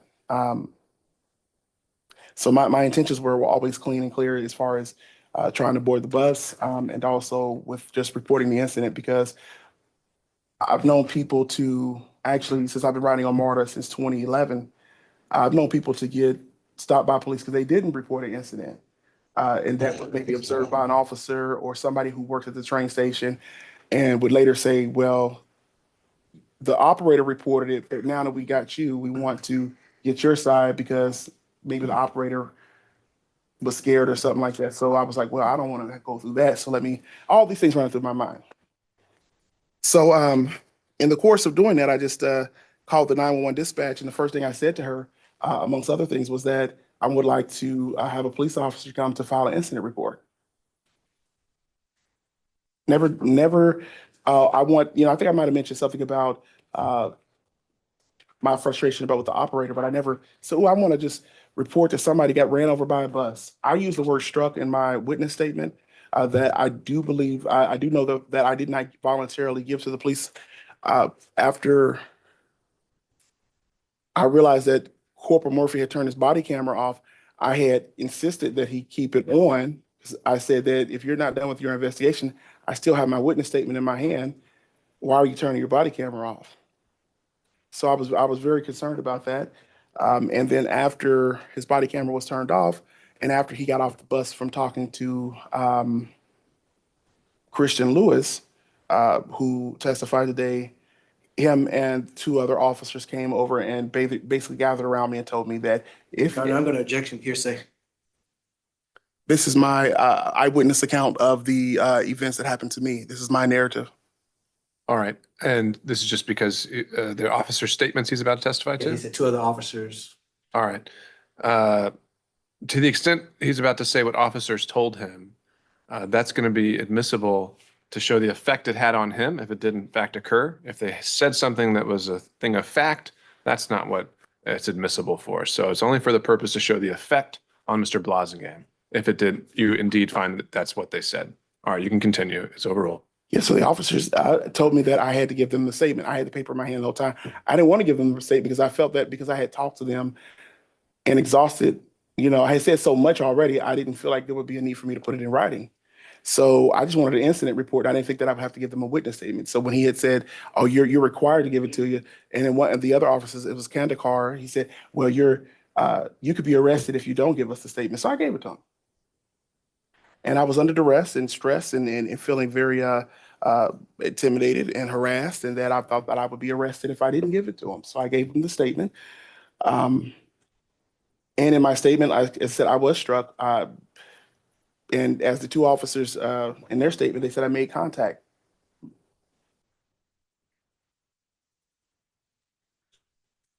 With the officer. But as far as Christian Lewis is concerned, I had been riding the 178 for several years, and he's been the operator on there for a good maybe a year and a half to 2 years. I don't know what his issues were with me, but I would get on the bus and he would, I was homeless in the area where the garage that the 178 docks in, and he would just call me gay. He would call me stupid. He would call me dumb. He would say they got you. At first I thought he was talking about somebody because I always sit in the back of the bus. This went on for months. I never said anything back to him until a few times I was able to confirm that he was talking to me because I was the only person on the bus. And I'm like, I know he's not talking to himself. So I would intentionally sit toward the middle so I can kind of make sure that if he was talking to me. So there'd be times where I would be boarding the bus and he would make those comments. And it went on to the point where prior to this incident, I started to file complaints with MARTA because I felt that it was harassing and it was inappropriate for him to do that. But I never said anything about his nationality. I know that he does have an accent. He has indicated he's from another country. But I have felt that he has tried to force his cultural beliefs on me when I'm riding the bus because he apparently has issues with members of the gay community based on what he said about me, which is just an assumption or his perception about me. And I didn't feel like as a rider, I should have to defend my sexual orientation or my ability to just be on public transportation without somebody assuming or perceiving me as being what they think that I am. And I just thought that those comments were inappropriate. But when he would do it, his supervisor at the garage told me just to document it, send him an email. And I told him, are you aware that, he's a witness in a criminal proceeding? He said, yeah. He said, I know you have to use the bus because you're struggling on this side of town, but just keep your distance. But there were several complaints that Marta did let me know that the appropriate action was taken against Mr. Lewis in reference to my complaints, but he just always was just harassing. And, always appeared to be trying to get like brownie points whenever Marta Police was there or at the station when I would be getting off the train, or whenever the supervisors was in the station. And it just seemed like it was very self-serving, and I didn't know why. But I'm a proud American, and I love my country, and I respect other people's right to be here as well. And I'm not one to sit around and just discriminate against people because of their culture or their immigrant status. But yeah, I've done my best to steer myself of that, but I never would have intentionally try to have a conflict with a driver that's on my route on a regular basis. Where I don't have any other means of transportation. I don't have a car. I don't have a scooter. I don't have a bike. I don't have any. If I had those things, I would have used those things just to avoid having to interact with Mr. Lewis. But it was just one of those things where I was desperate and struggling, and I just had to use the route to get to safety where I would be sleeping at night, just to make sure I had what I needed to do the next day. But I think that if I could play the audio from the 911 dispatch. All right. So what exhibit are you tendering? This is this will be, I guess, exhibit 1 for defense, and I'll attach it as a. All right. Defense exhibit 1. Which state you also have a copy as well? That would be no. You haven't been emailed a copy? If it's just a 911 call. It's the audio. You don't have the audio recording though? I emailed it to you. All right. Well, we don't need to get into a back and forth here. We'll take that up at a break. Is there any objection to the tendering of defense exhibit 1 based on that representation that it is a 911 audio call? No objection. All right. Defense exhibit 1 is admitted. You can publish it. Mark Communications Operator 179, message you. At the Lakewood Port McPherson station, I was here to support a bus that was redirected to another side of the station. When I flagged the bus down, he proceeded to run to drive past me, and I took her to knock on the window. She just ran over me, and I just fell and I injured myself. So she just kept on going this route. It was Route 178, 1855. I would like to file a police report and. Okay, so sir, you give me a lot of information, so I need you to slow down. What route number is it? So that was my initial call to the 911 dispatch, and my only intent was to file an incident report.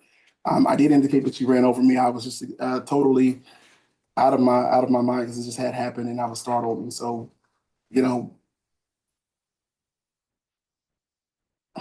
when I fell to the ground, like I said, I didn't know exactly what really happened to me until I got on the sidewalk, and I was like, okay, I got scrapes, I got blues, I'm sweating, but I don't know the totality of everything. But being a man, I was also having pride issues too, just being a football player, and just fell in the middle of a bus station and being a big guy.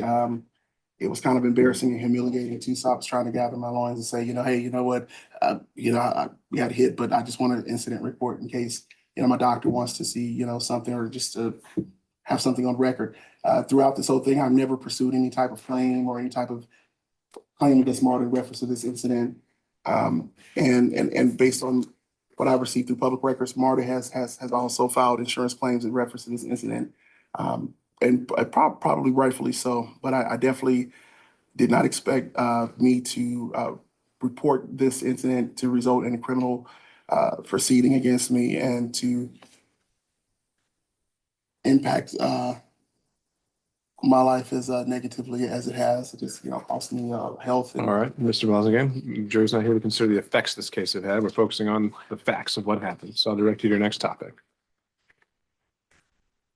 So I would like to show the video from the bus bay. All right, so what exhibit are you tendering this as? This will be exhibit 2. Defense 2, is the state familiar with Defense 2? Yeah, and that's I need Mr. Blassingame to tell me.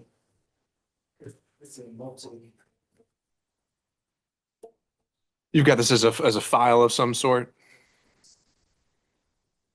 regardless of which frame it is.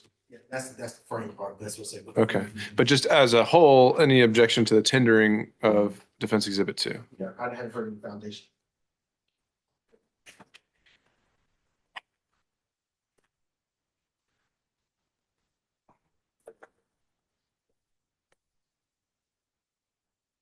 So the state, you've looked at Defense Exhibit 2 and you're objecting on authentication? Yes.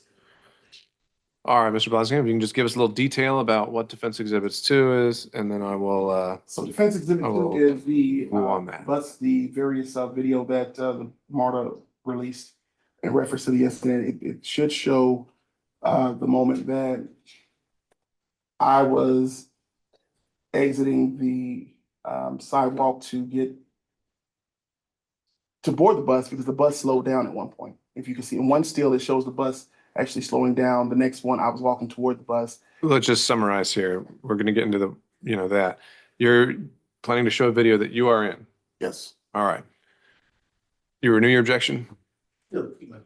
All right, I'll overrule it. And the video that is purports to show Mr. Blassingame is admitted, and he can publish that as Defense Exhibit 2.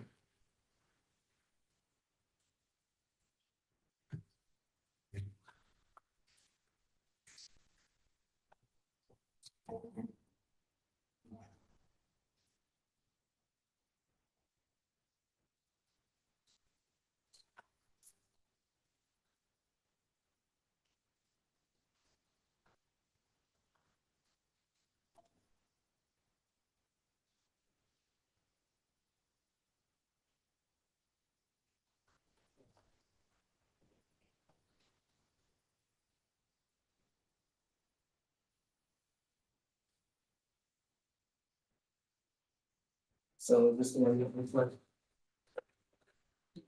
There should be one that had multi videos on there. Did you download the player?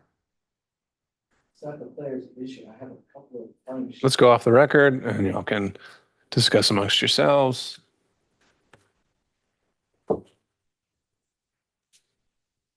This is the one I want to catch. Is there audio to this? Oh, it is. Do you understand whether there's audio to this? There's audio on there. All right, are you going to point at some stuff? Or are you going over to the computer here? What you want to do? You want to play it from there? You can play it from there. Yeah, bring it to the witness stand. We'll go from there. All right, we're back on the record, and Mr. Bridges, is there a way, or Mr. Blassingame, you can identify exactly what component of this exhibit is being played? Is there a title for this one, a view or something like that? There's no title. This is just what MARTA released to me from the steel. Looks like this is on the bus. This is the bus steel though. All right, so it appears to be a rear exterior view of the bus. And with that, you can publish it or do with it what you will.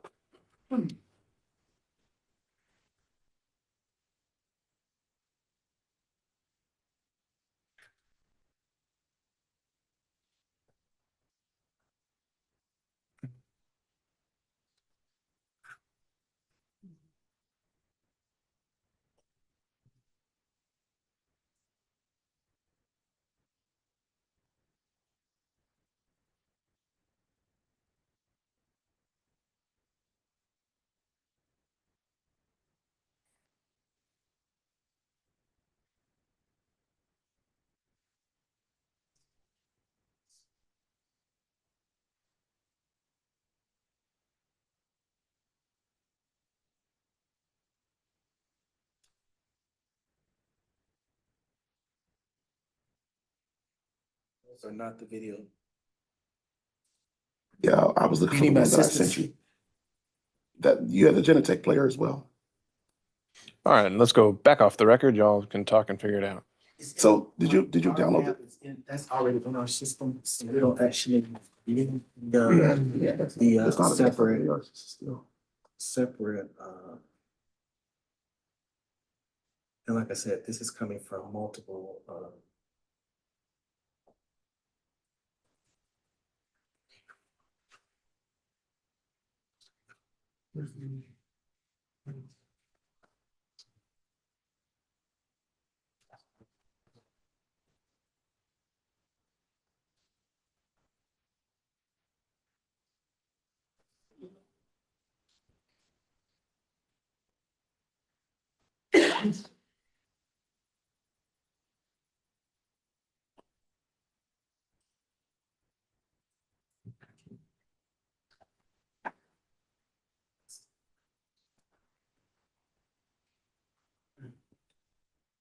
So is this the?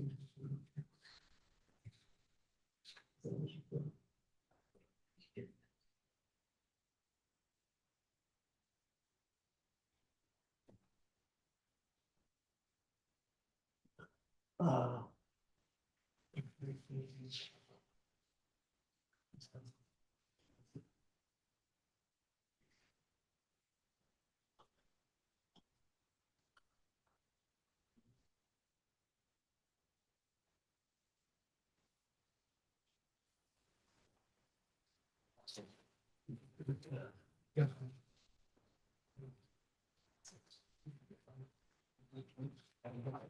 Go back to the Jennifer.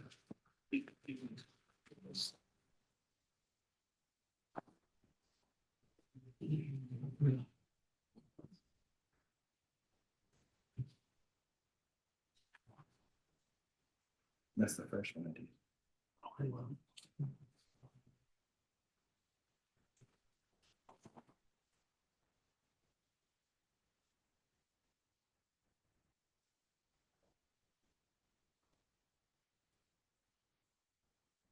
That's the same one it's supposed to be executed. Here you go, open, so.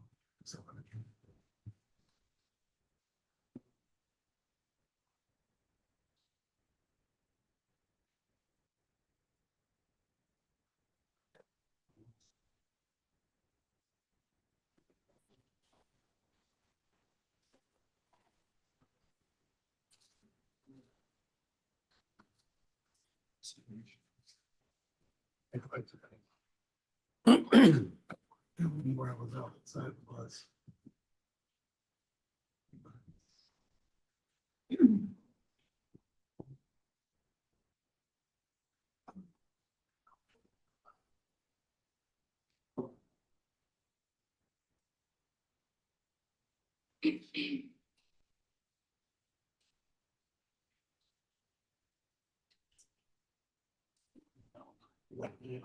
Yeah, I think so, yeah, sure.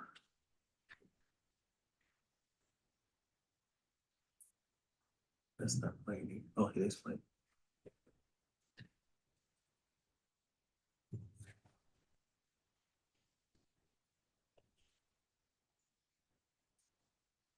Okay, that's good.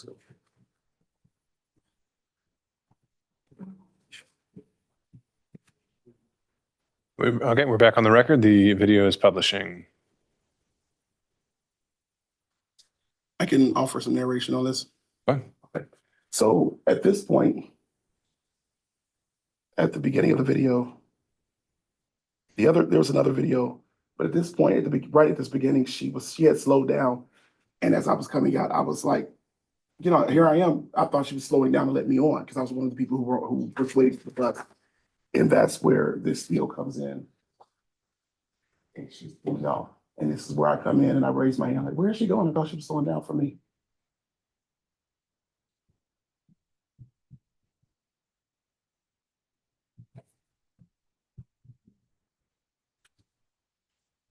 And so it just happened so quick that I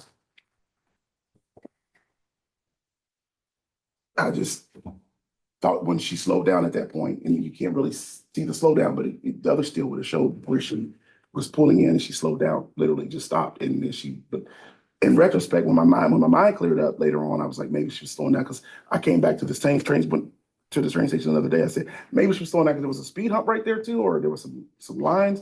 But at the time, my assumption was I waited so long that she was just going to let me on the bus. And so that's why I was like, hold on, I thought you were slowing down for me, but it just happened. And that's when I knocked on the glass. Next thing you know, because of my bags and the momentum, I was pulled to the ground. So like I said, it's common for me as a rider to that's all I want to show in that video, to ask, to flag bus drivers down that I might not be at the stop. It's common for people out to ride Mars 2011 and I've never had any criminal charges or I've never had any incidents. until this happened.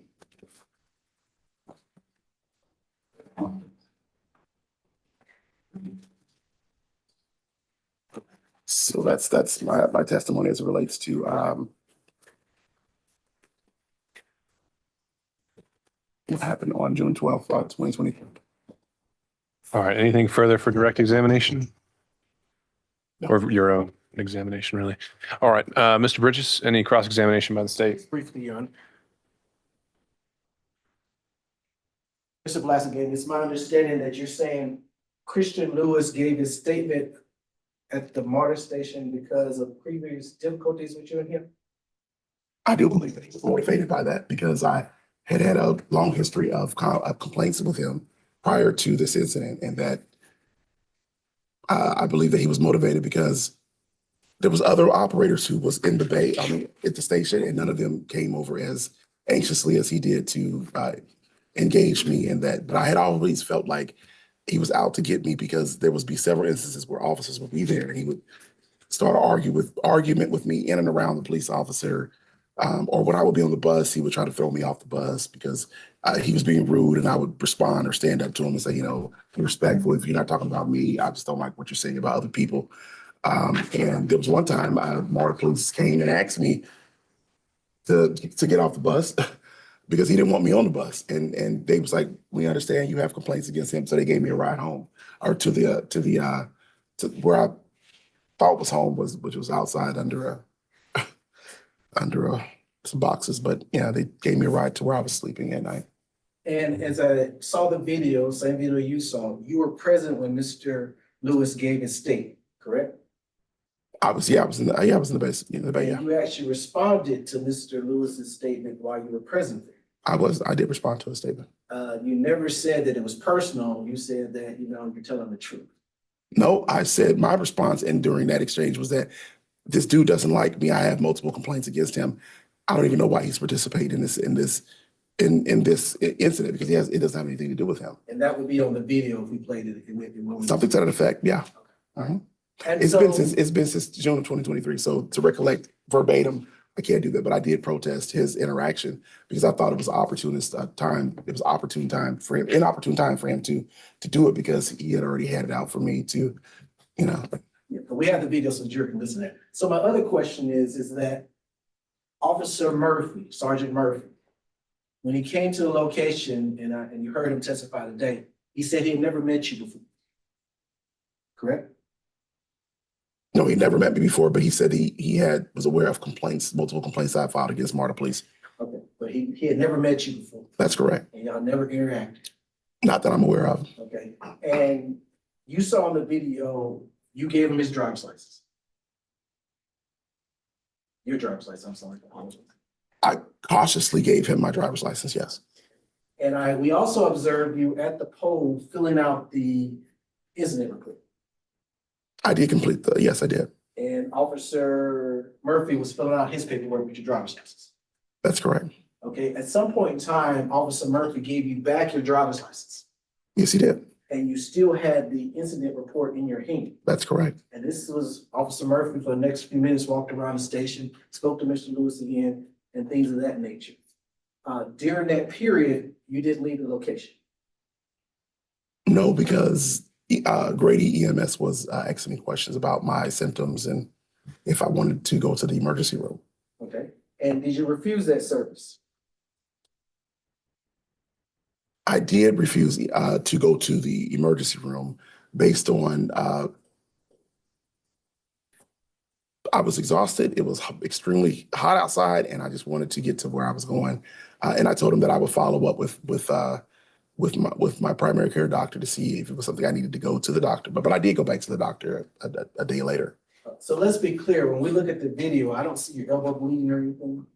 I don't see a scrape on your knee. That's clear from the video, right? The injuries that I had was, yeah, I did have scrapes on my elbow and my knee. So we would see that in the video if they existed? No, because you would have to zoom in to see the scrapes. Yeah. So were your elbow and knee bleeding at all? No, Scrapes. there was no open sores, but there were scrapes and there was, ash, yeah. Okay. And so when you finished with EMS, why did you just throw away the report?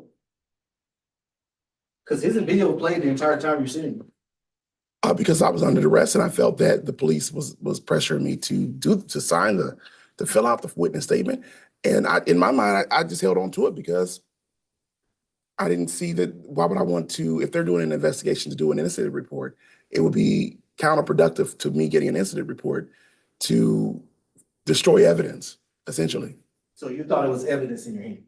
I thought it was evidence that they would use to compile, to construct an incident report, because he previously told me that he needed it to give me an incident report. He needed my driver's license and the witness statement to give me an incident report. Okay, I understand. So you wanted this incident investigated? I did ask for them to investigate it, yeah. Okay. In fact, when we listen to the 911 call, the first thing you say is you want to file a police report. That's correct. And you want to file a police report because the bus struck you. That's correct. Then the officer gets there, Officer Murphy gets there, you inform him once again, you want to file a report. I want to file an incident report, that's correct. Yes, and you initially said vehicle homicide, and then you reduced it down on aggravated assault. I said it was likened to an aggravated, not homicide, attempted aggravated vehicular assault. That was what I felt, because I fell to the ground. The driver never stopped. She heard me tap on the window.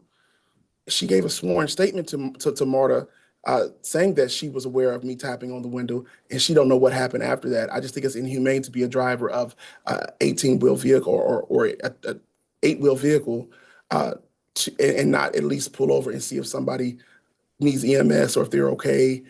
To assume that because somebody bounced back off their feet to get out of harm's way, to me, it's not enough to justify that. That's like Marta has had an increased number of vehicle accidents. And All right, so just focus on the question that's asked, and we'll start there. rephrase the question. And then you'll get a chance to, okay, go ahead. I'm moving on. So it is, as I understand from the 911 call, you called because the bus struck you. Yeah, I made contact with, I was struck by the bus, yeah. And then you told the officer the bus struck you. Yeah, Okay. And you've sat through this entire process, correct? I have been here, yes. And you watched this video that you just showed we just showed the jury again. Correct? Yeah, And it's still your contention that the bus struck you? yes. And when I mean struck, I mean made contact. A strike could be somebody brushing against you while you're sitting down on the train. That could be a strike.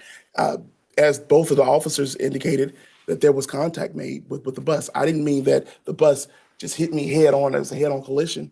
I meant that in the course of me attempting to board the bus or get the driver's attention that I wanted to board the bus, that as she drove by, there was contact between me and the bus, and I used the word struck. So once again, I want to ask you, make it clear for the jury, as you sit there today, you're saying this bus struck you. As a result of making my personal effects making contact with the bus, I fell to the ground, yes. All right, Mr. Blassingame, if that is all, then you can step down from the stand. Gather anything else you need. Does the defense intend to present any further evidence? All right, state anticipate any rebuttal evidence? No, Your Honor. All right, members of the jury, the evidence in this case is now closed. So now what I've got to do is discuss with the parties the law that applies to this case that I'll charge you on. That takes a little bit of time as we got to compile that document. So I'll ask for you to step out into the jury room. I'm hoping we have you back no later than 2:30. We'll see what we can do. All right. Thank you. All right, Jerry.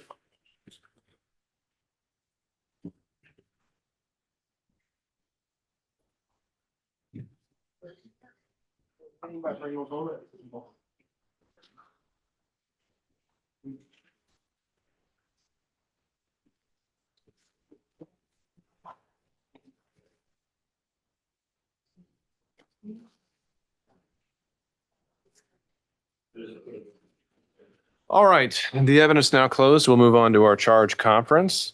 As I'd indicated before the lunch break, I've compiled, I believe, both parties' request to charge as well as a proposed verdict form. I'm going to mark one of those copies as Court's Exhibit 3, and I'll tender that for the record just so it's clear what we're referring to throughout this charge conference. And then I'll go through these page by page.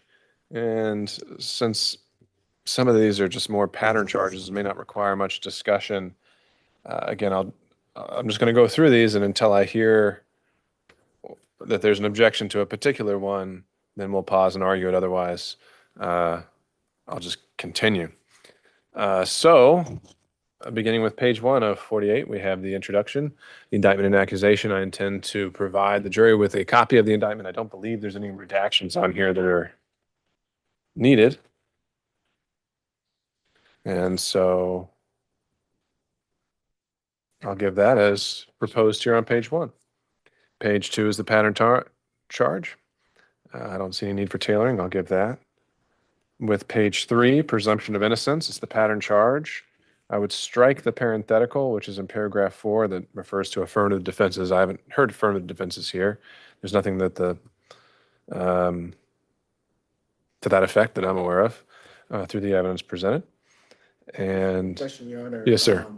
Mr. Blassingame has mentioned that, I guess, duress. I don't know if that would be considered affirmative defense. No. That's going to come up later in the voluntariness of the statement and whether the jury should consider it. It's the state's burden on that. We'll get to that as to the duress issue. So unless I'm hearing anything else, I'm going to give the rest of the presumption charge with the exception of that parenthetical. Move on to 4. It's the pattern instruction on duties. I move on to 5. I've got the pro se pattern charge at the end, or I've got something bolded. Now I'm going to change that to when the defendant chose to testify under oath, he became a witness. I'm also thinking that right there, it'd be more appropriate to put in the pattern charge that you'd find on 15. If you look on 15, that's the pattern charge on defendant's choice not to testify. And so I would think taking those 2 sentences there, putting those at the end of pro se defendant is going to be the more organized approach, since it's already referring to a defendant taking the stand and testifying, and then it says you can evaluate the testimony as you would any other witness. 5 and 15, we're going to join. Exactly. With the tailoring that I've proposed here. Okay, 5 and 15, I'm not following that. All right, I'm saying page 5 is pro se defendant, pattern charge. Page 5, And then I'm going to take what's on page 15, defendant's choice to testify, the first paragraph of that, and move that to the end of the pro se defendant charge, because that's referring to a defendant testifying. And so those would flow into each other fairly naturally. Are you merging 5 and 15, you're saying? Essentially. However, it seems I would be striking that second part since the defense did present evidence. On page 15 is what I'm referring to. All right, I move on, unless there are any concerns, to page 6, where we talk about evidence generally. I've struck stipulations. There aren't any of those here, or judicial notice issues. At the end, when it refers to remarks, I would say that needs to be supplemented here. It would say opening or closing remarks of the attorneys or a party.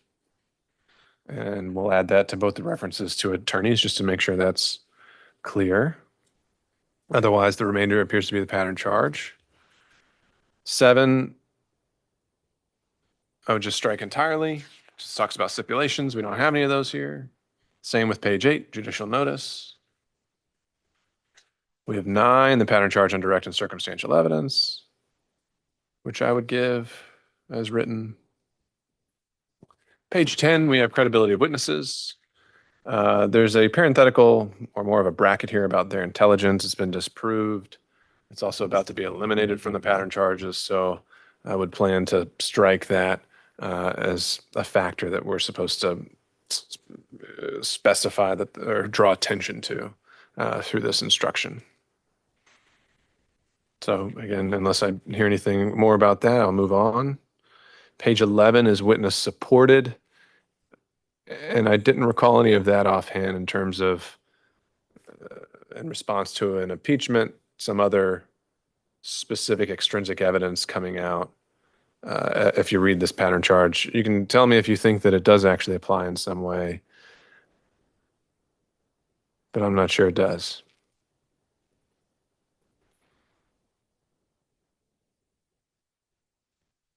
I mean, we certainly didn't hear any general character evidence.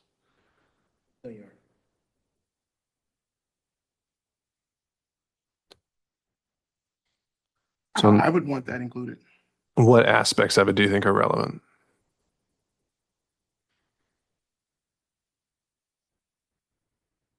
Paragraphs 1 and 2, and determining the credibility and character for truthfulness.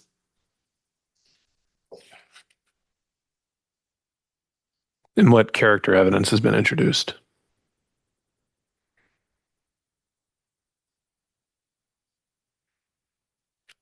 Well, there was, I did call in question, Detective Rodriguez's his documentation and reporting errors. That's going to come up through the impeachment charge that comes up later. This is if someone comes back and supports a witness. I have no use for it then. That's the case. All right.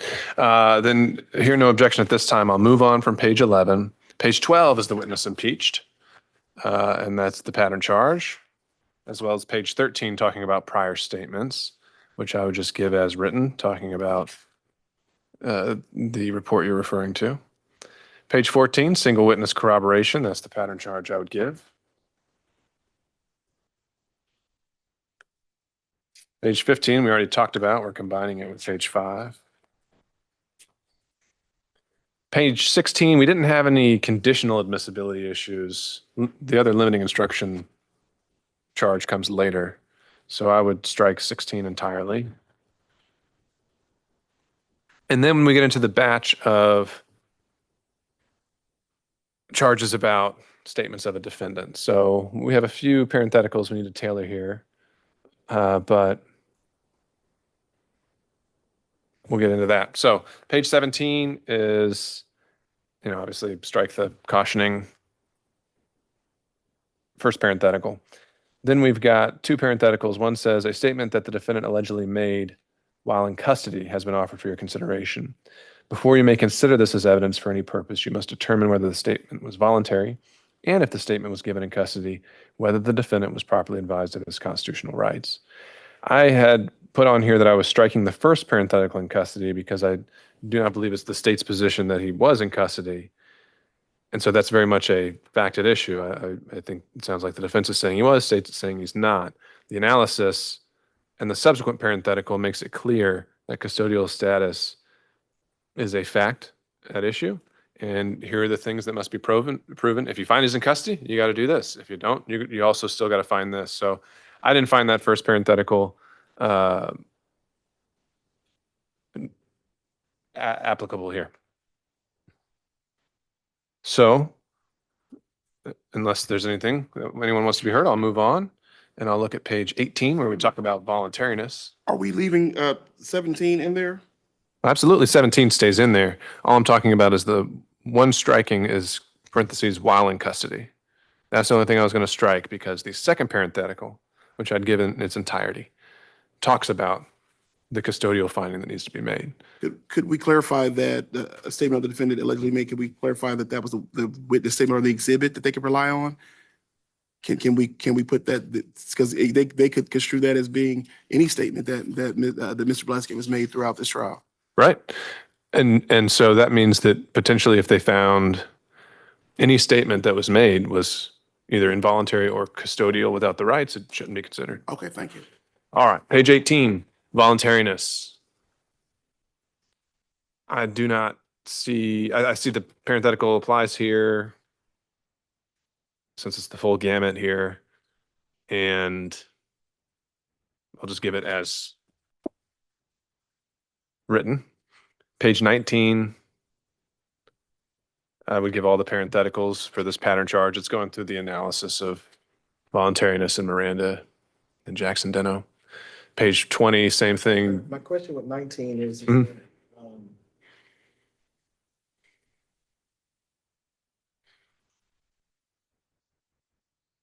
don't think we raised any of these issues. Well, I don't think the state did, but I think the defense did, saying generally that the circumstances of the statement were improper and he couldn't leave. He couldn't leave the scene, meaning he was in custody. Okay, yeah. All right. Page 20 bears the burden of proof. 21 goes into Miranda rights. It didn't come up, but it is, it comes along with if the jury makes a custodial finding, which again, I think the defendant has made as part of his argument that he could not leave the scene and so he was in custody. Yeah, and that brings me back to the duress statement. He didn't say he couldn't leave the scene. He said he made a statement under duress. He never said they held him against his will. He said he was under duress when they made the statement. All right. Mr. Blassingame, you want to respond to that? I mean, are you intend to make an argument that you were in custody as a result of whenever you made any of these statements? Yes. I mean, I think he can just point to the video and claim those circumstances show he was under arrest. Yeah, but Your Honor, such a constitutional argument should have been made prior to us coming to the jury instruction. Like I said, he never said in the entire testimony that he was held against his will. Not once. He said he was under duress when he made his statement. Clearly he called 911. Clearly he volunteered to make his statement, a verbal oral statement. What he's saying is the one that was written was made under duress. And that's the only challenge he given so far to the actual. All right, Mr. Blassingame. I actually said that I was not free to leave until I gave them the statement. And when he asked me about why didn't I just throw the statement away, I was holding on to the statement until the officer told me that pretty much I was free to go. So I wasn't relying on my own volition to say, well, I can and just Mr. leave, Bridges, because I didn't feel that I can leave. the standard, it's an any evidence standard, right? And so I think something has come out along the way where an argument has been made that because the officer had his license at some point that he couldn't leave without his license. And so all these arguments I think are percolating, and under any evidence, slight evidence standard, I think it should stay in. So I guess I could just generally note the state's objection to the aspects relating to custodial status. On page 21, I'll give the parentheticals about said wrote signed, otherwise the rest stays in as written. Page 22, I don't think we have anything here about initiation. So I would propose striking page 22 unless I hear anything else. Because I think bottom line, Miranda rights were never read at any point before any of the statements here, so initiation really has no bearing. I would ask for this to be struck because the consciousness of the understanding of that I had was that there was no criminal investigation, that I was a victim at the time. So, and I wanted an incident report, and I cooperated with them as such. But to instruct the jury that the defendant had a right to remain silent, I mean, to me, that's just a misnomer because as Sergeant Murphy testified, he was there for a injured person. So you do not want to get into the Miranda advisement and. Oh yeah. Well, as far as that is concerned, yeah. Okay. All right. Well, I'm just going to strike page 22 as I indicated for the reasons I gave before.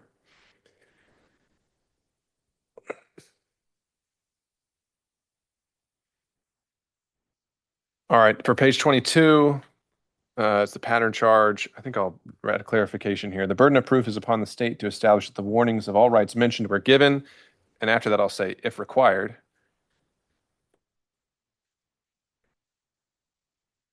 and that they were understood and knowingly given by the defendant. If there aren't anything else, we'll go on to page 24.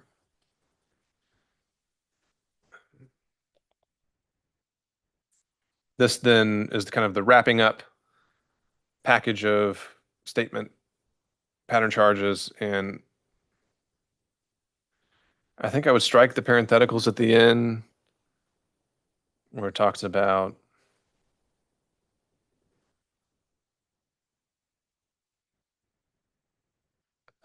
at this point, I'd say it summarizes what it needs to say, and unless the parties are asking for or want to articulate the need for some of those parentheticals, I would strike them. None from the state, Your Honor. All right. All right. All right, hearing nothing, then I move on to 25. Now we do have the general limiting instruction. But this I'll add back in because I did do one limiting instruction here, right here at the very end about hearsay. And so I'll add the part where it says, sometimes evidence is admitted for a limited purpose, period. Such evidence may be considered by the jury for that sole purpose and not for any other purpose. That's it, Jen. All right. Need that again. Okay. All right. On 26 is our 404B charge. There's none of that, so I'll strike it. 27 is prior difficulties.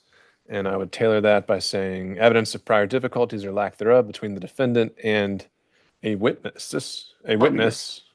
Sorry. I need to use the restroom. Oh, all right. I apologize. That's fine. Let's take 5. We'll be in recess.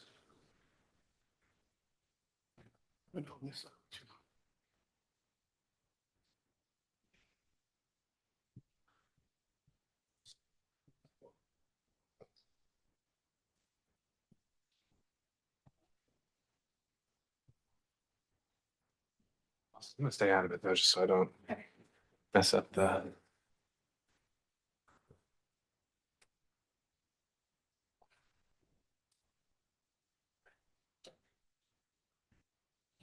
Yes.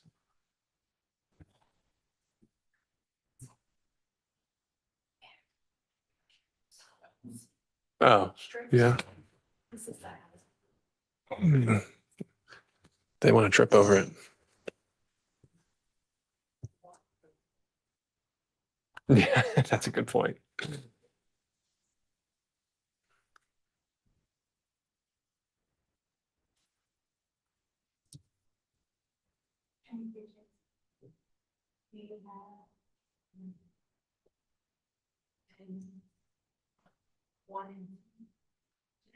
No, I'm old. I can't hear what you say.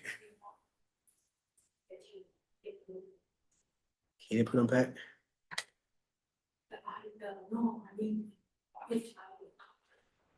Yeah, Mr. Bridges, you've got his video, so you can forward that to her, right? And then you're saying you've never gotten the 911 audio that he played from his phone? No, I don't have that audio. All right.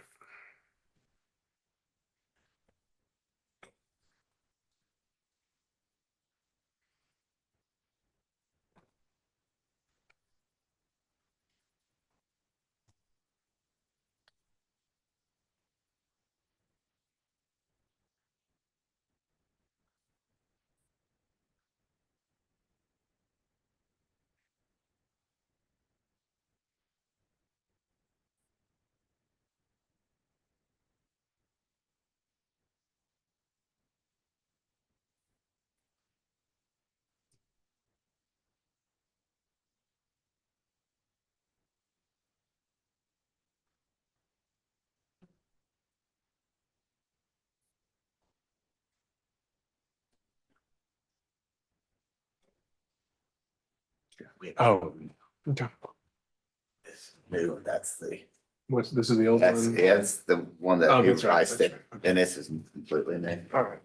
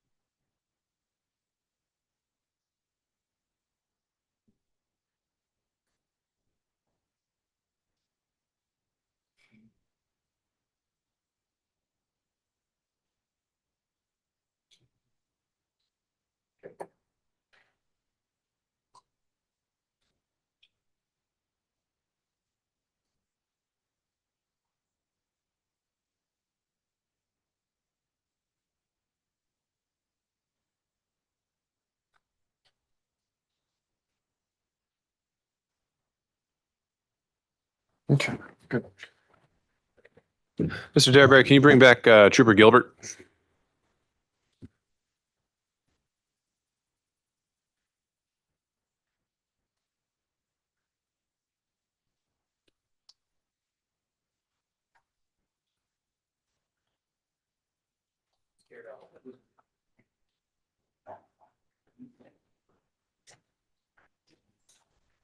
All right, welcome back, sir. You can raise your right hand. Do solemnly swear affirm the testimony about you give this matter for the fortune and truth, whole truth, nothing but the truth. Yes, sir. Thank you. You can lower your hand. You should be over. Yes, sir. And you also referred this affidavit, you proposed order for search warrant of evidence. Yes, sir. No, it's first.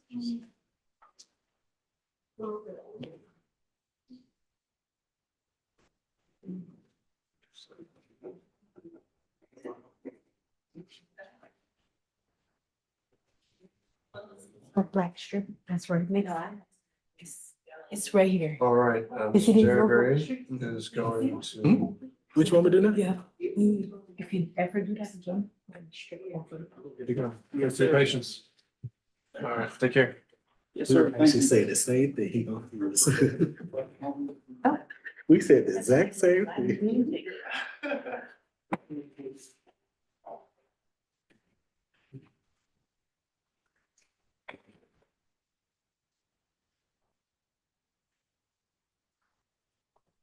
I don't know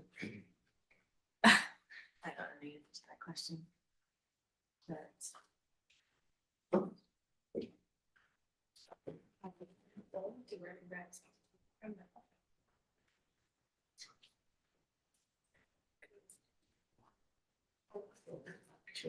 Do that.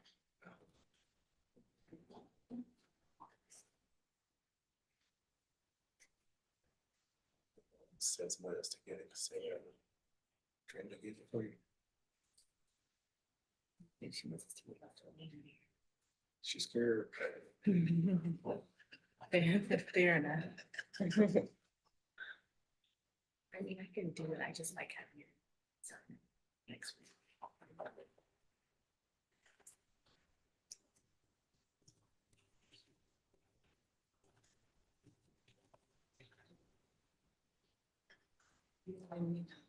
So.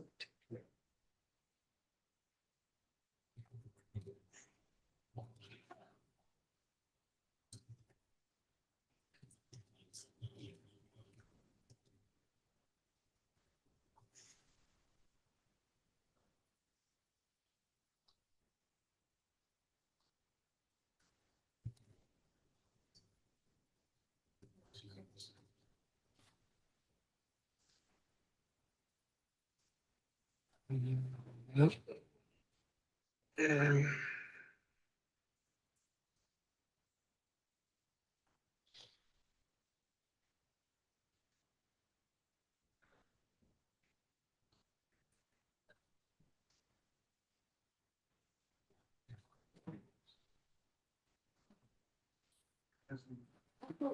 want a paper?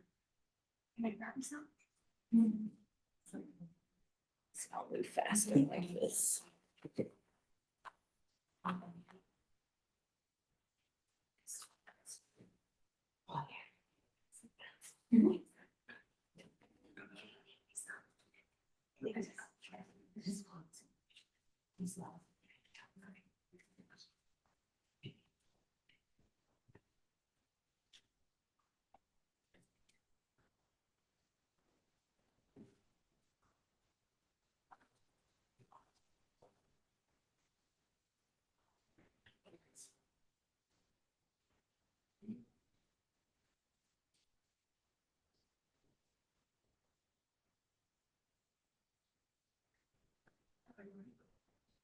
Yeah.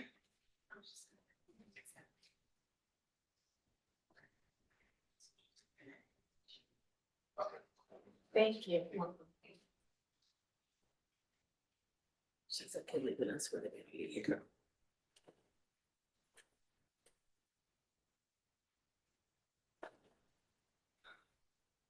You gave her your badge. Yes, yes, I did. I think just a concern was that we left alone.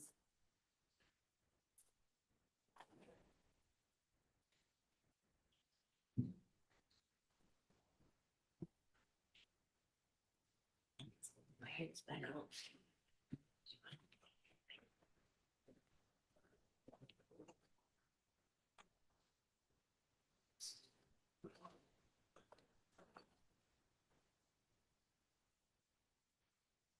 All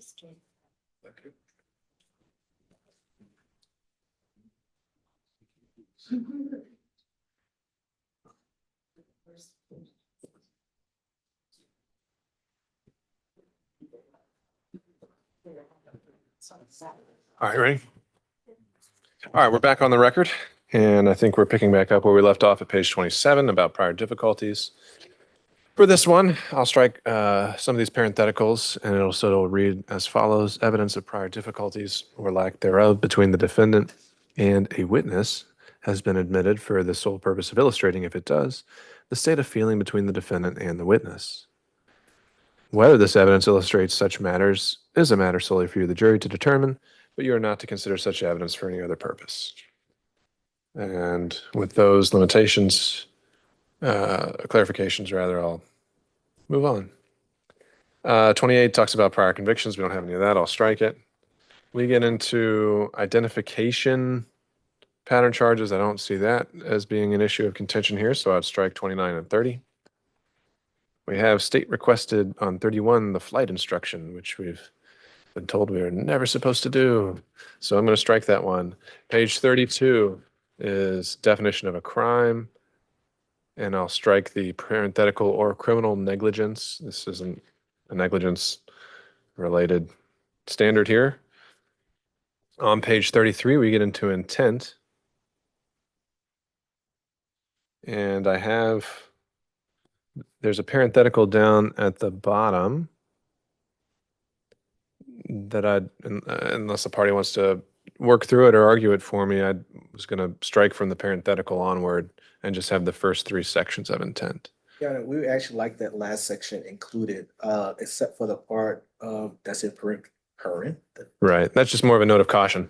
So, I mean, I haven't pulled or looked at the case law that is listed for intent of why we should be using caution in cases involving specific intent.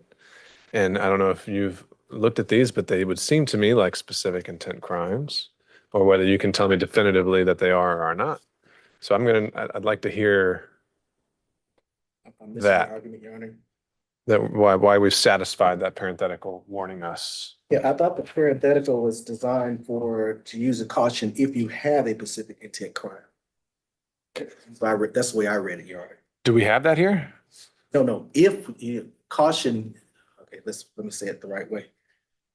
I thought the parenthetical was saying, if you have a specific intent crime, you should be cautioned whether you want to use this last part, but for everything else, it was okay. And that's what I'm just want to kind of get everyone's position on the record here is, are these specific intent crimes? No, I don't think.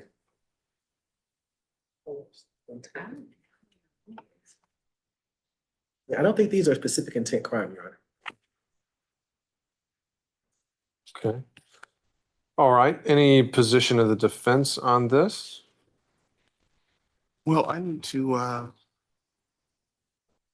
know the difference between specific intent and intent. Well, we can't, that's what that is a little bit broader than what we have time to explore today. So I just need a brief. So you either think it's in or it's out? It's out. Okay. Because I don't think that, I think false statements is very clear in the statute. You have to have some kind of scheme. You have to deploy some type of reason, some type of motive. The statute clearly lays out what specific intent, and those types of crimes are usually burglary, forgery, conspiracy, or embezzlement. And those usually have specific intent. Embezzlement is to achieve a certain amount of money. Burglary is to take some property from someone for your own use. There's no specific intent in this particular crime because Mr. Blassingame only requested an incident report on multiple occasions. Okay, so you believe that these crimes as charged are not specific intent crimes? No, because the state has failed to prove that there was a scheme associated with it, or there was some type of a conspiracy or something that went with to justify. All right, and that's the state's position as well? Yes, sir. All right, I'll just take another look at it to be sure, but I read the parenthetical the same way, which is that if everyone thinks that these are not specific intent crimes, then we do include that language. So I'll note the objection, I'll double check, but if they're not specific intent crimes, then that's the correct statement of law. If I can offer the court the statute where it says that a person knowingly and willfully falsifies, conceals, or covers up by any trick, scheme, or device a material fact. and the state has not proven that, or has not even brought up any type of trick or scheme. Well, that's not coming in. No, that's not, that's not how they alleged it. So that's not what's coming in. Yeah. So that's not an issue. Yeah, I would object to the use of the specific intent, because that would lead the jury to infer that there was some type of intent. But just to be clear, that whole parenthetical is gone. That's just a note of caution. That's the last sentence. And right now, the plan would be to include it in because everyone thinks that these are not specific intent crimes. Thank you. So there would be no reference to what that even means or matters, just that final sentence of the charge stays in. I'll let you know if that changes between here and closing arguments. Thank you. Page 34 is no presumption of criminal intent. I'll include the parenthetical or the absent of it. And this is the pattern charge. 35, pattern charge about presumptions and inferences. I don't see any need to tailor anything here. 36, the knowledge. I've always understood that to be referring to conspiracy cases, to party of a crime cases, where mere presence as related to in that context is at issue. And so I don't see knowledge as being applicable to any of the issues at hand here. So unless anyone feels differently, I would strike page 36. Move on to 37. We've got to do some tailoring here to make sure it matches the indictment as well as Supreme Court's guidance in the Haley case. And for that, I believe this is what I would propose, and I'll read it back to you as many times as you need it. And I would say, for the offense of false statements or writings, the state must prove that the defendant knowingly and willfully made a false statement, comma, knowing the same to contain any false statement, comma, in any matter within the jurisdiction of any department or agency. Well, I'll actually strike that.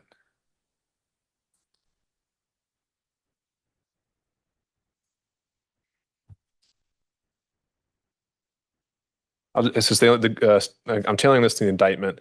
Since the indictment only refers to a department, I'll strike agency. All right, so from the top, for the offense of false statements or writings, the state must prove that the defendant knowingly and willfully made a false statement, comma, knowing the same to contain any false statement, comma, in any matter within the jurisdiction of any department of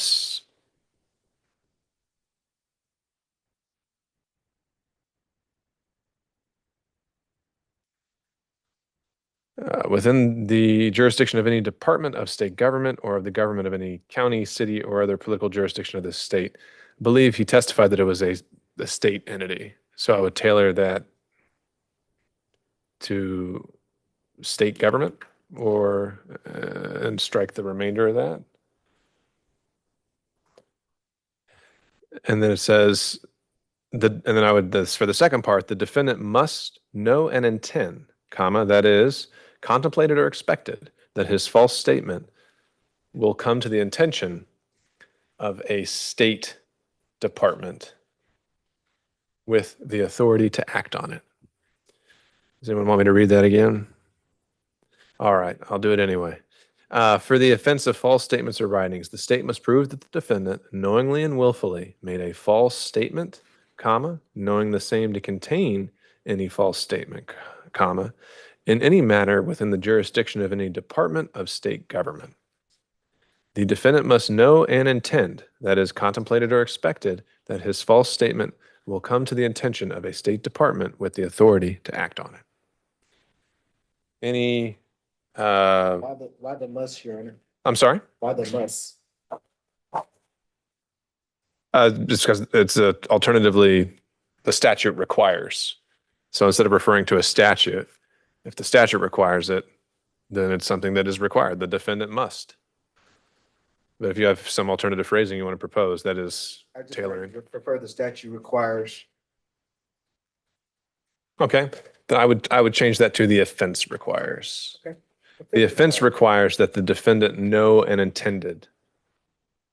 Or I could change it to the original language, that the defendant knew and intended. I like it the way it is. I think the statute, because you're referencing the law Yeah. as opposed to the accusation. It seems like when you say the offense, because the offense is more of a summation or summary of the statute, because it's a narrative. The accusation is like a narrative of what the statute says. Like on this date to wit, Mr. Blassingame did X, Y, and Z in violation of the statute. So I like the term statute because it refers to a law. I'll change this then. I'll say the law requires that the defendant knew and intended. Anything else or any other input to as proposed from the defense? For the defense, just one moment here. I want to reference one part here.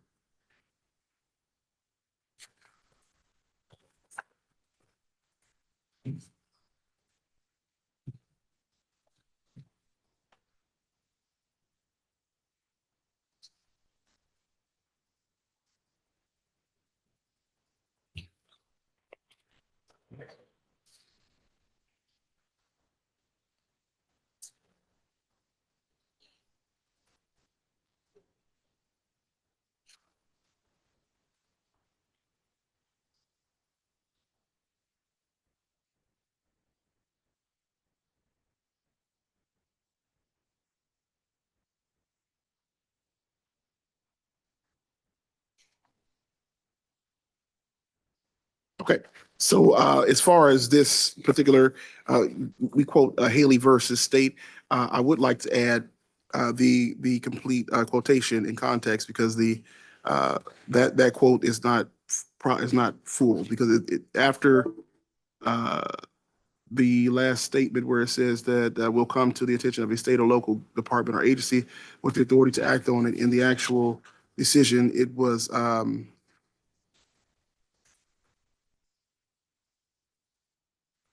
the statute requires the defendant to know and intend, that is, to contemplate or expect that his or her false statement will come to the attention of a state or local department or agency with the authority to act on the statement, and is properly construed.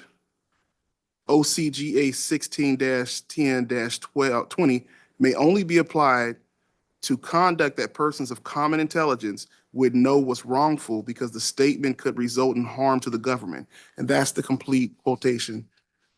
And that's in Haley versus State 289. Okay. All right. Well, I'm familiar with the Haley case, and that part of it, I think, is addressing the vagueness issues at hand. It's not, it's saying why it's not void for vagueness and not necessarily a required element. And so I think that adding in that extra language is essentially muddling the concept. And that's not what the jury's here to determine, whether it's vague or not. The Supreme Court has already done that, as long as we have this initial aspect. So I'll deny that request. It's preserved for the record. Do you have anything else that you object to as proposed by the court on page 37? No, but I will mention it in my closing. You are going to do what in your closing? I'm allowed to mention that in my closing, the incomplete quotation from the Supreme Court. We really shouldn't be reading law in closings. That is why we have charge conferences. So if the state objects to that, I'm likely to sustain it. All right. Page 38 is false report of a crime. Again, just taking it completely from the statute. The offense of false report of a crime, a little extra verbiage there. The state must prove that the defendant willfully and knowingly, I'm going to strike gave because that's not in the indictment language. So willfully and knowingly caused a false report of a crime to be given to any law enforcement officer or agency of this state. I guess I'll strike agency of this state because that is not alleged in the indictment. So again, that'll be for false report of a crime. The state must prove that the defendant willfully and knowingly caused a false report of a crime to be given to any law enforcement officer. Any issues with that on page 38? From the defense.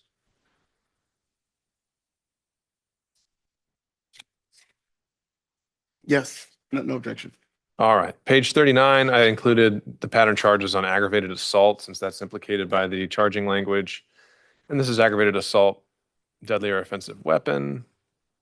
I'll just include all the parentheticals. I'll strike the reference to the statute. Page 40 defines deadly weapon as a pattern charge. And right now we've got it listed as in deciding whether a bus is a deadly weapon and some of the factors that are relevant. seems applicable to the case at hand. And so I would give it as written here unless there's any concerns. I would strike this out of the complete record because it's out of the scope of the accusation, it's out of the scope of the criminal indictment, and it's out of the scope of anything that the police investigated that's related to these charges. So State to have a position? include that, Any opposition to striking 39 and 40? The indictment, Your Honor, the state specifically alleged that his allegation of the aggravated assault is the basis for the false statement charge. So you wanted in 39 and 40? that's not in the indictment. There's nothing about the aggravated assault in the indictment. It's just a summation of the criminal statutes. There's nothing in the criminal indictment that says that Mr. Blassingame alleged that there was a aggravated assault. And I can actually read the indictment again if you would like for I'm looking right at it. And it says did cause false report of a crime to wit aggravated assault. It doesn't include any specifics. It doesn't cite a statute for aggravated assault. But it references aggravated assault. What references aggravated assault? The words aggravated assault. Count 2 of the indictment. I would like a chance to review that because I didn't see it.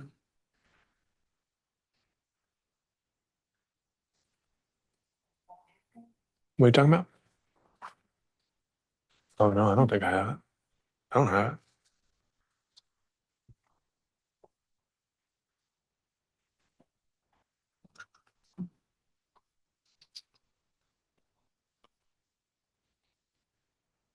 I think that matter was already resolved by Corporal Murphy's testimony, Sergeant Murphy's testimony today that Mr. Blassingame was just providing a narrative of what he experienced and that it was not up to him to determine what type of criminal offense was charged. That victims tend to make statements or give irrational. I think you're arguing the evidence and not what law potentially applies to this case. So Yeah, but I think that giving the jury the jury needs to know what aggravated assault is to determine whether the statement rose to the level of being an aggravated assault. This is what aggravated assault is. So I'll note the objection, but I believe that it is implicated by the evidence and the indictment in this case, and it is an accurate statement of the law. Page 41 is venue generally. It's the pattern charge. I'll give it as written. But I wouldn't charge the jury to determine whether or not the elements of aggravated assault was a part of this crime. Mr. Blassingame was charged with false report of a crime and false documents, not with aggravated assault. That's what he alleged occurred to the officer as to give a narrative of what he experienced. That's not what Mr. Blassingame is charged, and to have the jury consider aggravated assault would go against the elements of the charges, which is false report of a crime and false documents. It's not aggravated assault. And for them to even consider whether or not Mr. Blassingame is the victim of aggravated assault, again, would misconstrue the indictment. Okay. He was So I think we're going to make it very clear they're not trying to find you guilty of aggravated assault. We're going to show that on the verdict form of what they're to answer and to consider. But to answer the question of whether count 2 was committed, I do think they need to know what aggravated assault is, whether this statement rose to the level of an aggravated assault. And so that's what's defined here. So to the extent you want to clarify that in some way, I'm open to considering language, but I think they need to know what aggravated assault is. But as far as clarifying whether or not Mr. Blassingame or the driver was guilty of an aggravated assault, that's not the basis for the jury. The jury is here to determine whether or not Mr. Blassingame committed the crime of false report of a crime or false documents. And to offer that to the jury would probably confuse or misconstrue them, whether or not they need to determine whether or not Mr. Blassingame was a victim of aggravated assault, or whether the operator was a victim, the perpetrator of an alleged aggravated assault. I think it's confusing the jury. All right. Well, I understand the argument. I believe it's implicated by the evidence. I think it's an appropriate statement of law, and I think it can be argued at closing. And so, again, I note the objection, but I overrule it. I'm on venue generally, page 41, which is the pattern charge that I'll give. 42 is verdict generally. I've stopped giving this one because we include verdict forms, and so I don't really see a need for 42 at all. They're going to be instructed that there's a verdict form and they need to fill it out. So I'll strike 42, and then 43 through the end are all just the pattern wrap-up charges that I would give as written. So other than the objections already noted during this charge conference, any other objections to the language or charges that I've laid out here that we haven't yet discussed? No objection from the state, Your Honor. All right, any from the defense? Yes, I would like to just note here that the defense objects to the jury being given instructions on page 39, 40, and 39 and 40.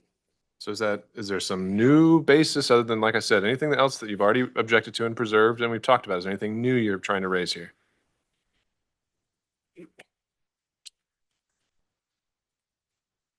No, I just want to put that on the record that page jury instructions have. through 39 You and have. 40 is All right. objected to. I am not hearing anything else. Then we've completed the charge. How much time does the state need to get ready for openings, or excuse me, closings? Your Honor, can we go back to the evidence itself? Okay. You asked me to send Ms. Smith the video that Mr. Blassingame introduced. However, that's the same video as State's Exhibit 3. But I thought State's Exhibit 3 is just a 10-second clip. Same video, exact same video. There's no difference in them. The files are identical? He's trying to get into it. He wanted to introduce a larger one, he said, that was more extensive, but we couldn't find it or we couldn't get it up. So we introduced just the video, same video that we had used before, that I had used before in State's Exhibit 3. But it was a different angle, right? That's the same. Well, I guess they were just screen grabs, but we never. All right, go No, ahead. the video that I showed while I was on the stand is actually a longer video, and it actually has more context to it because it shows the bus slowing down. The 10-second video is actually a snippet from that video. So the video I showed was about 27 seconds. Their video is 9 or 10 seconds. Yeah, I can play it again if you want me to, but it's the same video. The same file. It's the exact same video. I just from a different source. That's all it is. Same video. It is not the same video. I can give you the same video twice, Your Honor, if you want me to. Just, I have no problem with that's it. fine. Just forward me whatever, Mr. Blassingame contends is that defense exhibit. We also, on that note, the 911 recording, Mr. Blassingame, we actually need that recording. State says they don't have it available, so we need you to email that to us. Okay. However you've got it. Well, Okay, with that, any objections to the verdict form as proposed? No, Your Honor.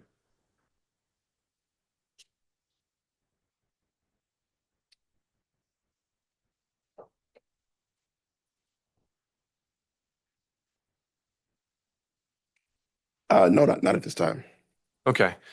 All right, so then back to the other question, how much time does the state need before you're ready for closings? 5 minutes, Your Honor. And do you intend to open and close? Yes, Your Honor. All right, you're going to be using a PowerPoint? Yes, Your Honor. All right, if you could get back in the Zoom and be setting that up, That's what I'm doing right now, Your Honor. let's come back at 3 o'clock. So that gives us about 20 minutes. Anything else before we go into recess? No, thank you, Your Honor. All right, I'm going to have consolidated and printed off a copy of these charges, and we'll provide that to you and to the jury during their deliberations. You could let the jury know we're going to be coming right out at 3 o'clock.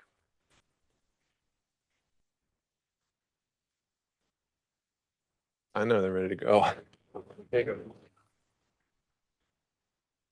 All right, we're in recess off the record. Your Honor, I will be asking to join the Zoom. That's okay, just because I have a PowerPoint for the first closing. I don't know if I need to be approved or.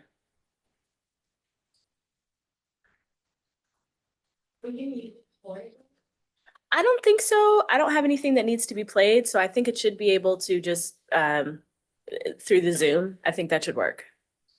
Do you want me to move the cord, or are you afraid of the tripping hazard? All right, I believe we've got all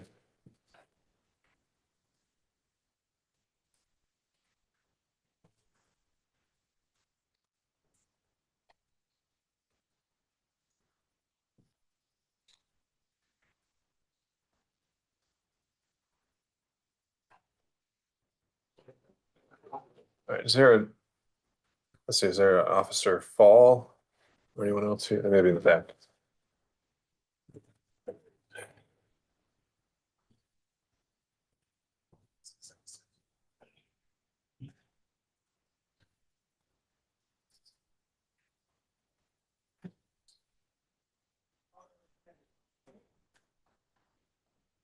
Very good.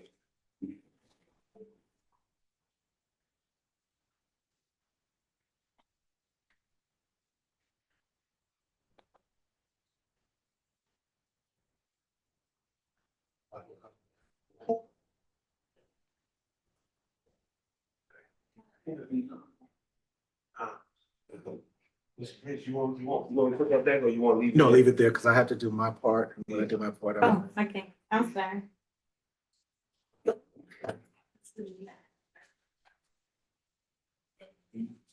Oh, I see it, I'm sorry.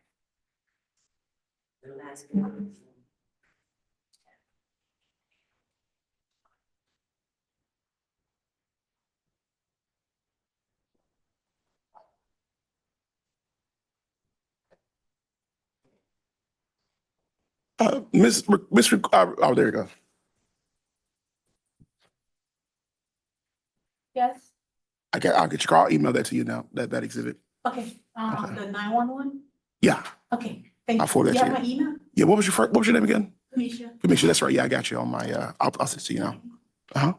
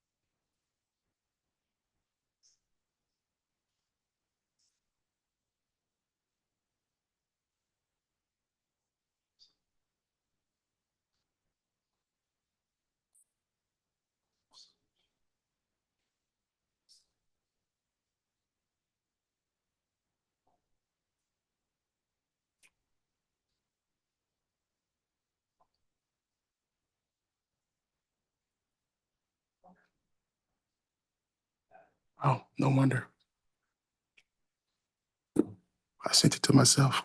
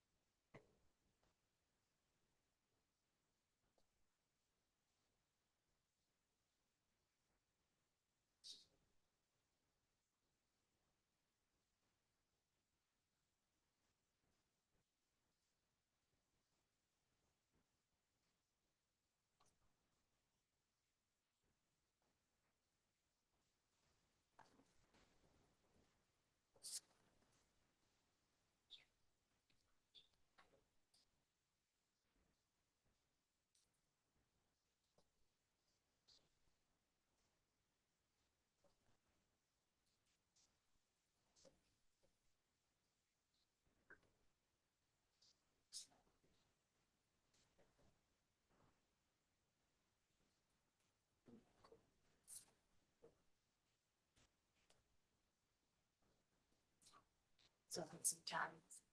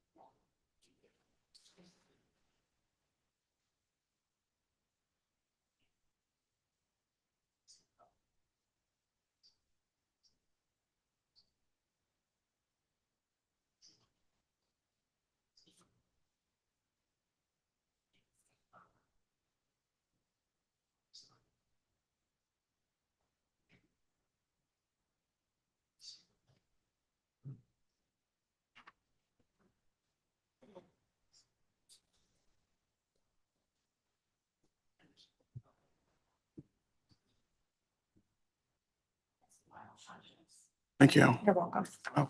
I'll leave it right here for you. Appreciate it. Sure. What is your name? Liz. Okay, Liz. Yeah, you're Liz. What was your last name? SUH. Oh, yeah, okay. I see you on Liz. Thank you.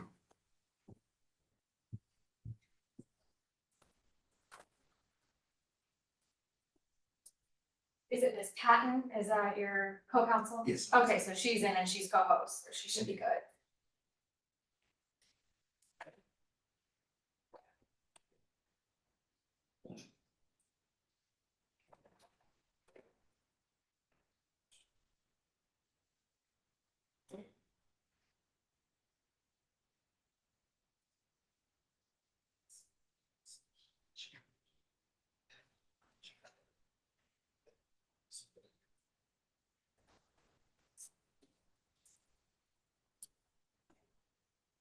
Check your Zoom, should be in and good stuff. Yes, I may.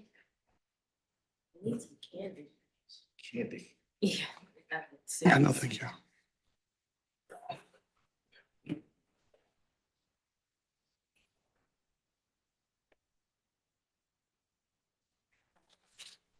don't want,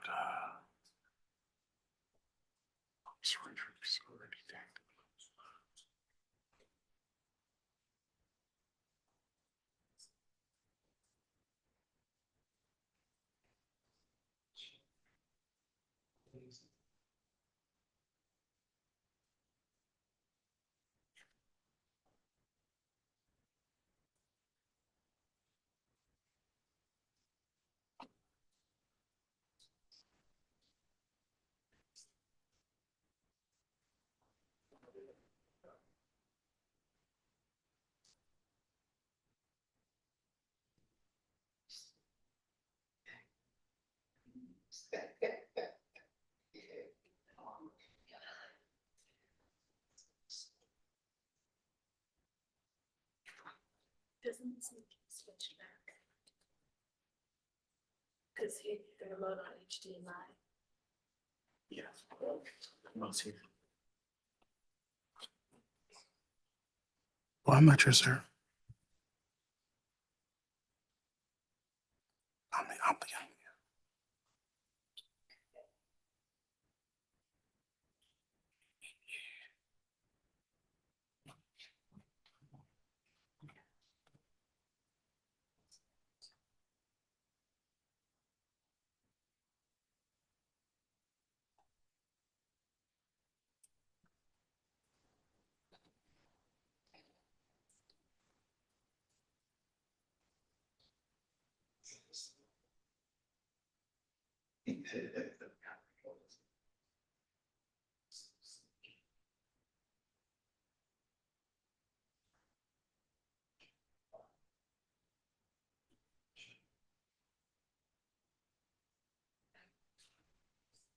I don't think it's gonna be PC.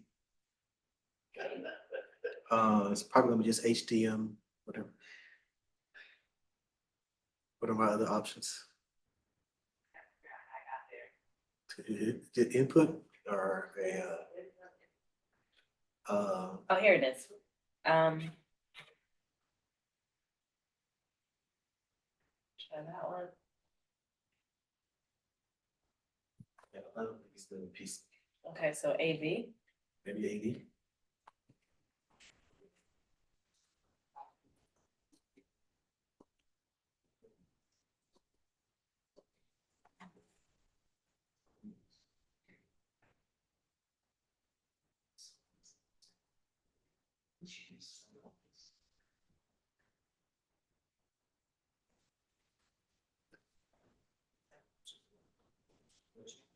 Remain seated, cover the what?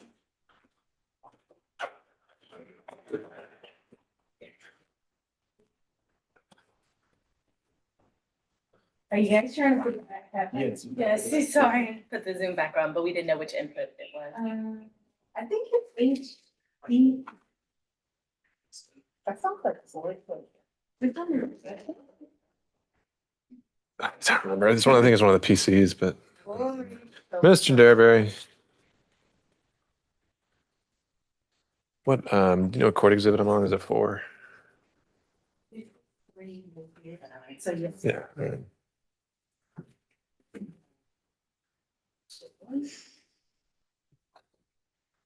You know, it may be something in the back. There's nothing in the back. It's copy for the jury if you want another copy to follow along, you know? Okay. Yeah, my hands are too. So I'll keep it. All right, you got the verdict form already? Yeah. All right. They're not just. I'm not sure. We're trying to go back to Zoom. The Zoom? Thank you. I'm assuming that's what you did.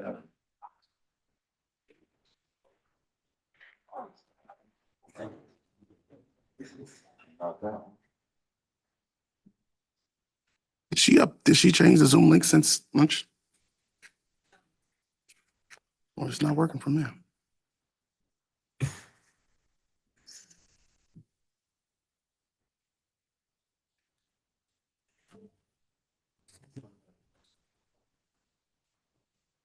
In all else fails.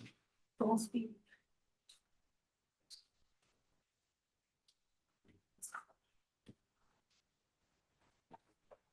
Oh.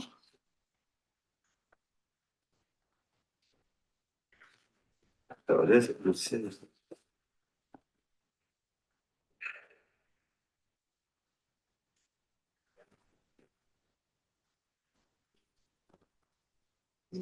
Should be, yes.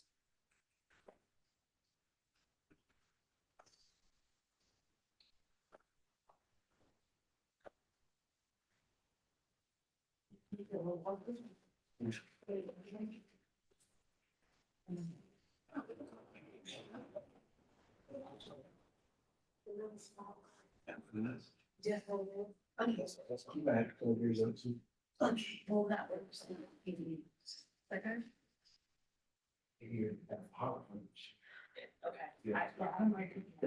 Let's easy to do it the way we've been doing it earlier today. Oh, there's a PC there. That's the one that was restocked.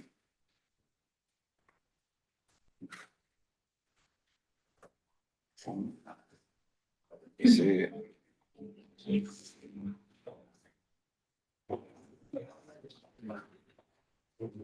I think for you.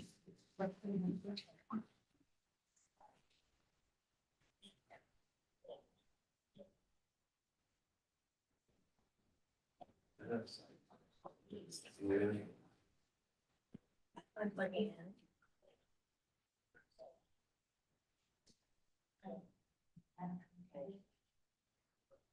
They are so crazy, my hand. They're gonna play it all in the room.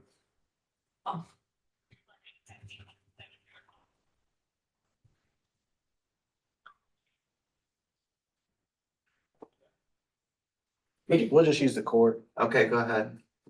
It's behind there. I left it up. We'll check on it.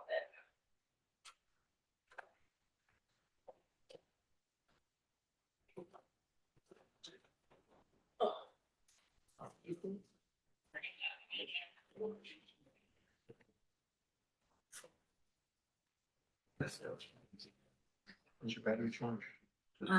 Yeah, it is. Enough for this.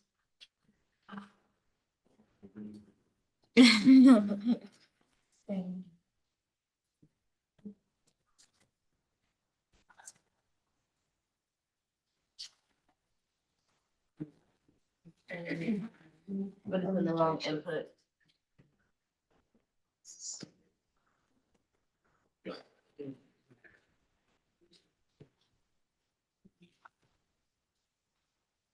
Nope.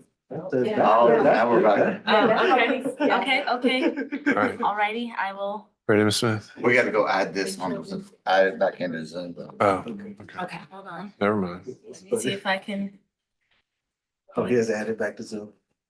I did, come back here. Okay, let me just get on the Zoom link again. Thank you, Mrs. Derrick. Can't reach you.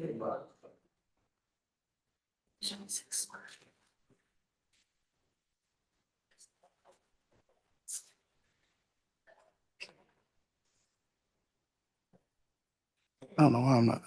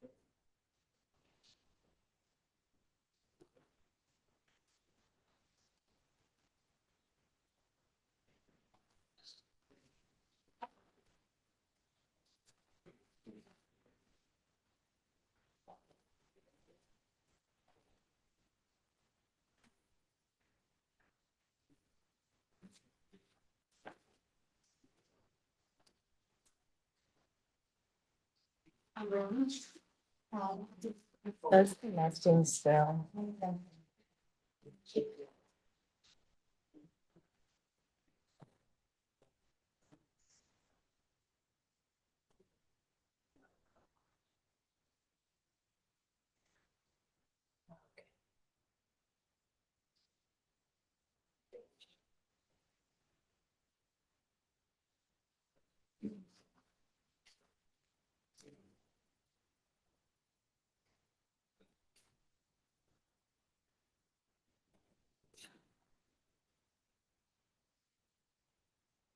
What is going on?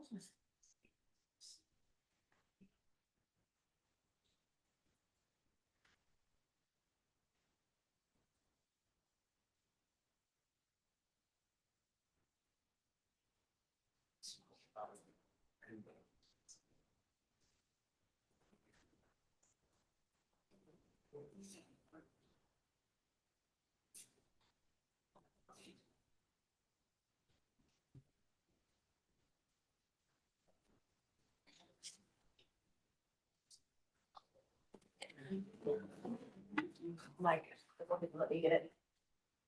So now here's your, I can just email you the, wait, we'll do it that way.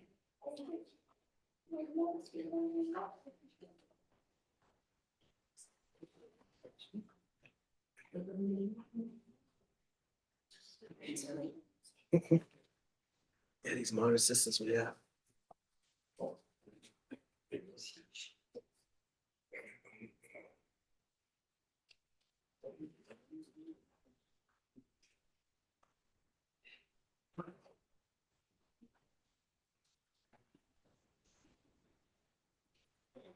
Zoom won't let us add it back in. It's not available. They need to go back. Look it up. Why are we hooking up with the HDMI? What's wrong with the HDMI? What's that? What's wrong with the HDMI? That's what we're about to do. Did we try that already? Well, Oh, we got it to where we could go back, add the gallery back in here, but it's not working, yeah, we just gotta do the HDMI. so.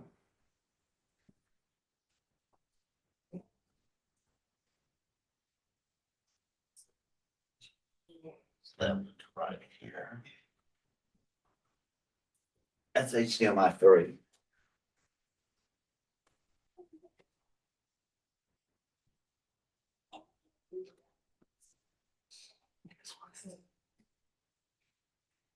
That's you. Yes, thank you. All right. Ready, Ms. Smith? All right, we're back on the record now. We've provided consolidated charges to the parties. I've marked a copy as Court's Exhibit 4 and to that for the record, and that will go back to the jury. And I've got the time to the extent the parties need that much time. And with that, is there anything prevents us from bringing in the jury, Mr. Bridges? You got it. And Mr. Blassingame? No, not at this time. All right, if you can bring in the jury.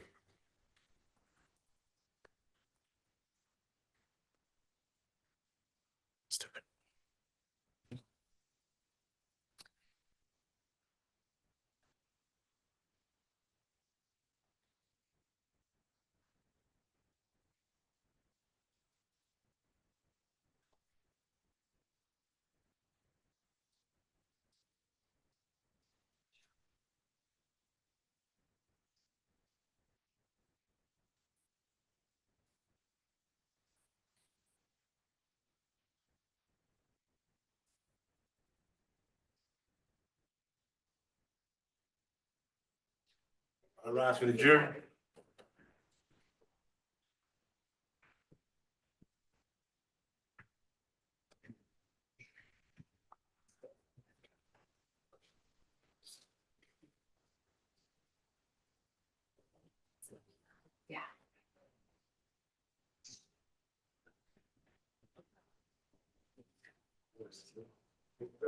Thank you, Deputy Scott. Welcome back, members of the jury. Please be seated, everyone.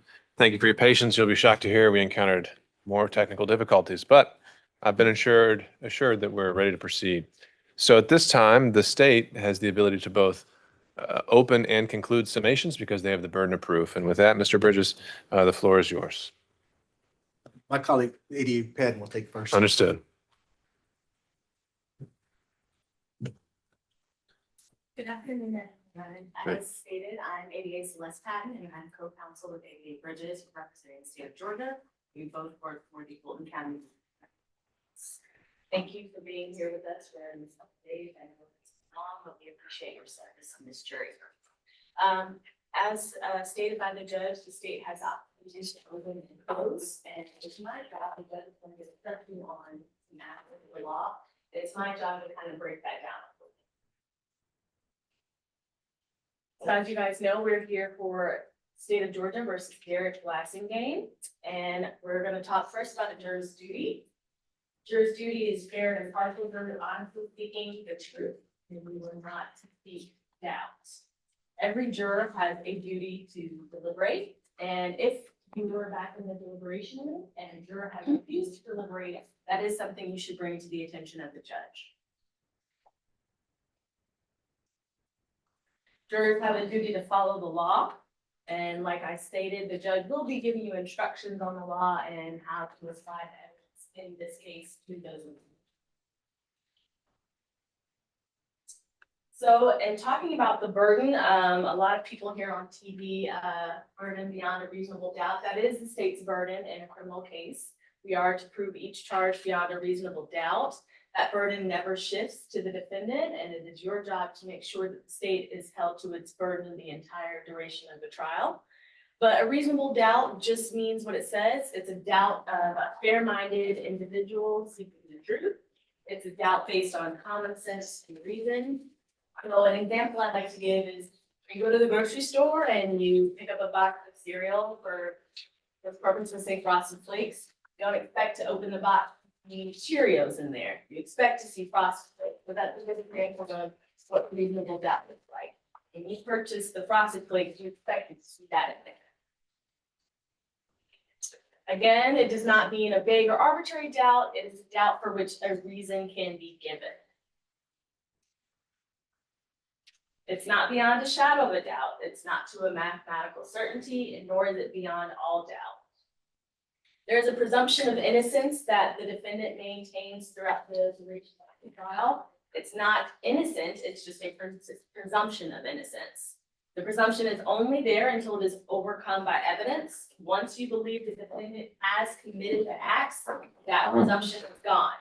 So the state submits that when the state rested in this particular case, the state had proved their case beyond a reasonable doubt. The presumption was gone and the defendant is guilty. We're going to look now at other acts of the case that we should look at. Identity, that's a question of fact for you to determine. In this case, identity should be not complicated. The defendant has admitted that the person in the video is him. We also heard testimony from Sergeant Murphy, who was formerly Corporal Murphy, who identified the defendant as well as Sergeant Rodriguez.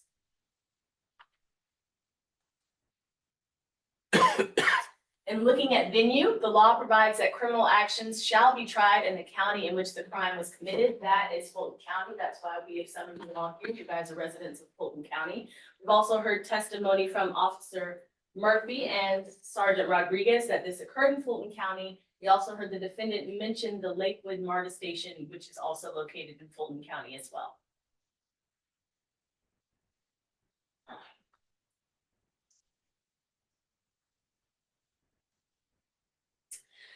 There's also something called direct and circumstantial evidence. A lot of times when people are watching crime TV shows, they hear those terms frequently, and so I'm going to break those down for you. Direct evidence is evidence that points immediately to the question at issue.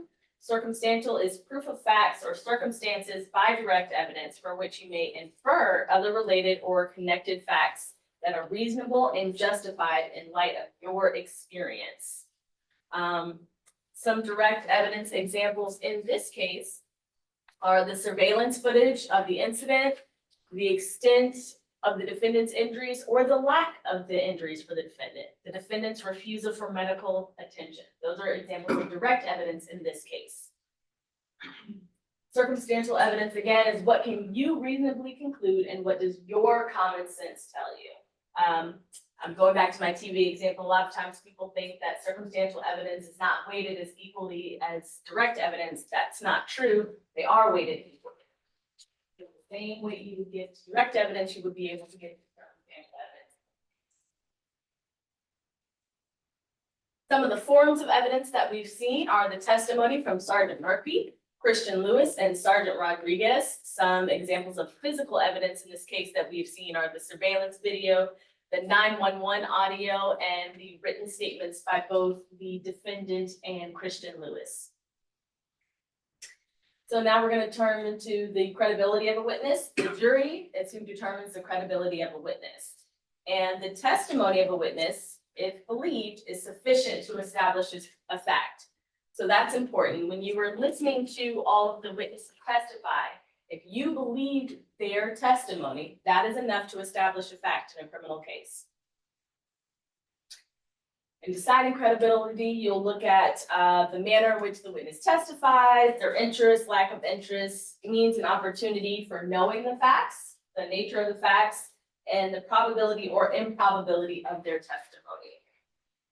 So looking at some of our witnesses and determining their credibility, with Sergeant Murphy, we have the body cam and his testimony. The defendant specifically used the word assaulted. That was testified by Sergeant Murphy. He also stated that the defendant advised that he wanted to press charges. You can look at the credibility of Sergeant Rodriguez.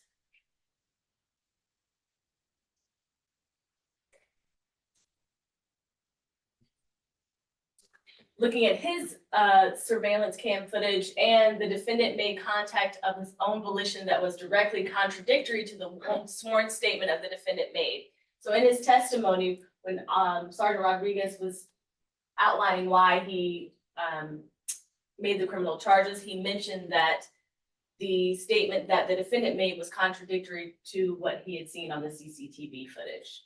So you'll want to look at all of that in determining credibility. And going back to Mr. Christian Lewis, in his testimony, he mentioned he saw the entire event, and he also stated the event was not as the defendant had stated it was. We'll take a look at the indictment now. The indictment is count 1, false statements or writings, conceal facts or fraudulent documents in matters of government. Count 2 is for false report of a crime. So in the indictment, you're to consider each count separately. The verdict has to be unanimous, but you consider each count individually. The state has to prove every element of each charge in the indictment. So when we look at the indictment, the first thing we're going to look at is intent. Intent can be inferred when it's the natural and necessary consequence of the act. Criminal intent can be inferred from conduct before, during, and after the commission of a crime. So when we talk about the intent to make a false report, what is the natural and necessary consequence of calling 911, telling law enforcement you wish to press charges, and writing a statement that the defendant knew was untrue? So those are the things you're going to think about in determining intent in this case. For count 1, false statements or writings, conceal facts or fraudulent documents in matters of government. For this charge, the state must prove, again, beyond a reasonable doubt, that the defendant knowingly and willfully made a false statement to law enforcement in relation to a matter within the jurisdiction of the government. You've heard testimony from several officers that MARTA is under the jurisdiction of the government. Here's a copy of the indictment here as it's listed. I'm not going to read that to you all, but it's just a breakdown of what I just said. Please note that the state does not have to prove motive. Any evidence of motive has been omitted for your use in determining the defendant's state of mind at the time of the report. For count 2, false report of a crime. Statements prove the defendant did cause a false report of a crime to be given to a law enforcement officer. There's a copy of the indictment. To note here, on the 12th day of June, I think it's the 4th line down, the 12th day of June 2023 did cause a false report of crime, to wit, aggravated assault, to be given to Corporal J. Murphy, a law enforcement officer of the state. Remember that Corporal J. Murphy was his former name. He's been promoted now, so that's why I'm referring to him as Sergeant Murphy. But that is the same person. So you might be asking, what's aggravated assault? Well, aggravated assault is what the defendant keeps saying happened to him in the CCTV footage and in his body cam footage to Corporal Murphy. In order to determine guilt, you're to look at the entirety of the events. Look at the defendant's conduct, the defendant's demeanor, the defendant repeatedly telling Sergeant Murphy he was assaulted, repeatedly stated he was struck by a bus. The defendant stated he wanted to file a police report against her in reference to the bus driver who was driving the bus that day.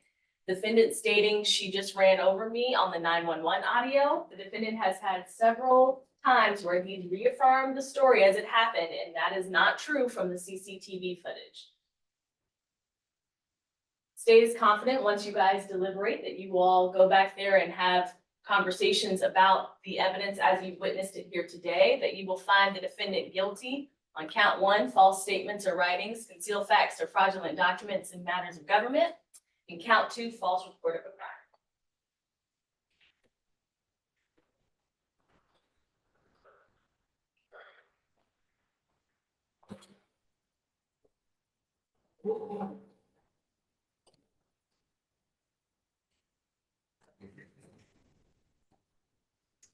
All right, any closing on behalf of the defense?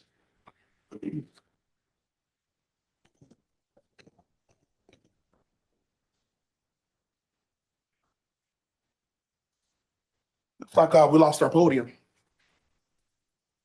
You want it? It's right here. Oh, okay.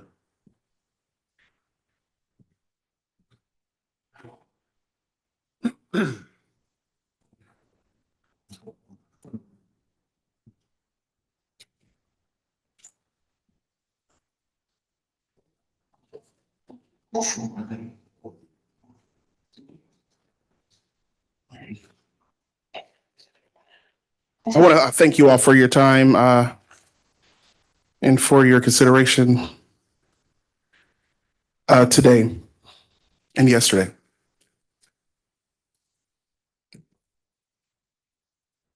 Mr. Blassingame was indicted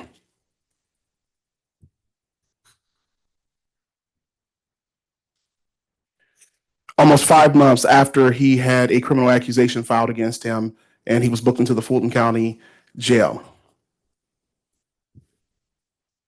Today, we heard Corporal Murphy, or Sergeant Murphy, since he has received a promotion since this incident. He testified before you all that he was not present on the date that Mr. Blassingame called police to investigate a crime, but instead an injured person. He also testified that Mr. Blassingame was a victim. He sustained his testimony from November the 30th when we were in this courtroom, and I asked him specifically, is that still your testimony?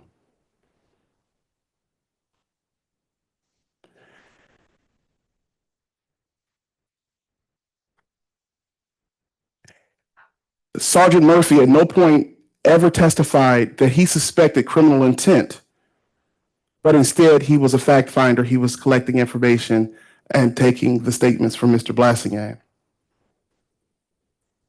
When Sergeant Murphy approached Mr. Blassingame at the scene, the first thing that Mr. Blassingame says is, I would like to file an incident report. He never said, I would like to report a crime. It is reasonable for a victim to want justice, that they feel that they've been wronged. and to offer police some type of scenario, some type of narrative about what happened to them.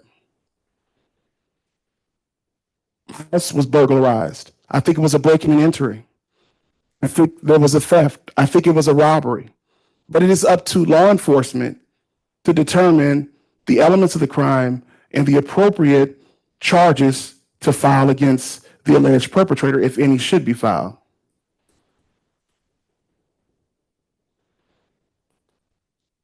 Sergeant Murphy also confirmed that prior to this incident and after this incident, he has had no contact with Mr. Blassingame. That even though Mr. Blassingame offered aggravated assault in his effort to pursue and obtain justice for what happened to him, Mr. Blassingame has never followed up with him about a criminal investigation. He never has followed up with him about criminal charges. And that Mr. Blassingame was there, he was there to get in it, to request an incident report. He also confirmed, Mrs. Sergeant Murphy, that he only knew Mr. Blassingame because Mr. Blassingame has made complaints against MARTA police. So he's aware that Mr. Blassingame has had occurrences or interactions with his officers and that he has filed complaints against them. Sergeant Murphy confirmed multiple times that he believed the purpose of Mr. Blassingame calling the police, again, was to receive an incident report. He also admitted on the stand that he turned off his body-worn camera prior to completing his investigation. So you as members of the jury don't know or have any evidence or any videos to support what happened after he turned it off and how he obtained the witness statement from Mr. Blassingame. And Mr. Blassingame did testify that he was under duress when he gave that statement and that he believed that he was coerced.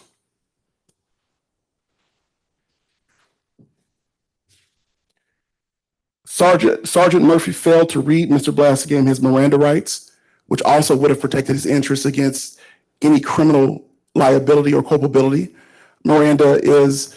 Yeah, I'm going to object to the use of the Miranda rights. We discussed that previously. That is part of the charge, whether they're referred to as Miranda, just say that there are rights. So I'll overrule to that without limitation. The jury will be charged on the rights. Specifically, he's saying that the officer failed to give him his Miranda rights. That's what he's saying. I said he failed to read Mr. Blassingame his Miranda rights during the interaction, and that's on the camera, the video footage. And I don't understand the basis of the state's objection. Because we specifically talked about is not the fact that they had a duty or that. All right. All right. There's a legal determination the jury has to make and findings of fact, and so the jury will recall the evidence, and I'll instruct you on the law after the closing arguments. You can proceed, Mr. Blassingame. Did you sustain the objection? No, I overruled them. Okay. And so in pursuit of that witness statement, because Mr. Blassingame was not apprised of his Miranda rights, Mr. Blassingame was under the impression that the only reason he was giving the witness statement was to obtain an incident report. And if Mr. Blassingame knew his Miranda rights, he probably would have not given the witness statement because it could be used against him. If he was aware that there was a potential criminal investigation, he probably just like, I don't want to be bothered with that. And as the video shows, there was an initial resistance to giving it to him because he felt that he already gave him enough of a verbal statement.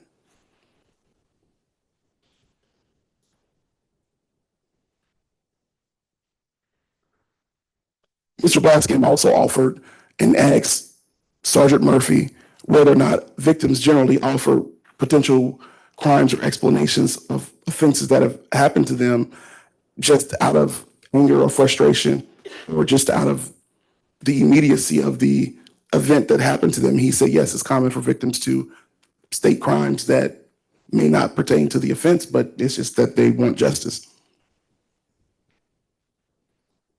He also testified that in his experience as law enforcement, this is Sergeant Murphy, that not all injuries are visible and that he is not trained medically to observe or to identify an injury. He also agreed with Mr. Blassingame on cross-examination twice that Mr. Blassingame did, in fact, make contact with the bus.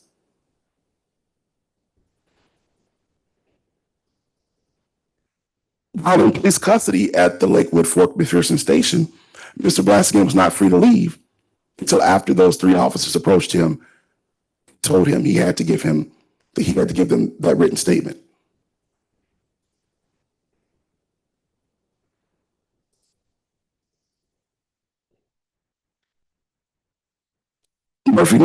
Sergeant Murphy never testified that Mr. Blassingame wanted to press charges. He said that Mr. Blassingame never pursued the investigation or the elements that he was angry about ever since this incident occurred. That's what you heard today.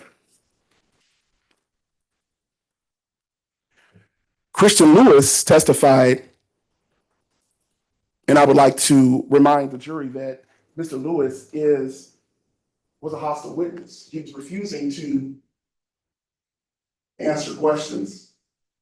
He was argumentative, and he also confirmed that he is aware of multiple complaints that the defendant lodged against him in reference to. Yeah, and I'm going to object. He's stating facts that are not in evidence. I'm reiterating the testimony of the witness that was on stand. All right. To the extent he's summarizing the evidence, the jury will recall what was actually presented. His characterization of it is not evidence, but it's argument designed, as with both parties, to persuade you. All right. You may proceed with that clarification. He also was disrupting Mr. Blassingame multiple times, but he also acknowledged that there's a conflict that exists between he and the defendant, that they had some arguments on the bus, and that prior to this event, those arguments occurred. He alleged that Mr. Blassingame made some statements to him on the bus that was offensive, and Mr. Blassingame has on record similar complaints that he acknowledged that he's aware of. And that on this particular day, he was motivated to be a witness in an incident Mr. Blassingame was a victim in, that Sergeant Murphy identified Mr. Blassingame as a victim. Christian Lewis also testified before you all today that he's not medically trained. So his conclusion that Mr. Blassingame got up immediately off the ground was not medically conclusive based on his training. He also stated that Mr. Blassingame chased after the bus. The video that I showed you dispelled that. There was no chasing. There was a pursuit. There was a walk toward with bags. But as you saw in the video, there was bags on Mr. Blassingame and being the weight that he was at that time, it would have been probably difficult for him to hustle like that just to get the bus attention. But Mr. Blassingame, he did confirm that Mr. Blassingame knocked on the window.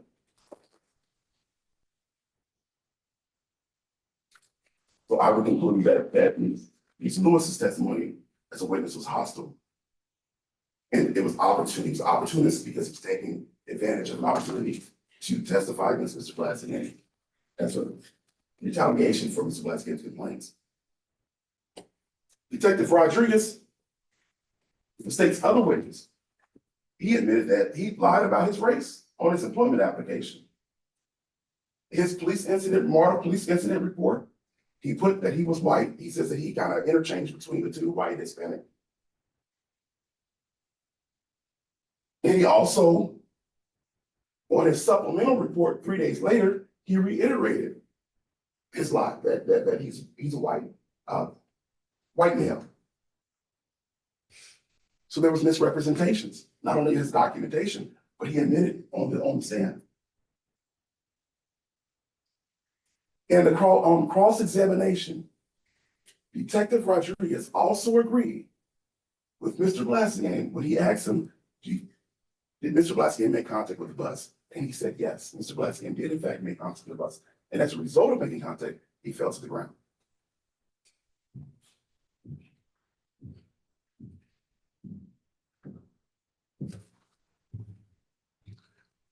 Derrick Blassingame took the stand before you today and testified that he indeed made contact with the bus and that he used the term struck because at the time of his statement, he was under duress. At the time that he fell to the ground. The driver or the operator of the bus did not stop and say, "Are you okay? Do you need help? Do you have any injuries?" Christian Lewis, another MARTA employee and operator, was on the side. He didn't offer Mr. Blassingame EMS. "Are you okay? Do you need assistance?" He immediately went into, "You were in the wrong." And that was all he wanted. "You were in the wrong." Reckon that citizens paid for our bus service. A person with a disability, a disabled person, a senior citizen, your child. Reckon with yourselves. Do we want to fund, or do we want to live in a society where people are on the ground and nobody offers them EMS? Accidents are accidents, they happen. Sometimes they happen because of somebody else's fault, and sometimes you're not at fault. But again, that's for the investigators to determine who's at fault. That's why we pay public safety to show up. Throughout this entire trial, Mr. Blassingame has not benefited or profited in any way. Detective Rodriguez testified before this court that he got a promotion.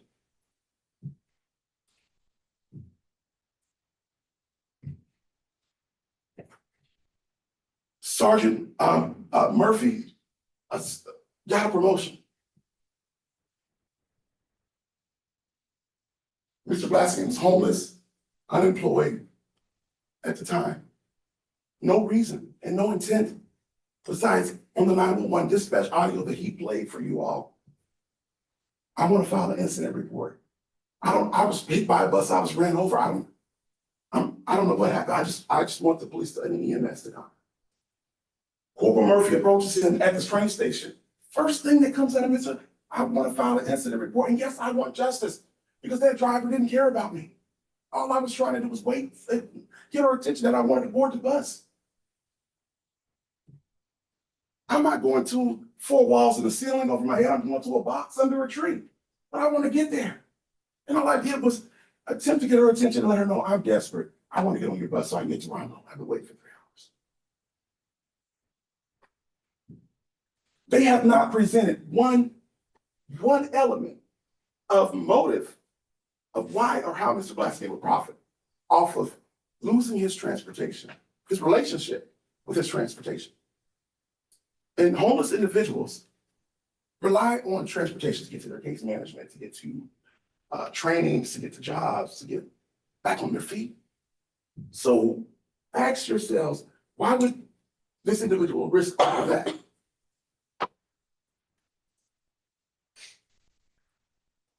Why would you risk losing your Uber or your Lyft when you don't have any alternative? I apologize. When you don't have, looks like I have a snug there. I do apologize with all due respect to the jury. Thank you. Why would you risk your relationship with your transportation when you have no other means?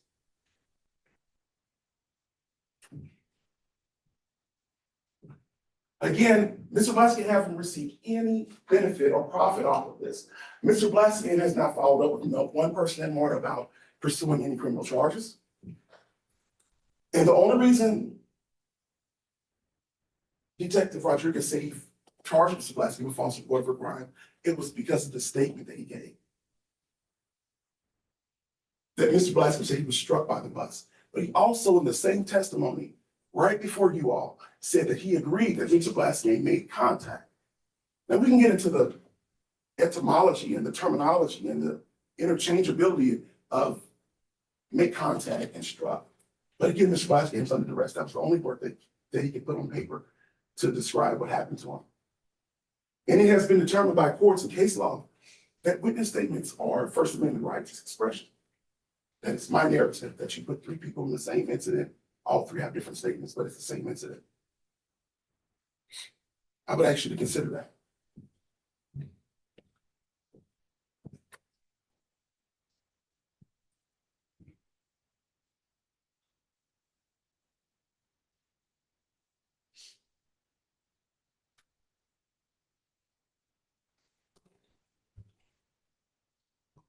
To protect his health, Mr. Blassingame once again sought an incident report just so it would be documented what happened.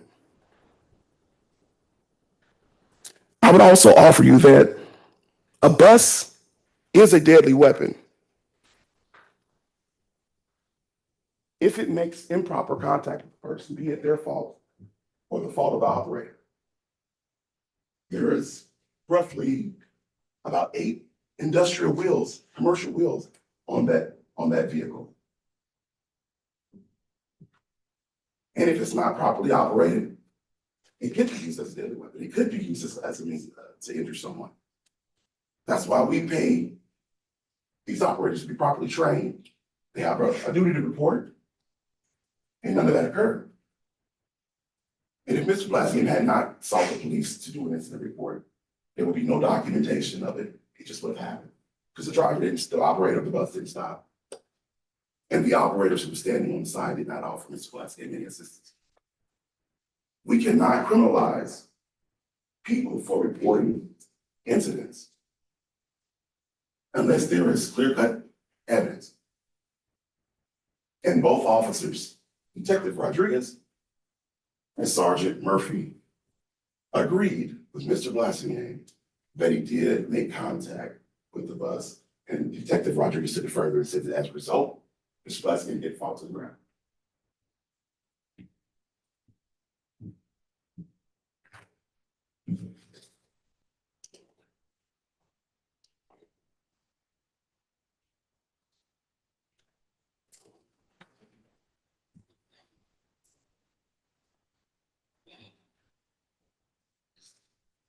You must acquit Mr. Blassingame if your minds are wavering, unsettled, or unsatisfied. This means there's a doubt of law. This means that the state has failed to prove beyond a reasonable doubt that Mr. Blassingame is guilty of the 2 counts that they have filed pressed against him.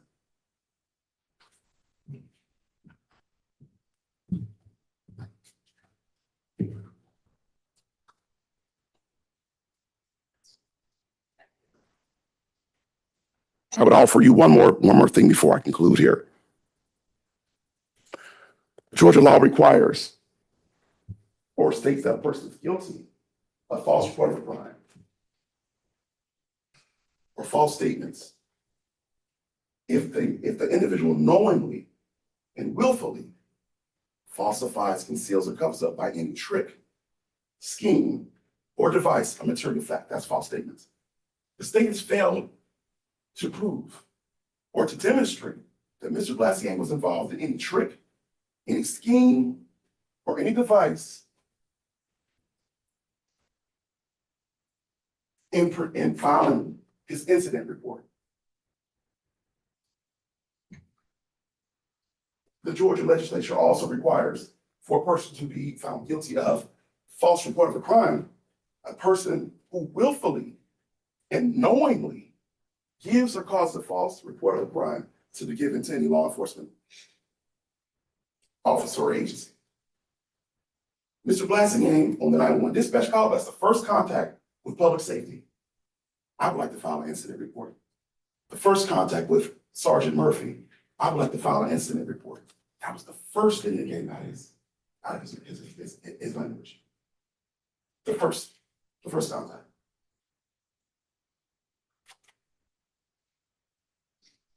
Usually when you call 911, my car was broken into. My property is missing out of my car. My door was kicked in. My windows are broken out. You go right to what I need the police here. And you might offer what you think happened, but it's up to the police to determine what crime was committed.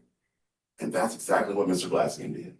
Now, in the course of mumbling and rambling and being upset and frustrated, he did make additional statements to the police. But he also was not given his Miranda rights to protect himself against the potential of self-incrimination.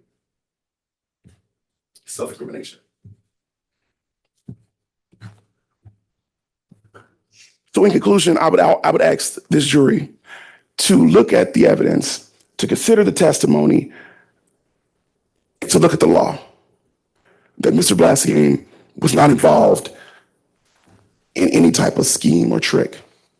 Mr. Blassingame has not profited or benefited off of this.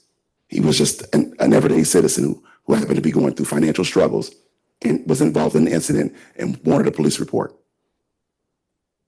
We wanted justice. He was trying to board a bus and the driver just rode on past. But he didn't pursue justice. He just wanted an incident report, and that's where this case stands at. If this matter has been occurring since June 23rd, June 12th, 2023, I would ask that you acquit Mr. Blassingame of all charges and allow him to move on with his life.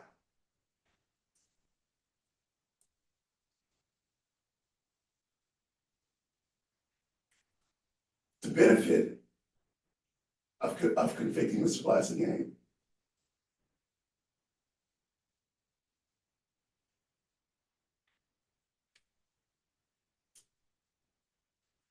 is unreasonable considering the amount of loss that he's already sustained. All right, Mr. Blassingame, that is an improper argument. The jury is not to concern itself with sentencing, but only what happened here and to determine the facts. You may move on to your next topic. Mr. Blassingame respectfully asks the jury to consider acquittal on the grounds that he's not guilty of any of the elements that the state has charged in his indictment, and that he only offered, as a matter of seeking justice, the elements of a crime that the police was to determine if there was one that was committed. If Mr. Blassingame never pursued a criminal charge, or he never called the police to report a crime, called the police to get an incident report about what happened with the bus. In the course of doing that, these charges were filed against him. But I thank you all for your time. Much gracious.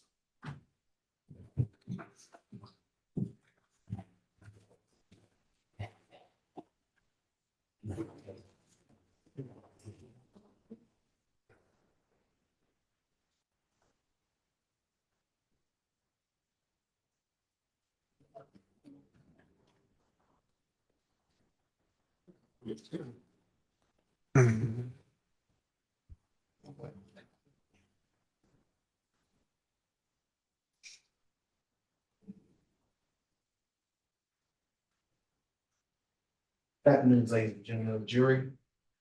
First, I'd like to thank you. Thank you yesterday. This process is not possible without your service, so it's greatly appreciated. Not only for the state, but also for the defendant to seek justice and seek finality in this matter. So once again, I thank you. If you recall when we started this journey yesterday, I want you all to be on a mission seeking the truth. That's all we're here for, seek the truth. Said I wouldn't play any games with you. I wouldn't provide you with any false statements. I wouldn't try to trick you. I wouldn't ignore the evidence. And I told you specifically that most of the evidence would be on a video, would be NBC. So when we started yesterday, I told you exactly. June 12, 2023. We're at Lakewood MARTA Station. And it is the MARTA Station seeking to catch a bus. I also told you that he attempted to board a bus which was already departing. He banged on the bus window. The bus left the location. The defendant fell on the ground, faking being struck by the bus. There's no doubt that we have false statements here. We listened to the first 911 call that the defendant made to the 911 services. He clearly says he wants to file a police report because I've been struck by a bus. I don't think you get any clearer to that. That's the first statement he makes to 911 officer. Then the MARTA police officer, Sergeant Murphy, arrives. He makes another statement to him. He says, I've been struck by a bus. It's appalling. It's vehicular homicide. Then he reduces to aggravated assault. You saw MS came out there, looked at him on the scene. The defendant gave statements to the police. The defendant gave not only a verbal statement, but he also gave a written statement. And as I said before, the entire incident is concrete. This is Mr. Blassingame at the bus station, ready to give his statements to police regarding this incident. And the first thing that comes out of his mouth,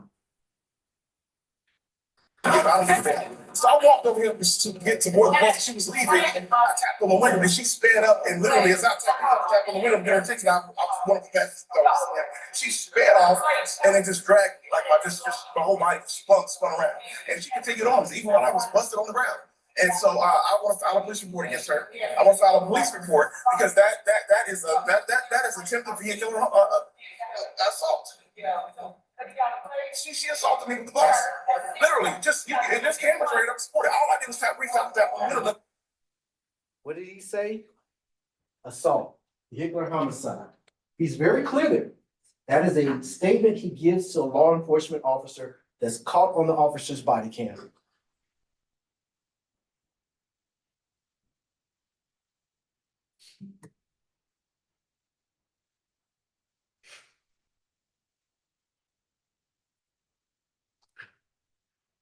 I would object to that portion of the video because we've already watched that video and that's not the beginning of that video. All right, that's overruled. The jury will recall the evidence.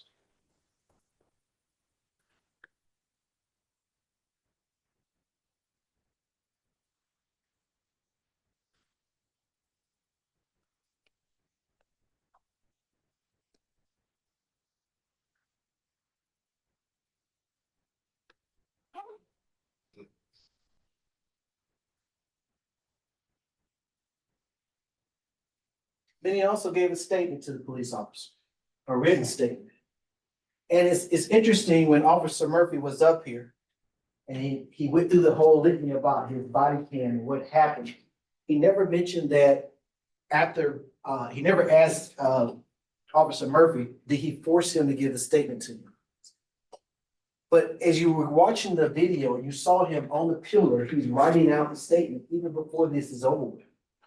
And in the statement, he clearly says, I was struck by the operator on the Route 178 bus number 1855.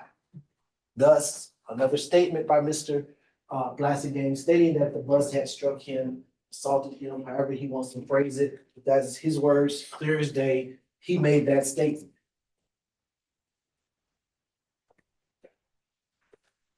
As jurors, you have several duties. And we heard from AD Patton, she explained something to you about the law and the things that occur as jurors as you go through this process. You've heard the evidence, the state has rested and the defendant has rested. So it's now you need to consider what the evidence showed and whether the state has met its burden to prove beyond a reasonable doubt that the defendant actually committed this act. So we're not saying that, that everything's clear as day, but what we're only asking you to do is be fair and impartial, deliberate, seek the truth, and follow the law that the judge gives you. And I think when you do that, you do this analysis, you will find that, that as you deliberate and review the evidence, and as you look at the principles of laws and the things that the judges will talk to you about, his presumption of innocence, and the burden of the state to prove beyond a reasonable doubt that Mr. Blassingame committed these two acts as he's charged in an indictment, you will find that there is no reasonable doubt beyond that the state has proven his case beyond all reasonable doubt. And when you look at this and you go through the evidence, the direct and circumstantial evidence, and you get to the witnesses and you look at the witnesses that took the stand, gave testimony to you from Officer Murphy, Mr. Lewis, and Sergeant Rodriguez, they all had the consistent story that was confirmed by the video. As you've heard from AD Patton, a single witness can verify this, but we have 3 witnesses that actually give the same statement about what occurred and what Mr. Blassingame did in this matter. And I think you need to be clear on that. None of these witnesses started off this day thinking that they're going to actually have an encounter with Mr. Blassingame. It is Mr. Blassingame who set all this in motion. It is he who called the 911 call. It is he who gave the statement to the officer. It is he who actually, after all this is over and every opportunity to walk away from, continued to move forward with this process. So let's look at the evidence. Christian Lewis, the MARTA bus driver. As you look on the video, you see him standing there by the escalator as Mr. Blassingame is attempting to stop the bus. And I think that's very important. The bus driver here did nothing wrong. She went to the location. She didn't, the bus was making no contact with Mr. Blassingame. Mr. Blassingame initiated the contact between him and the bus when he slammed on the window.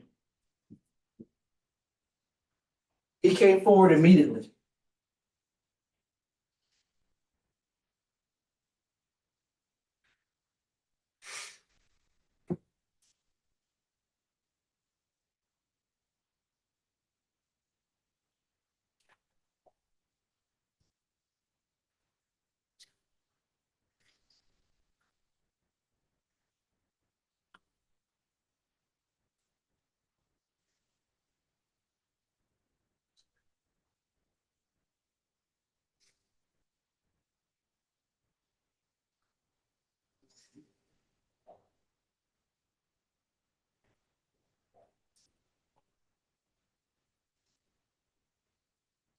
He came forward immediately and he gave his statement. He gave that statement while Mr. Blassingame was actually present on the scene. He didn't go behind Mr. Mr. Blassingame's back and give a statement. He gave the statement was on the scene. And you hear Mr. Blassingame in the background saying, not that he was wrong, not that it didn't happen. He's fussing at this individual because he says he doesn't like this individual.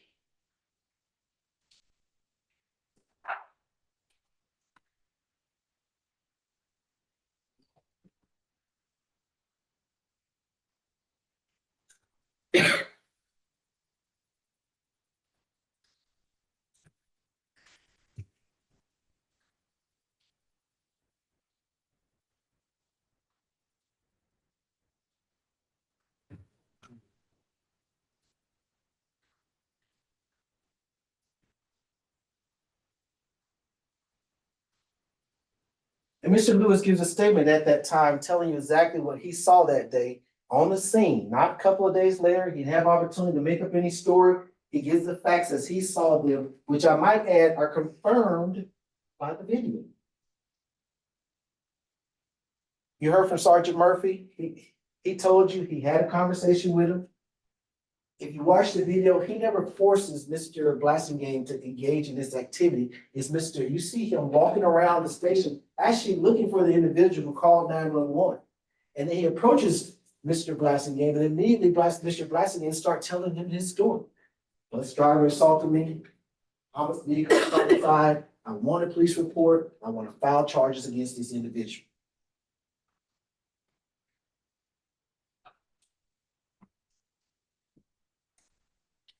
Detective Rodriguez. That's interesting. Out of all the officers and all the individuals who Mr. Blassingame had a problem with, the only thing that he could find a problem with Mr. Rodriguez is his race.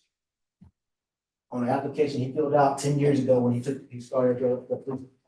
He never said that Mr. Rodriguez's investigation was significant. He never said there was any errors in Detective Rodriguez's investigation. He only said that he was right on the application when he filled out. But when you look at Officer Rodriguez's investigation and what he came up with, the main thing you need to look at is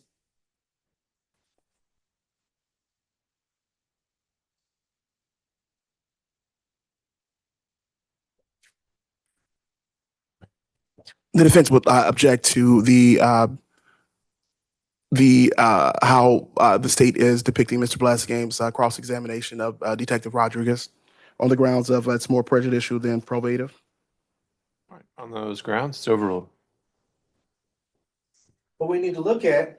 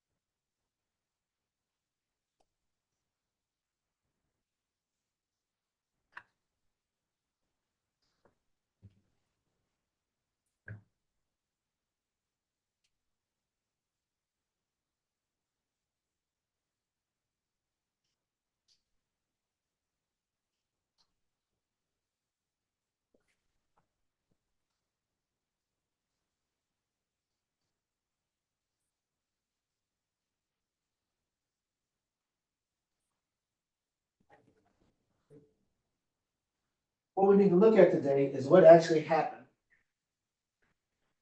And this is what actually happens. You can clearly see the bus has cleared Mr. Blassingame before he falls down in a dramatic manner. And that the bus never actually, and the bus driver in this case, never actually struck him. And as he lays on the ground as though the bus did strike him. That's what we need to look at today and what happened. That is the basis of everything that we had. You heard Detective Rodriguez said, but for the fact that he filed the report, him actually pounding on the window was not reason for him to file criminal charges. Him actually falling down on the ground was not grounds for him to file criminal charges. It was only after Mr. Blassingame decided to file a report claiming that this bus driver struck him that the criminal matter became a violent. And it was only then all of Mr. Blassingame's actions that caused him to be charged. You know, we asked many people about, you know, their situation in past history and how they had filed reports in the past. And they said they'd be shocked and appalled if they were arrested subsequently. And one of the things we asked you consistently, if you told the truth, would you expect to be arrested? And you all said no, because you wouldn't. If you filed a legitimate report with all the facts and circumstances based on what actually happened, none of you would expect to be arrested. And I think if Mr. Blassingame had told the truth, with all the facts and circumstances, wouldn't have been arrested. And that's the fact. We're not here because of anything, the officer being white. We're not here because Mr. Lewis or him supposedly had bad blood in the past. We're not here because Officer Murphy did his job. We're here simply with the fact that Mr. Blassingame came to the Lakewood station. He was upset because the bus was late. And in his frustration, he decided after the bus had left him that he was going to take somebody was going to pay for his frustration. Now you talk about motive, the state doesn't have the burden of proving motive. But if I was to suggest anything, we heard from Officer Rodriguez, he says in many of these cases, the consequences to the bus driver, the consequences to martyr, being sued and all those things. There are consequences that happens if someone can file a legitimate complaint, because he said they got sued, you get sued all the time. It's not the first time someone's made a claim against martyr. And it probably won't be the last. But it needs to be a valid claim. Because they do respond. They do investigate. They do look at what happened, and they do make a determination of what occurred. And that's what the officers did in this case. And that's when they determined that the story that Mr. Blassingame gave them was simply not the truth. So as we look at the law, and we look at what Mr. Blassingame is being charged with, and it says clearly that he knowingly and willfully gave a false statement to Sergeant Murphy. And he did that in the case number in the report that you saw, the initial report. We saw it on the video, we saw it, what he said to me. We saw that he said that the bus driver had committed an aggravated assault. There's no doubt in that. The state had met his burden in that case. And not only that, we've also provided you with a written statement by Mr. Blassingame that he gave to the officers, stating that, once again, he was assaulted by the bus driver. And then you heard directly from Mr. Blassingame's mouth. These are his words. Aggravated assault. Officer Murphy didn't say it, he didn't suggest it, he didn't even implicate it. He clearly said aggravated assault. So we're at that point where you have to decide whether you have to hear all the evidence, whether you will acquit Mr. Blassingame or find him guilty. Ladies and gentlemen, I suggest to you that you should find Mr. Blassingame guilty of all the charges. The evidence supports it. State admitted his burden. We ask you to go back, deliberate, do your job, and find Mr. Blassingame guilty of all the charges. Thank you. All right, members of the jury, now it's my duty now to charge you on the law that applies to this case. This process, I have to actually read it to you verbatim. We'll take about 15 minutes. Does anyone need a break before I start that? All right, let us know when you're ready to proceed. We'll be off the record.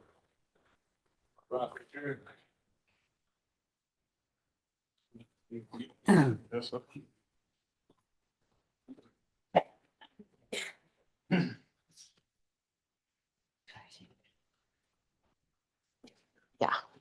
Hard for me to disagree. Did you put that in your letter?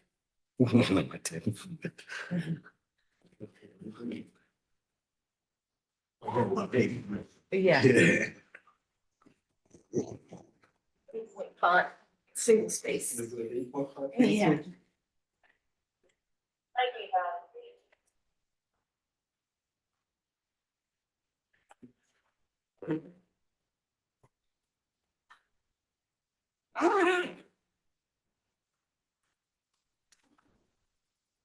Are we in recess for 15 minutes?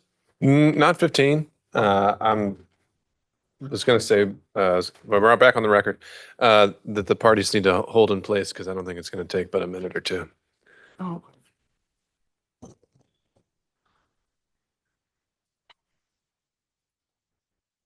While we're here waiting, though, this is a good time for me to ask. There are 6 exhibits by my count that have been admitted. All but 2 of those are videos, and so I'm not planning on giving them a laptop, so they wouldn't have an ability to play them, so I don't see any point in sending those back. But State's Exhibit 2 is a... Are you ready? Oh, is the written statement from Mr. Blassingame, and Exhibit 4 is the witness Lewis written statement. State have a position on whether Exhibit 2 and 4 should go back to the jury. I think they should, Your Honor. Exhibit, what were those? What were those? Exhibits? State's Exhibit 2 and 4, one of those is the written statement allegedly provided by the defendant, and State Exhibit 4 is the witness's written statement.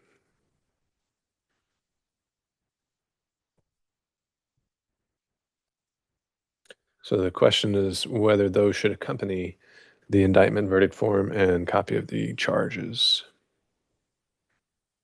Okay, so 2 is the defendant statement and 4 is the witness statement? That's right. And the witness statement from Christian Lewis? That's right. No, because I would rather, I would object to the witness statement because the witness testified and they had they had oral testimony from the witness in reference to that. And I don't think that the statement is All right. What about Exhibit 2? the defendant's statement. The defendant testified on his behalf that he already corroborated that he did give a statement under duress and he was coerced by it. And so I think they have enough testimony today from both the defendant and the because it'll come down to defendant versus the witness in their deliberations as opposed to whether or not the defendant is guilty of or not guilty of these criminal offenses. All right. Let me turn back to the state. Is there any position from the state of why Exhibit 2 would satisfy continuing witness rule? Yeah, the Exhibit 2 is actually evidence. It's actual evidence of the written statement and false statement. So that's evidence. It's not a continuous witness rule. But you concede Exhibit 4 should stay back. Yes, Your Honor, that would be continuous witness. All right. Any final thoughts, Mr. Blassingame, on Exhibit 2? Yeah, like I said, Exhibit 2 has already been, testified and has been reiterated multiple times. I don't see why the jury would need to have deliberations over it because they have enough facts to deliberate on the testimony that Mr. Blassingame presented on the stand, and also the fact that the state has shown it 3 times during the course of this trial. I don't see why they would need to actually have the physical statement in their possession, especially with the witness statement, because again, it'll just come down to the defendant versus the witness, and that's not what this case is about. All right. Well, I agree with you on Exhibit 4, and it's now conceded by the state. On Exhibit 2, I'll concede from the outset the continuing witnesses rule is an eternal source of frustration, but as best as I can understand it, it does not bar original documentary evidence or things that are simply a substitute of a person's oral statements. And here, a count of the indictment is premised on this statement itself. And so I believe it falls outside the confines of the rules. So the objection is noted, is preserved. Exhibit 2 will go back, and that is the only exhibit that will go back. The other videos and everything can be reviewed if the jury specifically asks us about them. All right, and then with that, we'll hold in place. Go off the record for a minute. I'll ask the court reporter if I can get a copy of Court's Exhibit 4.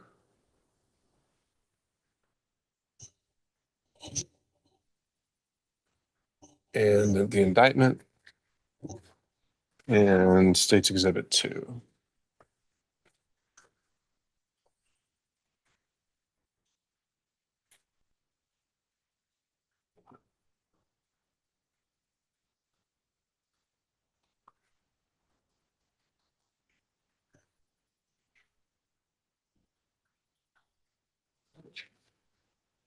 I got it.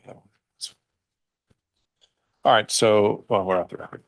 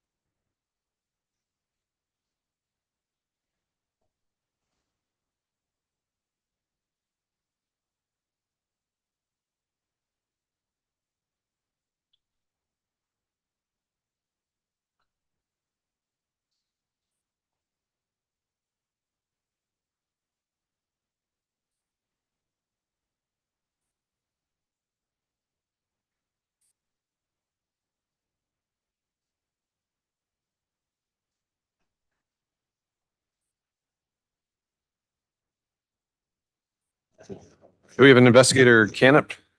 Mr. Derrick, is he in the office? Yes, would you let me bring them out there?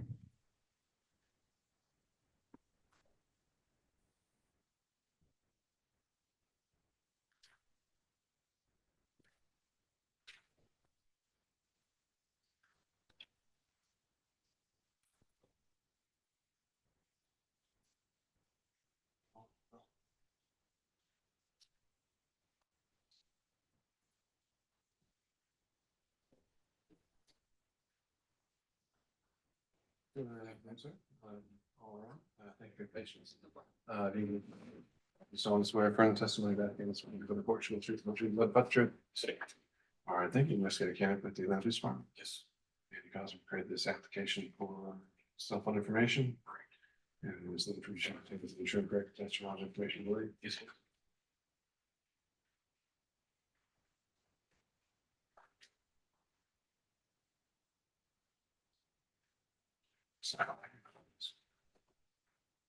Like that, okay. Sure.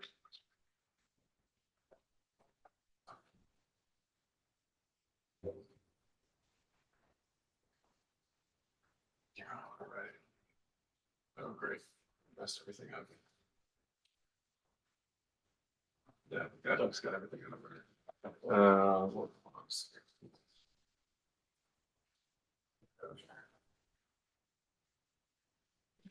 Working. There it is. Yeah. And then we got to take this back to skin. Please remember. All right, take care. Good one.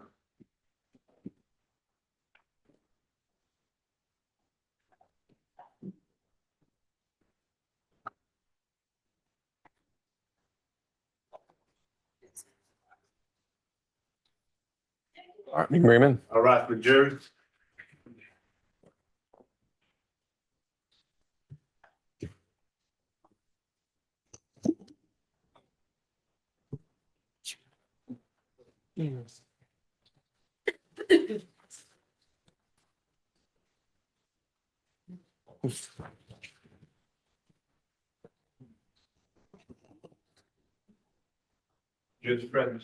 Thank you, Deputy Scott. All right, we're back on the record. All the jurors are present. Members of the jury, you are considering the case of the state of Georgia versus Derrick Blassingame. The grand jury has indicted the defendant with the offenses of false statements or writings and false report of a crime. You'll be provided a copy of the indictment during your deliberations and of this charge. The defendant has entered a plea of not guilty to this indictment. The indictment and the plea form the issue that you are to decide. Neither the indictment nor the plea of not guilty should be considered as evidence. The defendant is presumed to be innocent until proven guilty. The defendant enters upon this trial of the case with a presumption of innocence in his favor. This presumption remains with the defendant until it is overcome by the state with evidence that is sufficient to convince you beyond a reasonable doubt that the defendant is guilty of the offense charged. No person shall be convicted of any crime unless and until each element of the crime is proven beyond a reasonable doubt. The burden of proof rests upon the state to prove every material allegation of the indictment and every essential element of the crime charged beyond a reasonable doubt. There is no burden of proof upon the defendant whatsoever, and the burden never shifts to the defendant to introduce evidence or to prove innocence.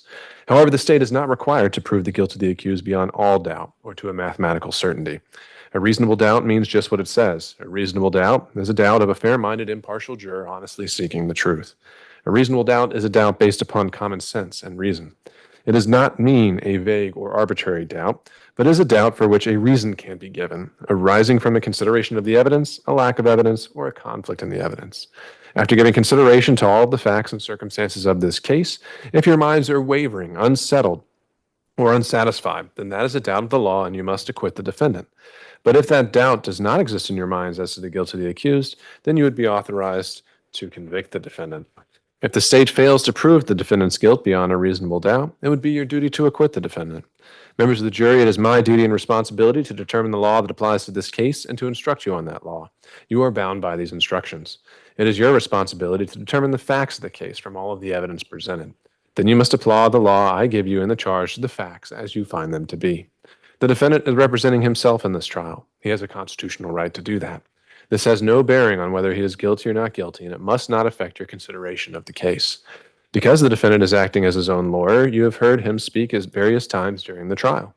He's asked questions during voir dire, made an opening statement and closing argument, and asked questions of the witnesses, made objections, and argued legal issues to the court. I want to remind you that when the defendant spoke in these parts of the trial, he was acting as a lawyer in the case, and his words are not evidence. The only evidence in this case comes from witnesses who testify under oath and from exhibits that are admitted. When the defendant chose to testify under oath, he became a witness. The defendant in a criminal case may take the stand and testify and be examined and cross-examined as any other witness. You should evaluate such testimony as you would that of any other witness. Your oath requires that you will decide this case based on the evidence. Evidence is the means by which any fact that is put in issue is established or disproved.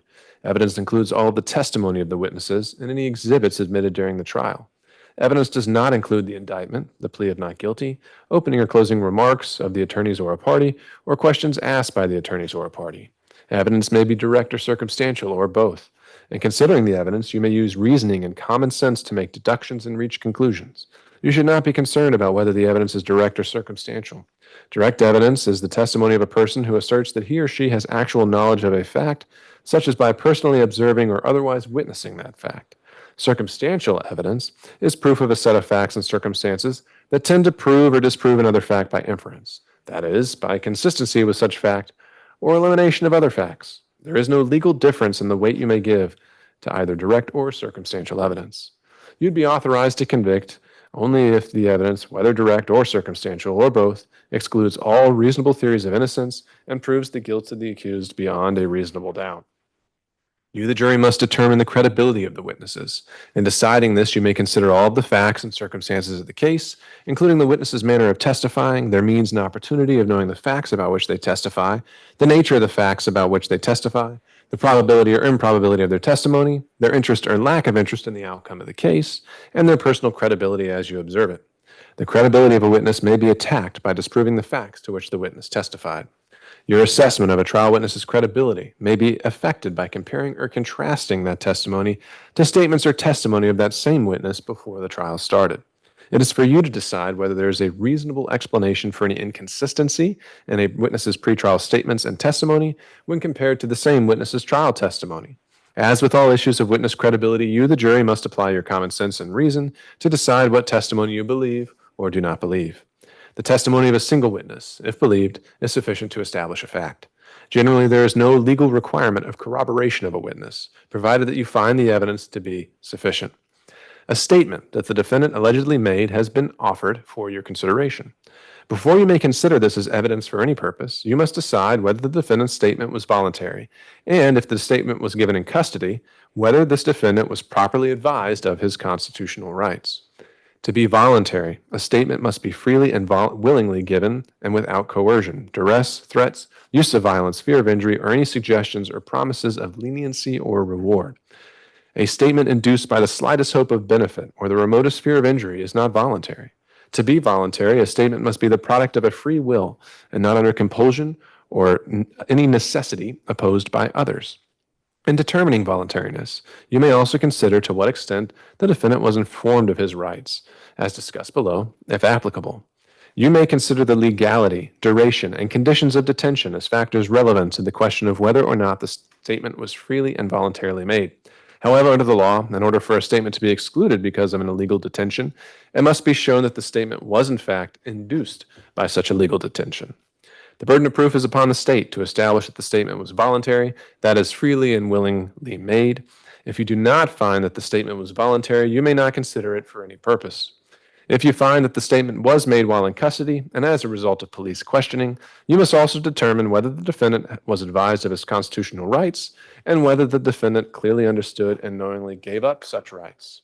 The constitutional rights that law enforcement officers must explain and that the defendant must understand and voluntarily give up before any custodial statement is taken by law enforcement are as follows. 1, the defendant had a right to remain silent. 2, if the defendant chose not to remain silent, anything he said, wrote, or signed could be used as evidence against the defendant in court. 3, the defendant had a right to consult a lawyer before any questioning and to have the lawyer present with him at all times during any questions. And 4, if the defendant did not have money for a lawyer would have been provided for him to represent him before any questioning and to be present with him during any questioning. The burden of proof is upon the state to establish that the warnings of all the rights mentioned were given, if required, and that they were understood and knowingly given up by the defendant. If you find, as mentioned above, that the defendant's statements were voluntary, and that all of the warnings as to the defendant's constitutional rights were given, that the defendant did understand the meaning of what was said and knowingly gave up such rights, then you may consider it as evidence. If so, then you must apply the general rules for testing the believability of witnesses and decide what weight, if any, you will give to all or any part of such evidence. If you fail to find the defendant was properly informed of these rights and that he understood and gave up those rights, you must disregard the statement entirely and give it no consideration in reaching your verdict. Sometimes evidence is admitted for a limited purpose. Such evidence may be considered by the jury for that sole purpose and not for any other purpose. Evidence of prior difficulties or lack thereof between the defendant and a witness has been admitted for the sole purpose of illustrating, if it does, the state of feeling between the defendant and the witness. Whether this evidence illustrates such matters is a matter solely for you, the jury, to determine, but you are not to consider such evidence for any other purpose. The defendant is charged with a crime against the laws of this state. A crime is a violation of a statute of this state in which there is a joint operation of an act or mission to act and intention. Intent is an essential element of any crime and must be proved by the state beyond a reasonable doubt. Intent may be shown in many ways, provided you, the jury, believe that it existed from the proven facts before you. It may be inferred from the proven circumstances or by acts and conduct, or it may be in your discretion inferred when it is the natural and necessary consequence of the act. Whether or not you draw such an inference is a matter solely within your discretion. Criminal intent does not mean an intention to violate the law or to violate a penal statute, but simply means the intention to commit the act that is prohibited by a statute. This defendant will not be presumed to have acted with criminal intent, but you may find such intention, or the absence of it, upon a consideration of words, conduct, demeanor, motive, and other circumstances connected with the act for which the accused is being prosecuted. Every person is presumed to be of sound mind and discretion, but this presumption may be rebutted. You may infer, if you wish to do so, that 1, the acts of a person of sound mind and discretion are the product of that person's will, and 2, a person of sound mind and discretion intends the natural and probable consequences of those acts. Whether or not you make any such inference or inferences is a matter solely within the discretion of the jury.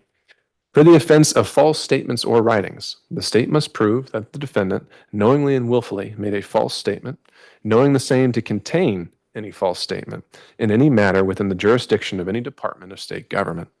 The law requires that the defendant knew and intended, that is, contemplated or expected, that his false statement will come to the attention of a State Department with the authority to act on it. For false report of a crime, the state must prove that the defendant willfully and knowingly caused a false report of a crime to be given to any law enforcement officer. A person commits the offense of aggravated assault when he or she assaults another person with a deadly weapon. To prove assault, one does not have to prove that the other person was actually injured.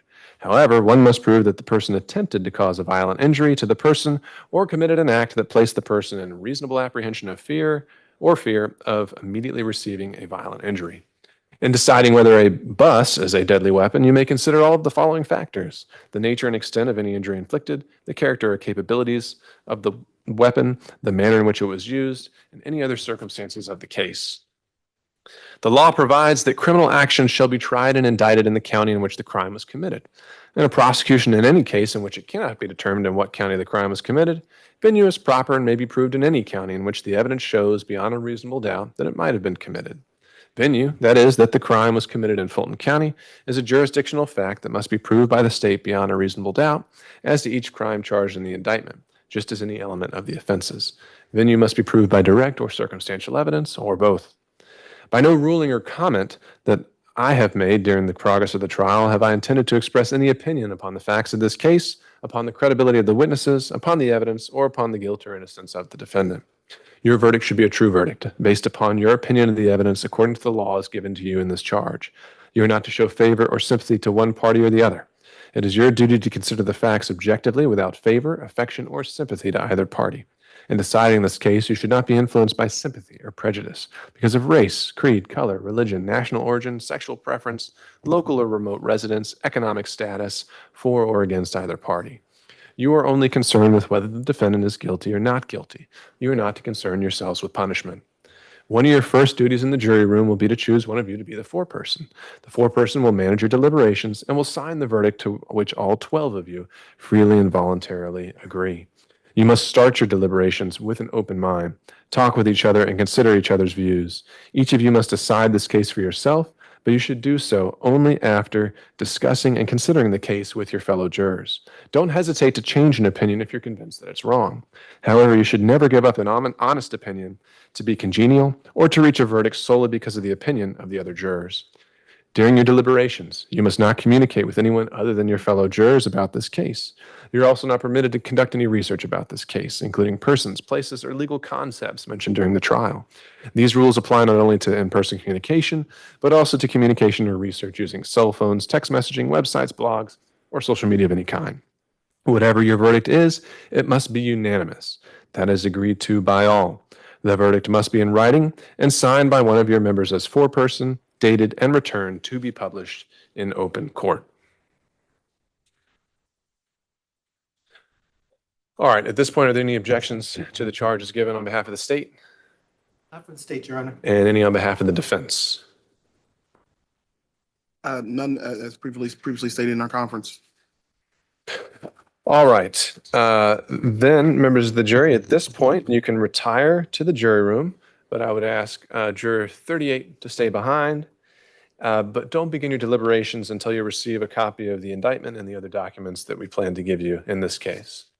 Your Honor, I would like to be on the record that the defense does object to the jury's consideration of whether or not on page 5. I'll take that up outside their presence. Okay. And we'll recall them if we need to. In terms, a note on timing, members of the jury, at this point, we're at your discretion. If you go back and you tell us you'd rather come back tomorrow morning, call it for a day, you can do that. If you decide you want to go and keep going, we can go a little bit past 5, but at some point we do have to let y'all and the folks shut down the building. So with that, you can step into the back. With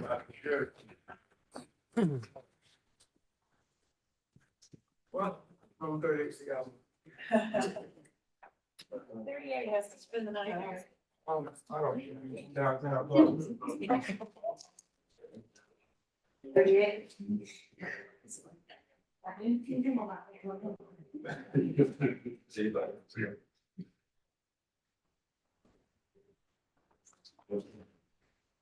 All right, juror 38, you might have noticed I said it's the 12 of the jurors that agree, and you are juror 13, so you are alternate. So we're going to let you go home at this point, but You might still be subbed in. That can happen on occasion. So I would say that you're still under the requirements of your oath, meaning don't discuss the case with anyone, don't do any research. And it's possible that we'd have to call you up and sub you in tomorrow if the deliberations continue in tomorrow. But if that doesn't happen, as soon as we know that there's been a final decision, we'll call you and let you know you're relieved and excused from your service. But as for tomorrow, can you remain within an hour and a half call? Where if we give you a call, you could be here within an hour and a half? Oh, yeah, no problem. Then, sir, thank you again so much for your time. Do you have any questions that you need to take up? Can I get my things out of the room? We'll have you go with Deputy Scott so you can retrieve all your items, and we'll see you next time. Thank you, All right, sir. perfect. Thank you.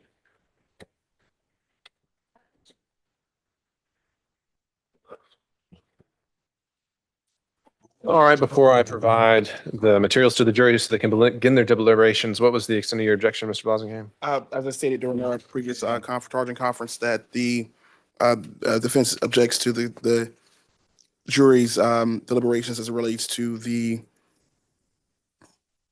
in determining or deciding whether a bus is a deadly weapon or any reference to aggravated assault as it relates to Mr. Blassingame's narrative or scenario briefing to the to Sergeant Murphy at the time of the incident. That was just the narrative. Mr. Blassingame was just under duress, and as previously testified, he just was offering a scenario of what happened to him. All right. Other than the charges related to aggravated assault, were there any other objections to the charge as given?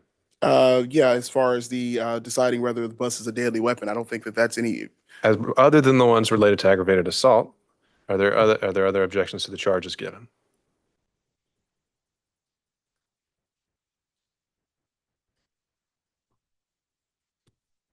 No, not at this time. All right. Then with that, when Deputy Scott returns, we'll give him this and we'll await direction from the jury. We'll be off the record. We'll be in recess.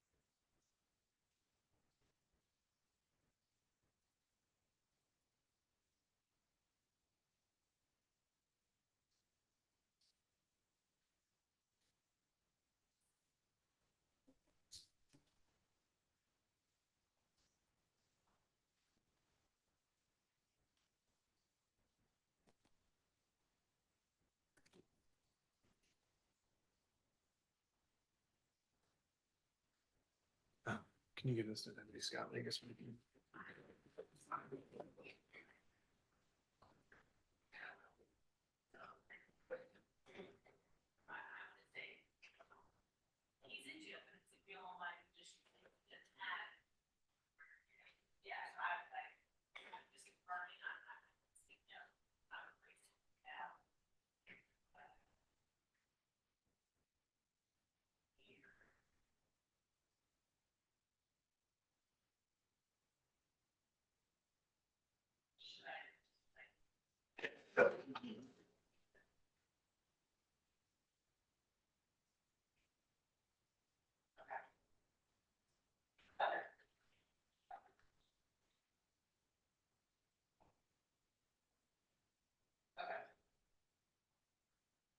Yeah, if you want to speak to like the whole face out, like instead of doing a line, then I don't think, right? Want to just like let's just go ahead and work it out. So I think it's yeah.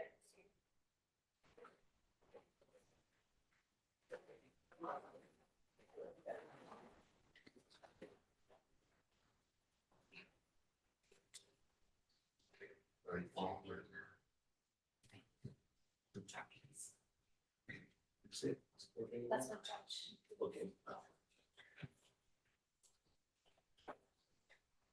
Did I receive anything else? Yeah. This is it. No, this is it right here. Verdict, number 2, exhibit number 2. And what's the other thing you have? It's behind you. The Charges. charges, yeah, that's it. He does it? All right. Yeah, that's number two. Verdict form, charges. Yep, that's it.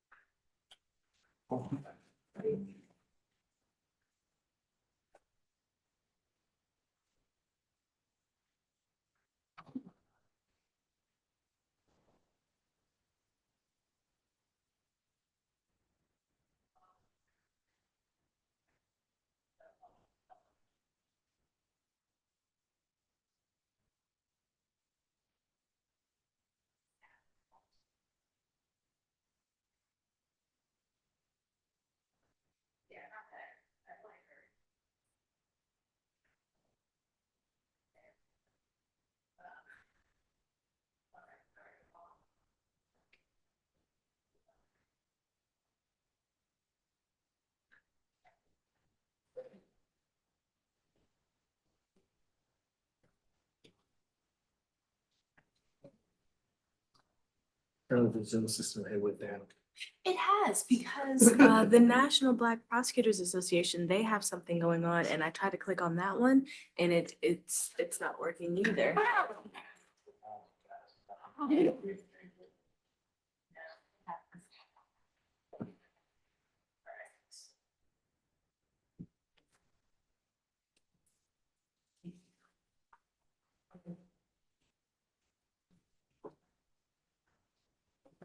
I'm going to the restroom right here.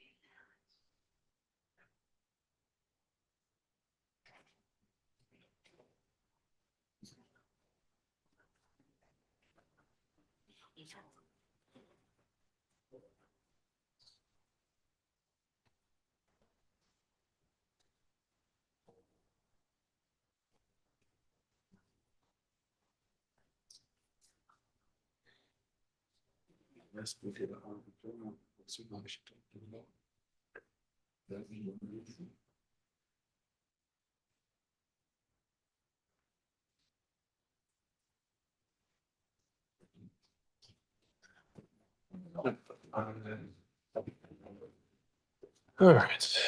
We could call in the hallway, see where he is. Did go to the restroom.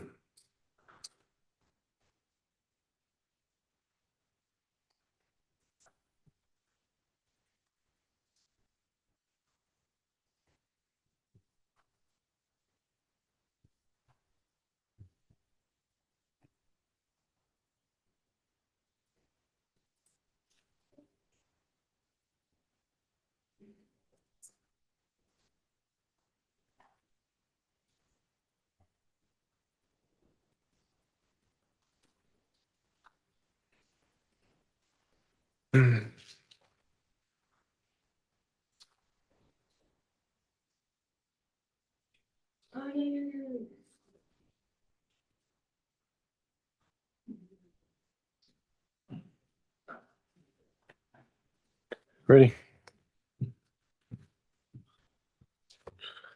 All right, we're back on the record. I've received a note from the jury, a written note. It reads as follows. Are we missing evidence of statement from Christian Lewis, signed by somebody? I can't decipher that.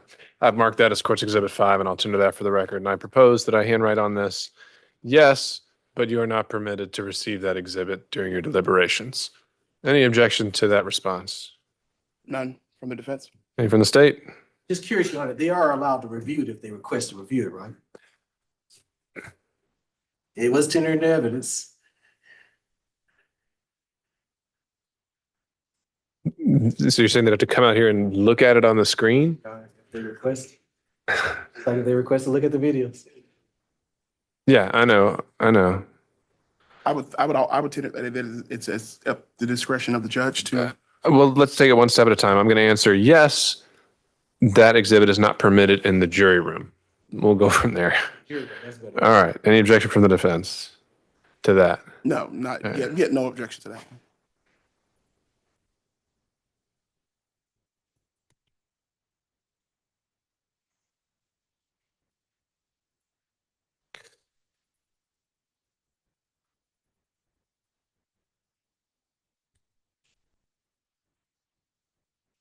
All right. So again, I've answered yes, that exhibit is not allowed in the jury room. I've signed that. If anyone wants to take a look, it's here. But otherwise, I'll send that back to the jury. And we will go off the record again and remain in recess until we get further word. Thank you.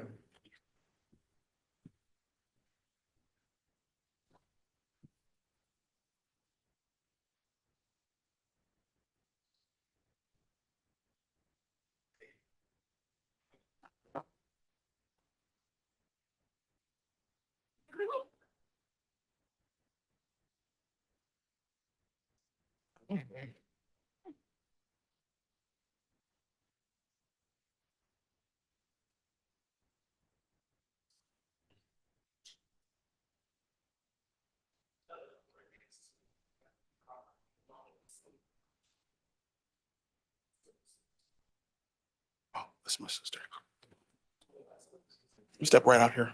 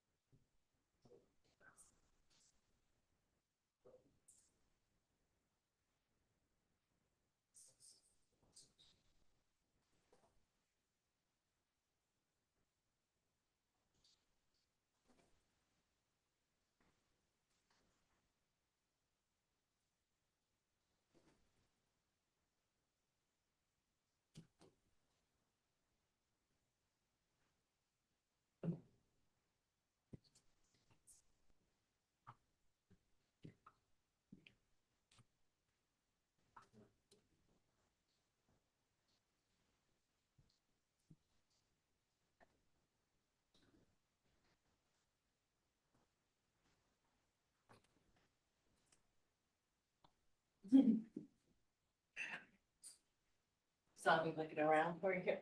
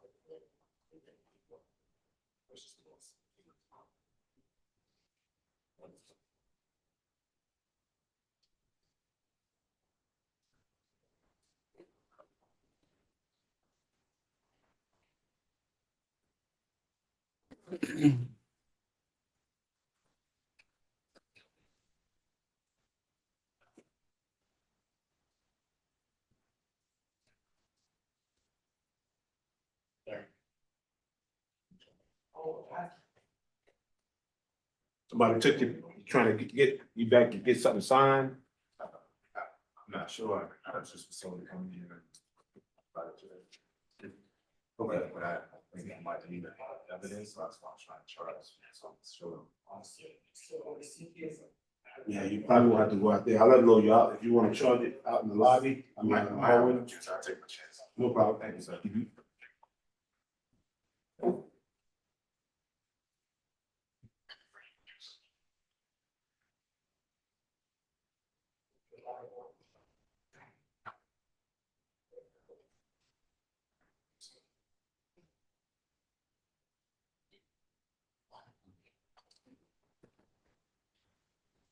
All right, we have a Mr. Lowe.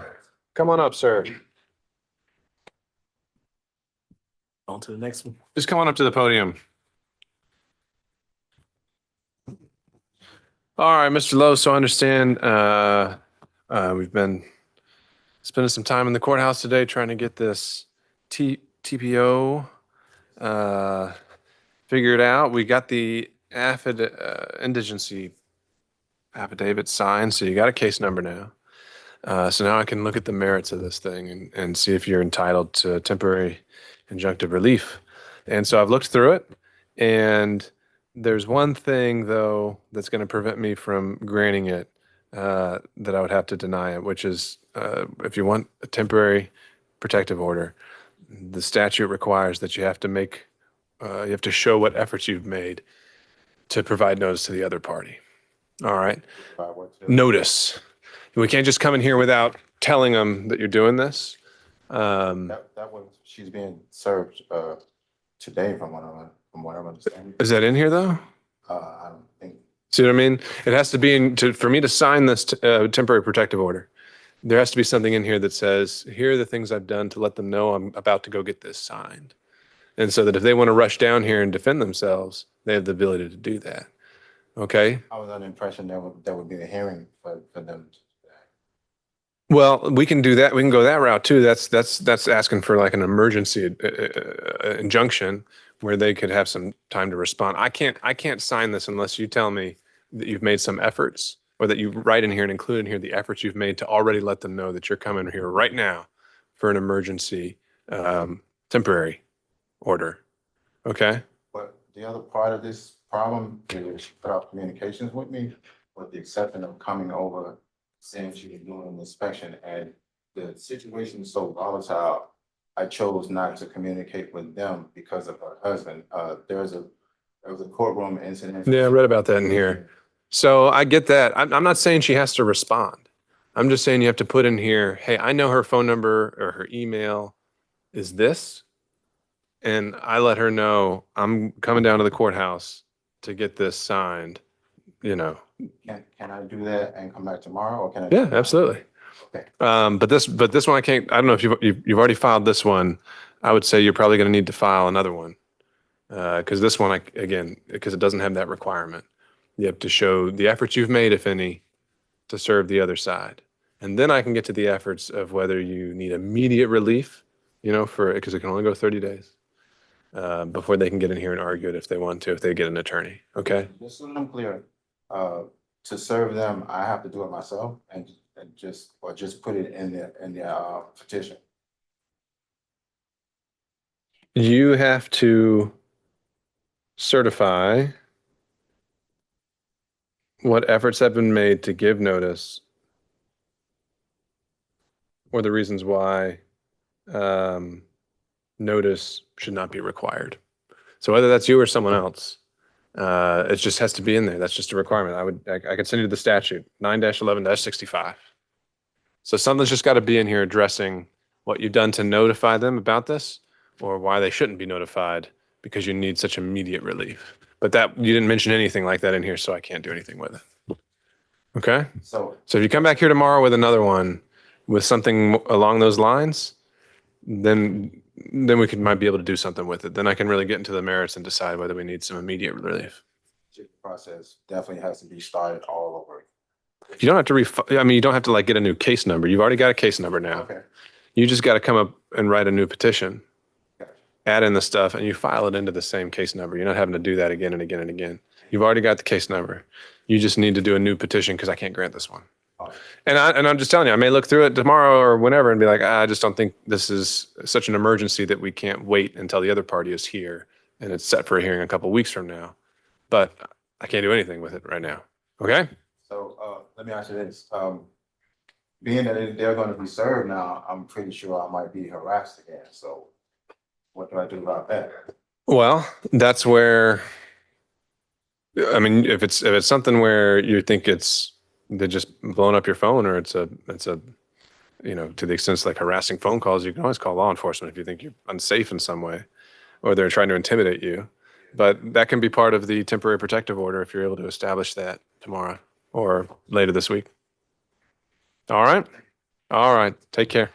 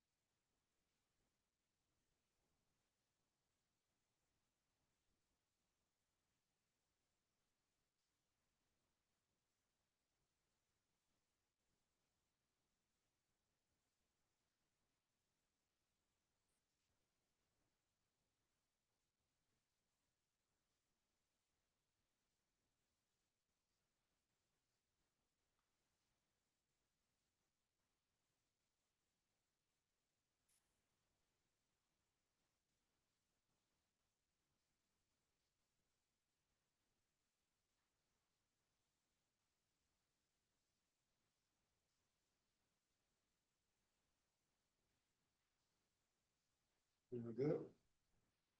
Yep. How about yourself?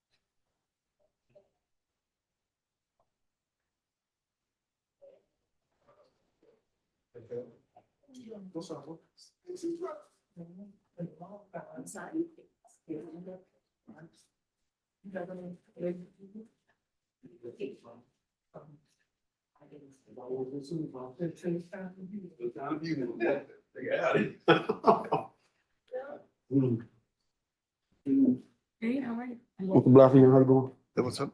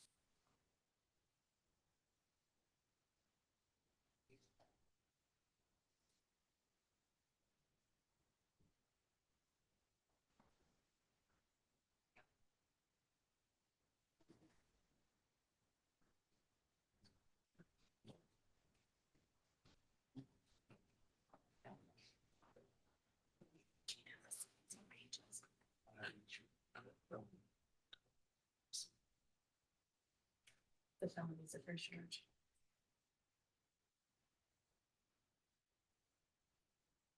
Where's my stuff?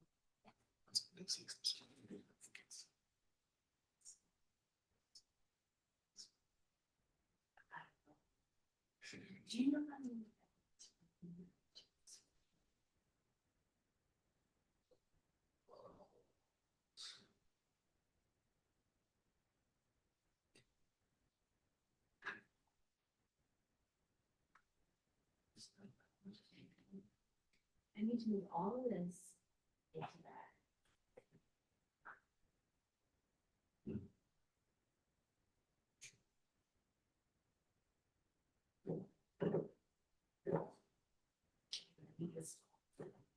Space.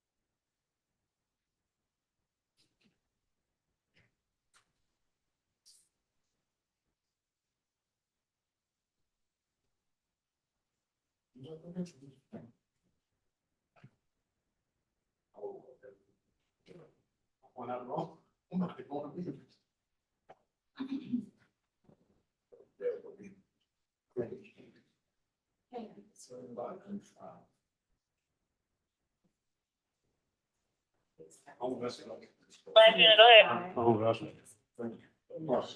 Just I'm gonna still have, let them stand by.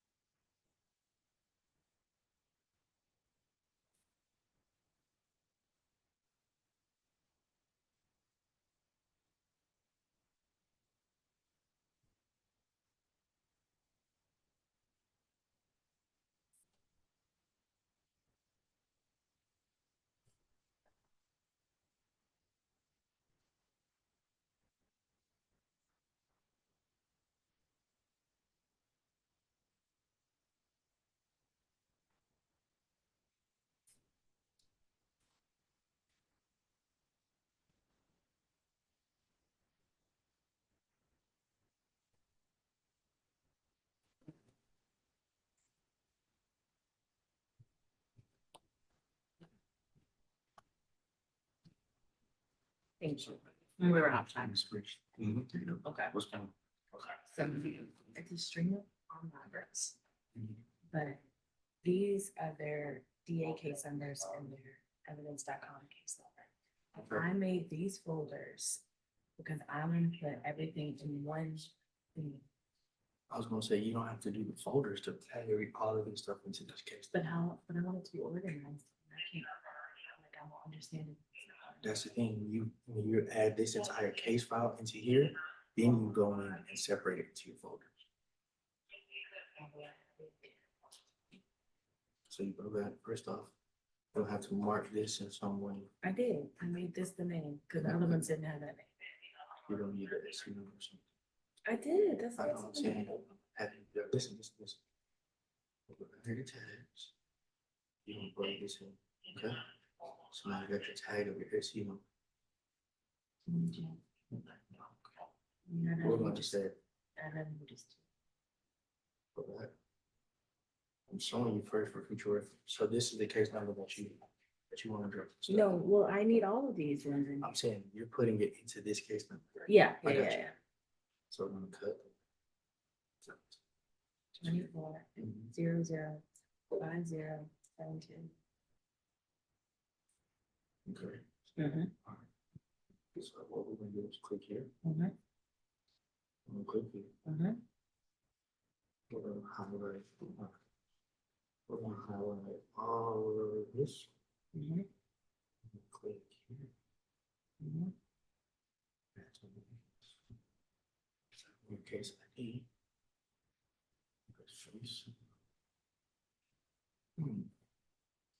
Remember, I changed it. I changed it to the SC number. Yeah, that's Then you're gonna do is press that case. So now you go back up.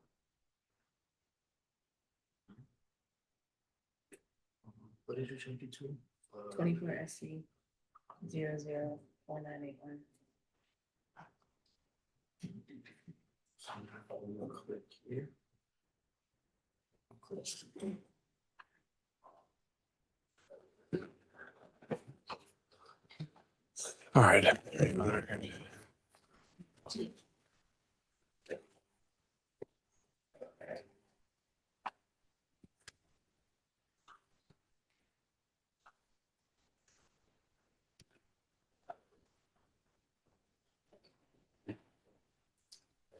All right. All right, we're back on the record. I believe we've reached the point in the day where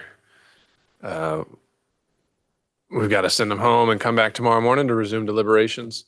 And so I plan to call them in and tell them that they'll be able to convene and resume on their own time whenever they're all there at 9 o'clock.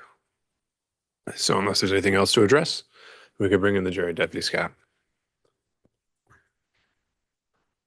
The defense would ask for a hung jury. I mean, if they, Denied.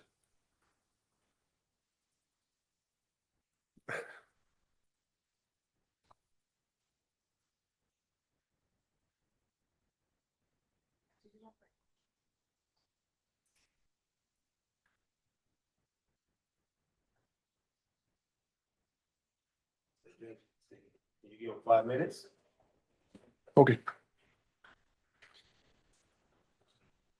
All right, we sent Deputy Scott in there to ask them if they could come on out, and they told Deputy Scott apparently they would like 5 more minutes, so we'll hold in place. Be off the record.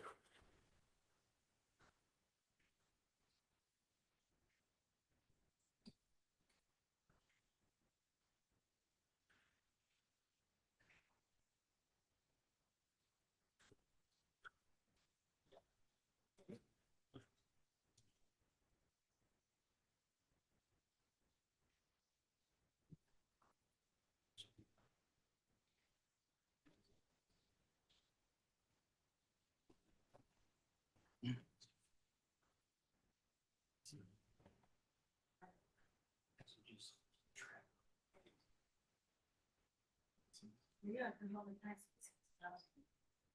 So everything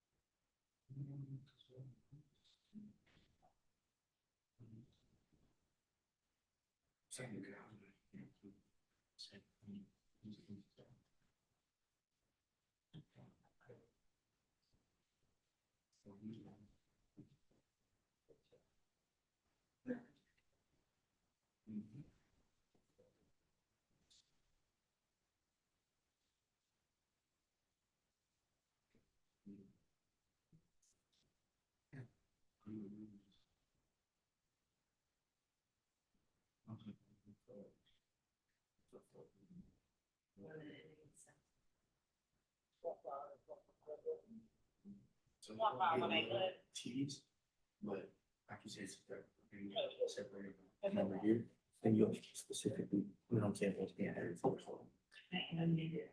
Tell me what you want. That one birthday's on Friday, we break that out. Y'all need something else, you let me know, all right? I don't need this anymore. It didn't work. It didn't work at all. I wouldn't register. Seriously? You try it. Why you didn't tell me that? I figured it out. Yeah. You said if I need anything else, just let me And know. I said, something, this flash drive doesn't work. Let me know. You think she? Basic instructions. Basic instructions. I can do things by myself. I mean, that's cool, but I still would have got you. Flash drive. I know what you have to come down here twice. That, this my second time. I know, I'm sorry. We are. My bad. Okay, yeah, so it's probably something wrong with this flash drive, it's corrupt. All right, won't worry about it. So you don't need none? I need someone who's helpful other than you. I can't just call you every day. Yeah. I mean, this is like your job. Look at me. Honestly, it might be easier, highlight all of them, and then just. And then do it. The ones that, no, just take away the ones. Oh, You know what I'm saying? yeah. Smarter, not harder. Yeah, so then you just. Word. Mhm. Thank you. But also remember, once you get over 100 pieces of evidence, it's gonna go to page 2, page 3, 2, 3. Look. Down here at the bottom, because each page only holds 100 pieces. So what I'm saying is, once you add your stuff, right, some of this stuff is gonna get put to page 2. You see what I'm saying? Yeah. So what I don't want to happen is when you add new stuff, some of the stuff you're adding gets kicked to the next page. And then I don't see it anymore. Exactly. You know, there's a study that shows that if it's not on the first page of Google, people don't know it exists. Yeah, people won't, because nobody was clicking to the next page. I do. So yeah, so you just have to Actually, faster the other way. just highlight the one you need. Because there's less of those. There's only 18 of this one.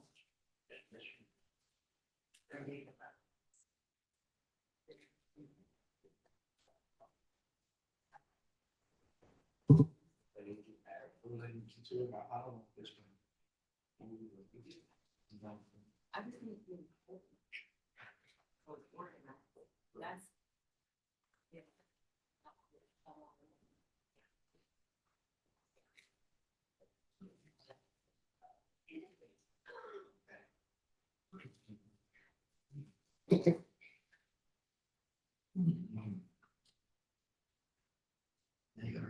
Okay, that's okay, that's okay.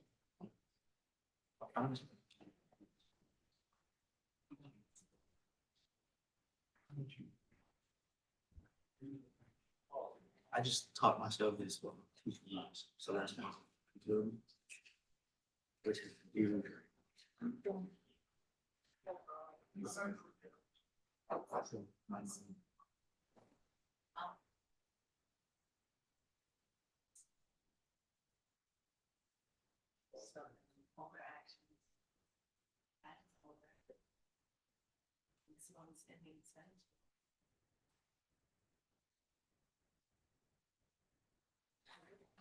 It's still there. Scroll back up to the top. That's okay though, but it's here. Yep, it's all 18, so Yeah. once you click into that folder. Got what you need. Hey, Brown. So now I know. It works, you know what I'm saying? I can't retain any of this, but. I'm not listening for understanding, I'm listening just to repeat it.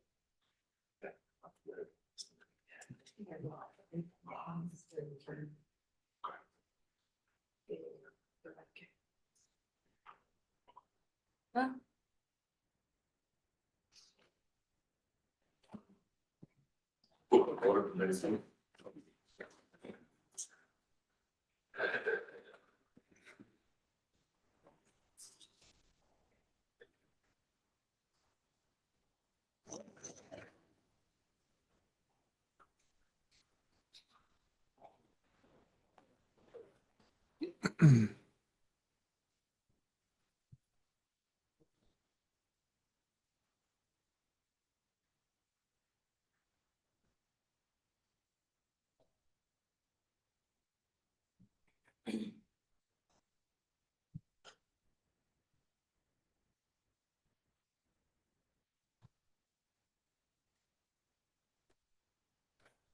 All rise for the jury.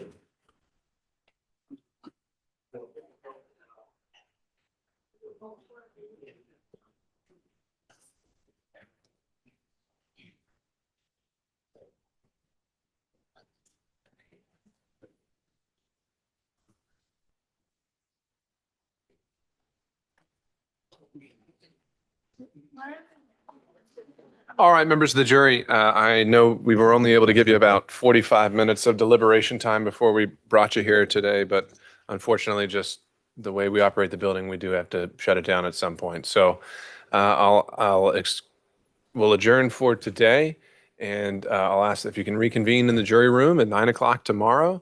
I'm not going to call you in as soon as all of you are present, all 12 of you. We've excused the alternate. Then you can resume your deliberations. And in the meantime, please don't discuss the case with anyone, including amongst yourselves. Don't discuss the case until all of you are present again.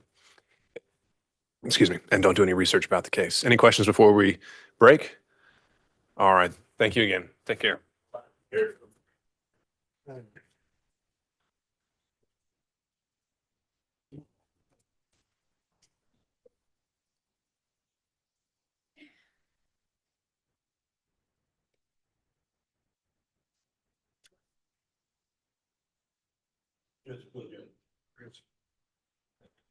All right, with that, we'll be in recess until we get word from the jury.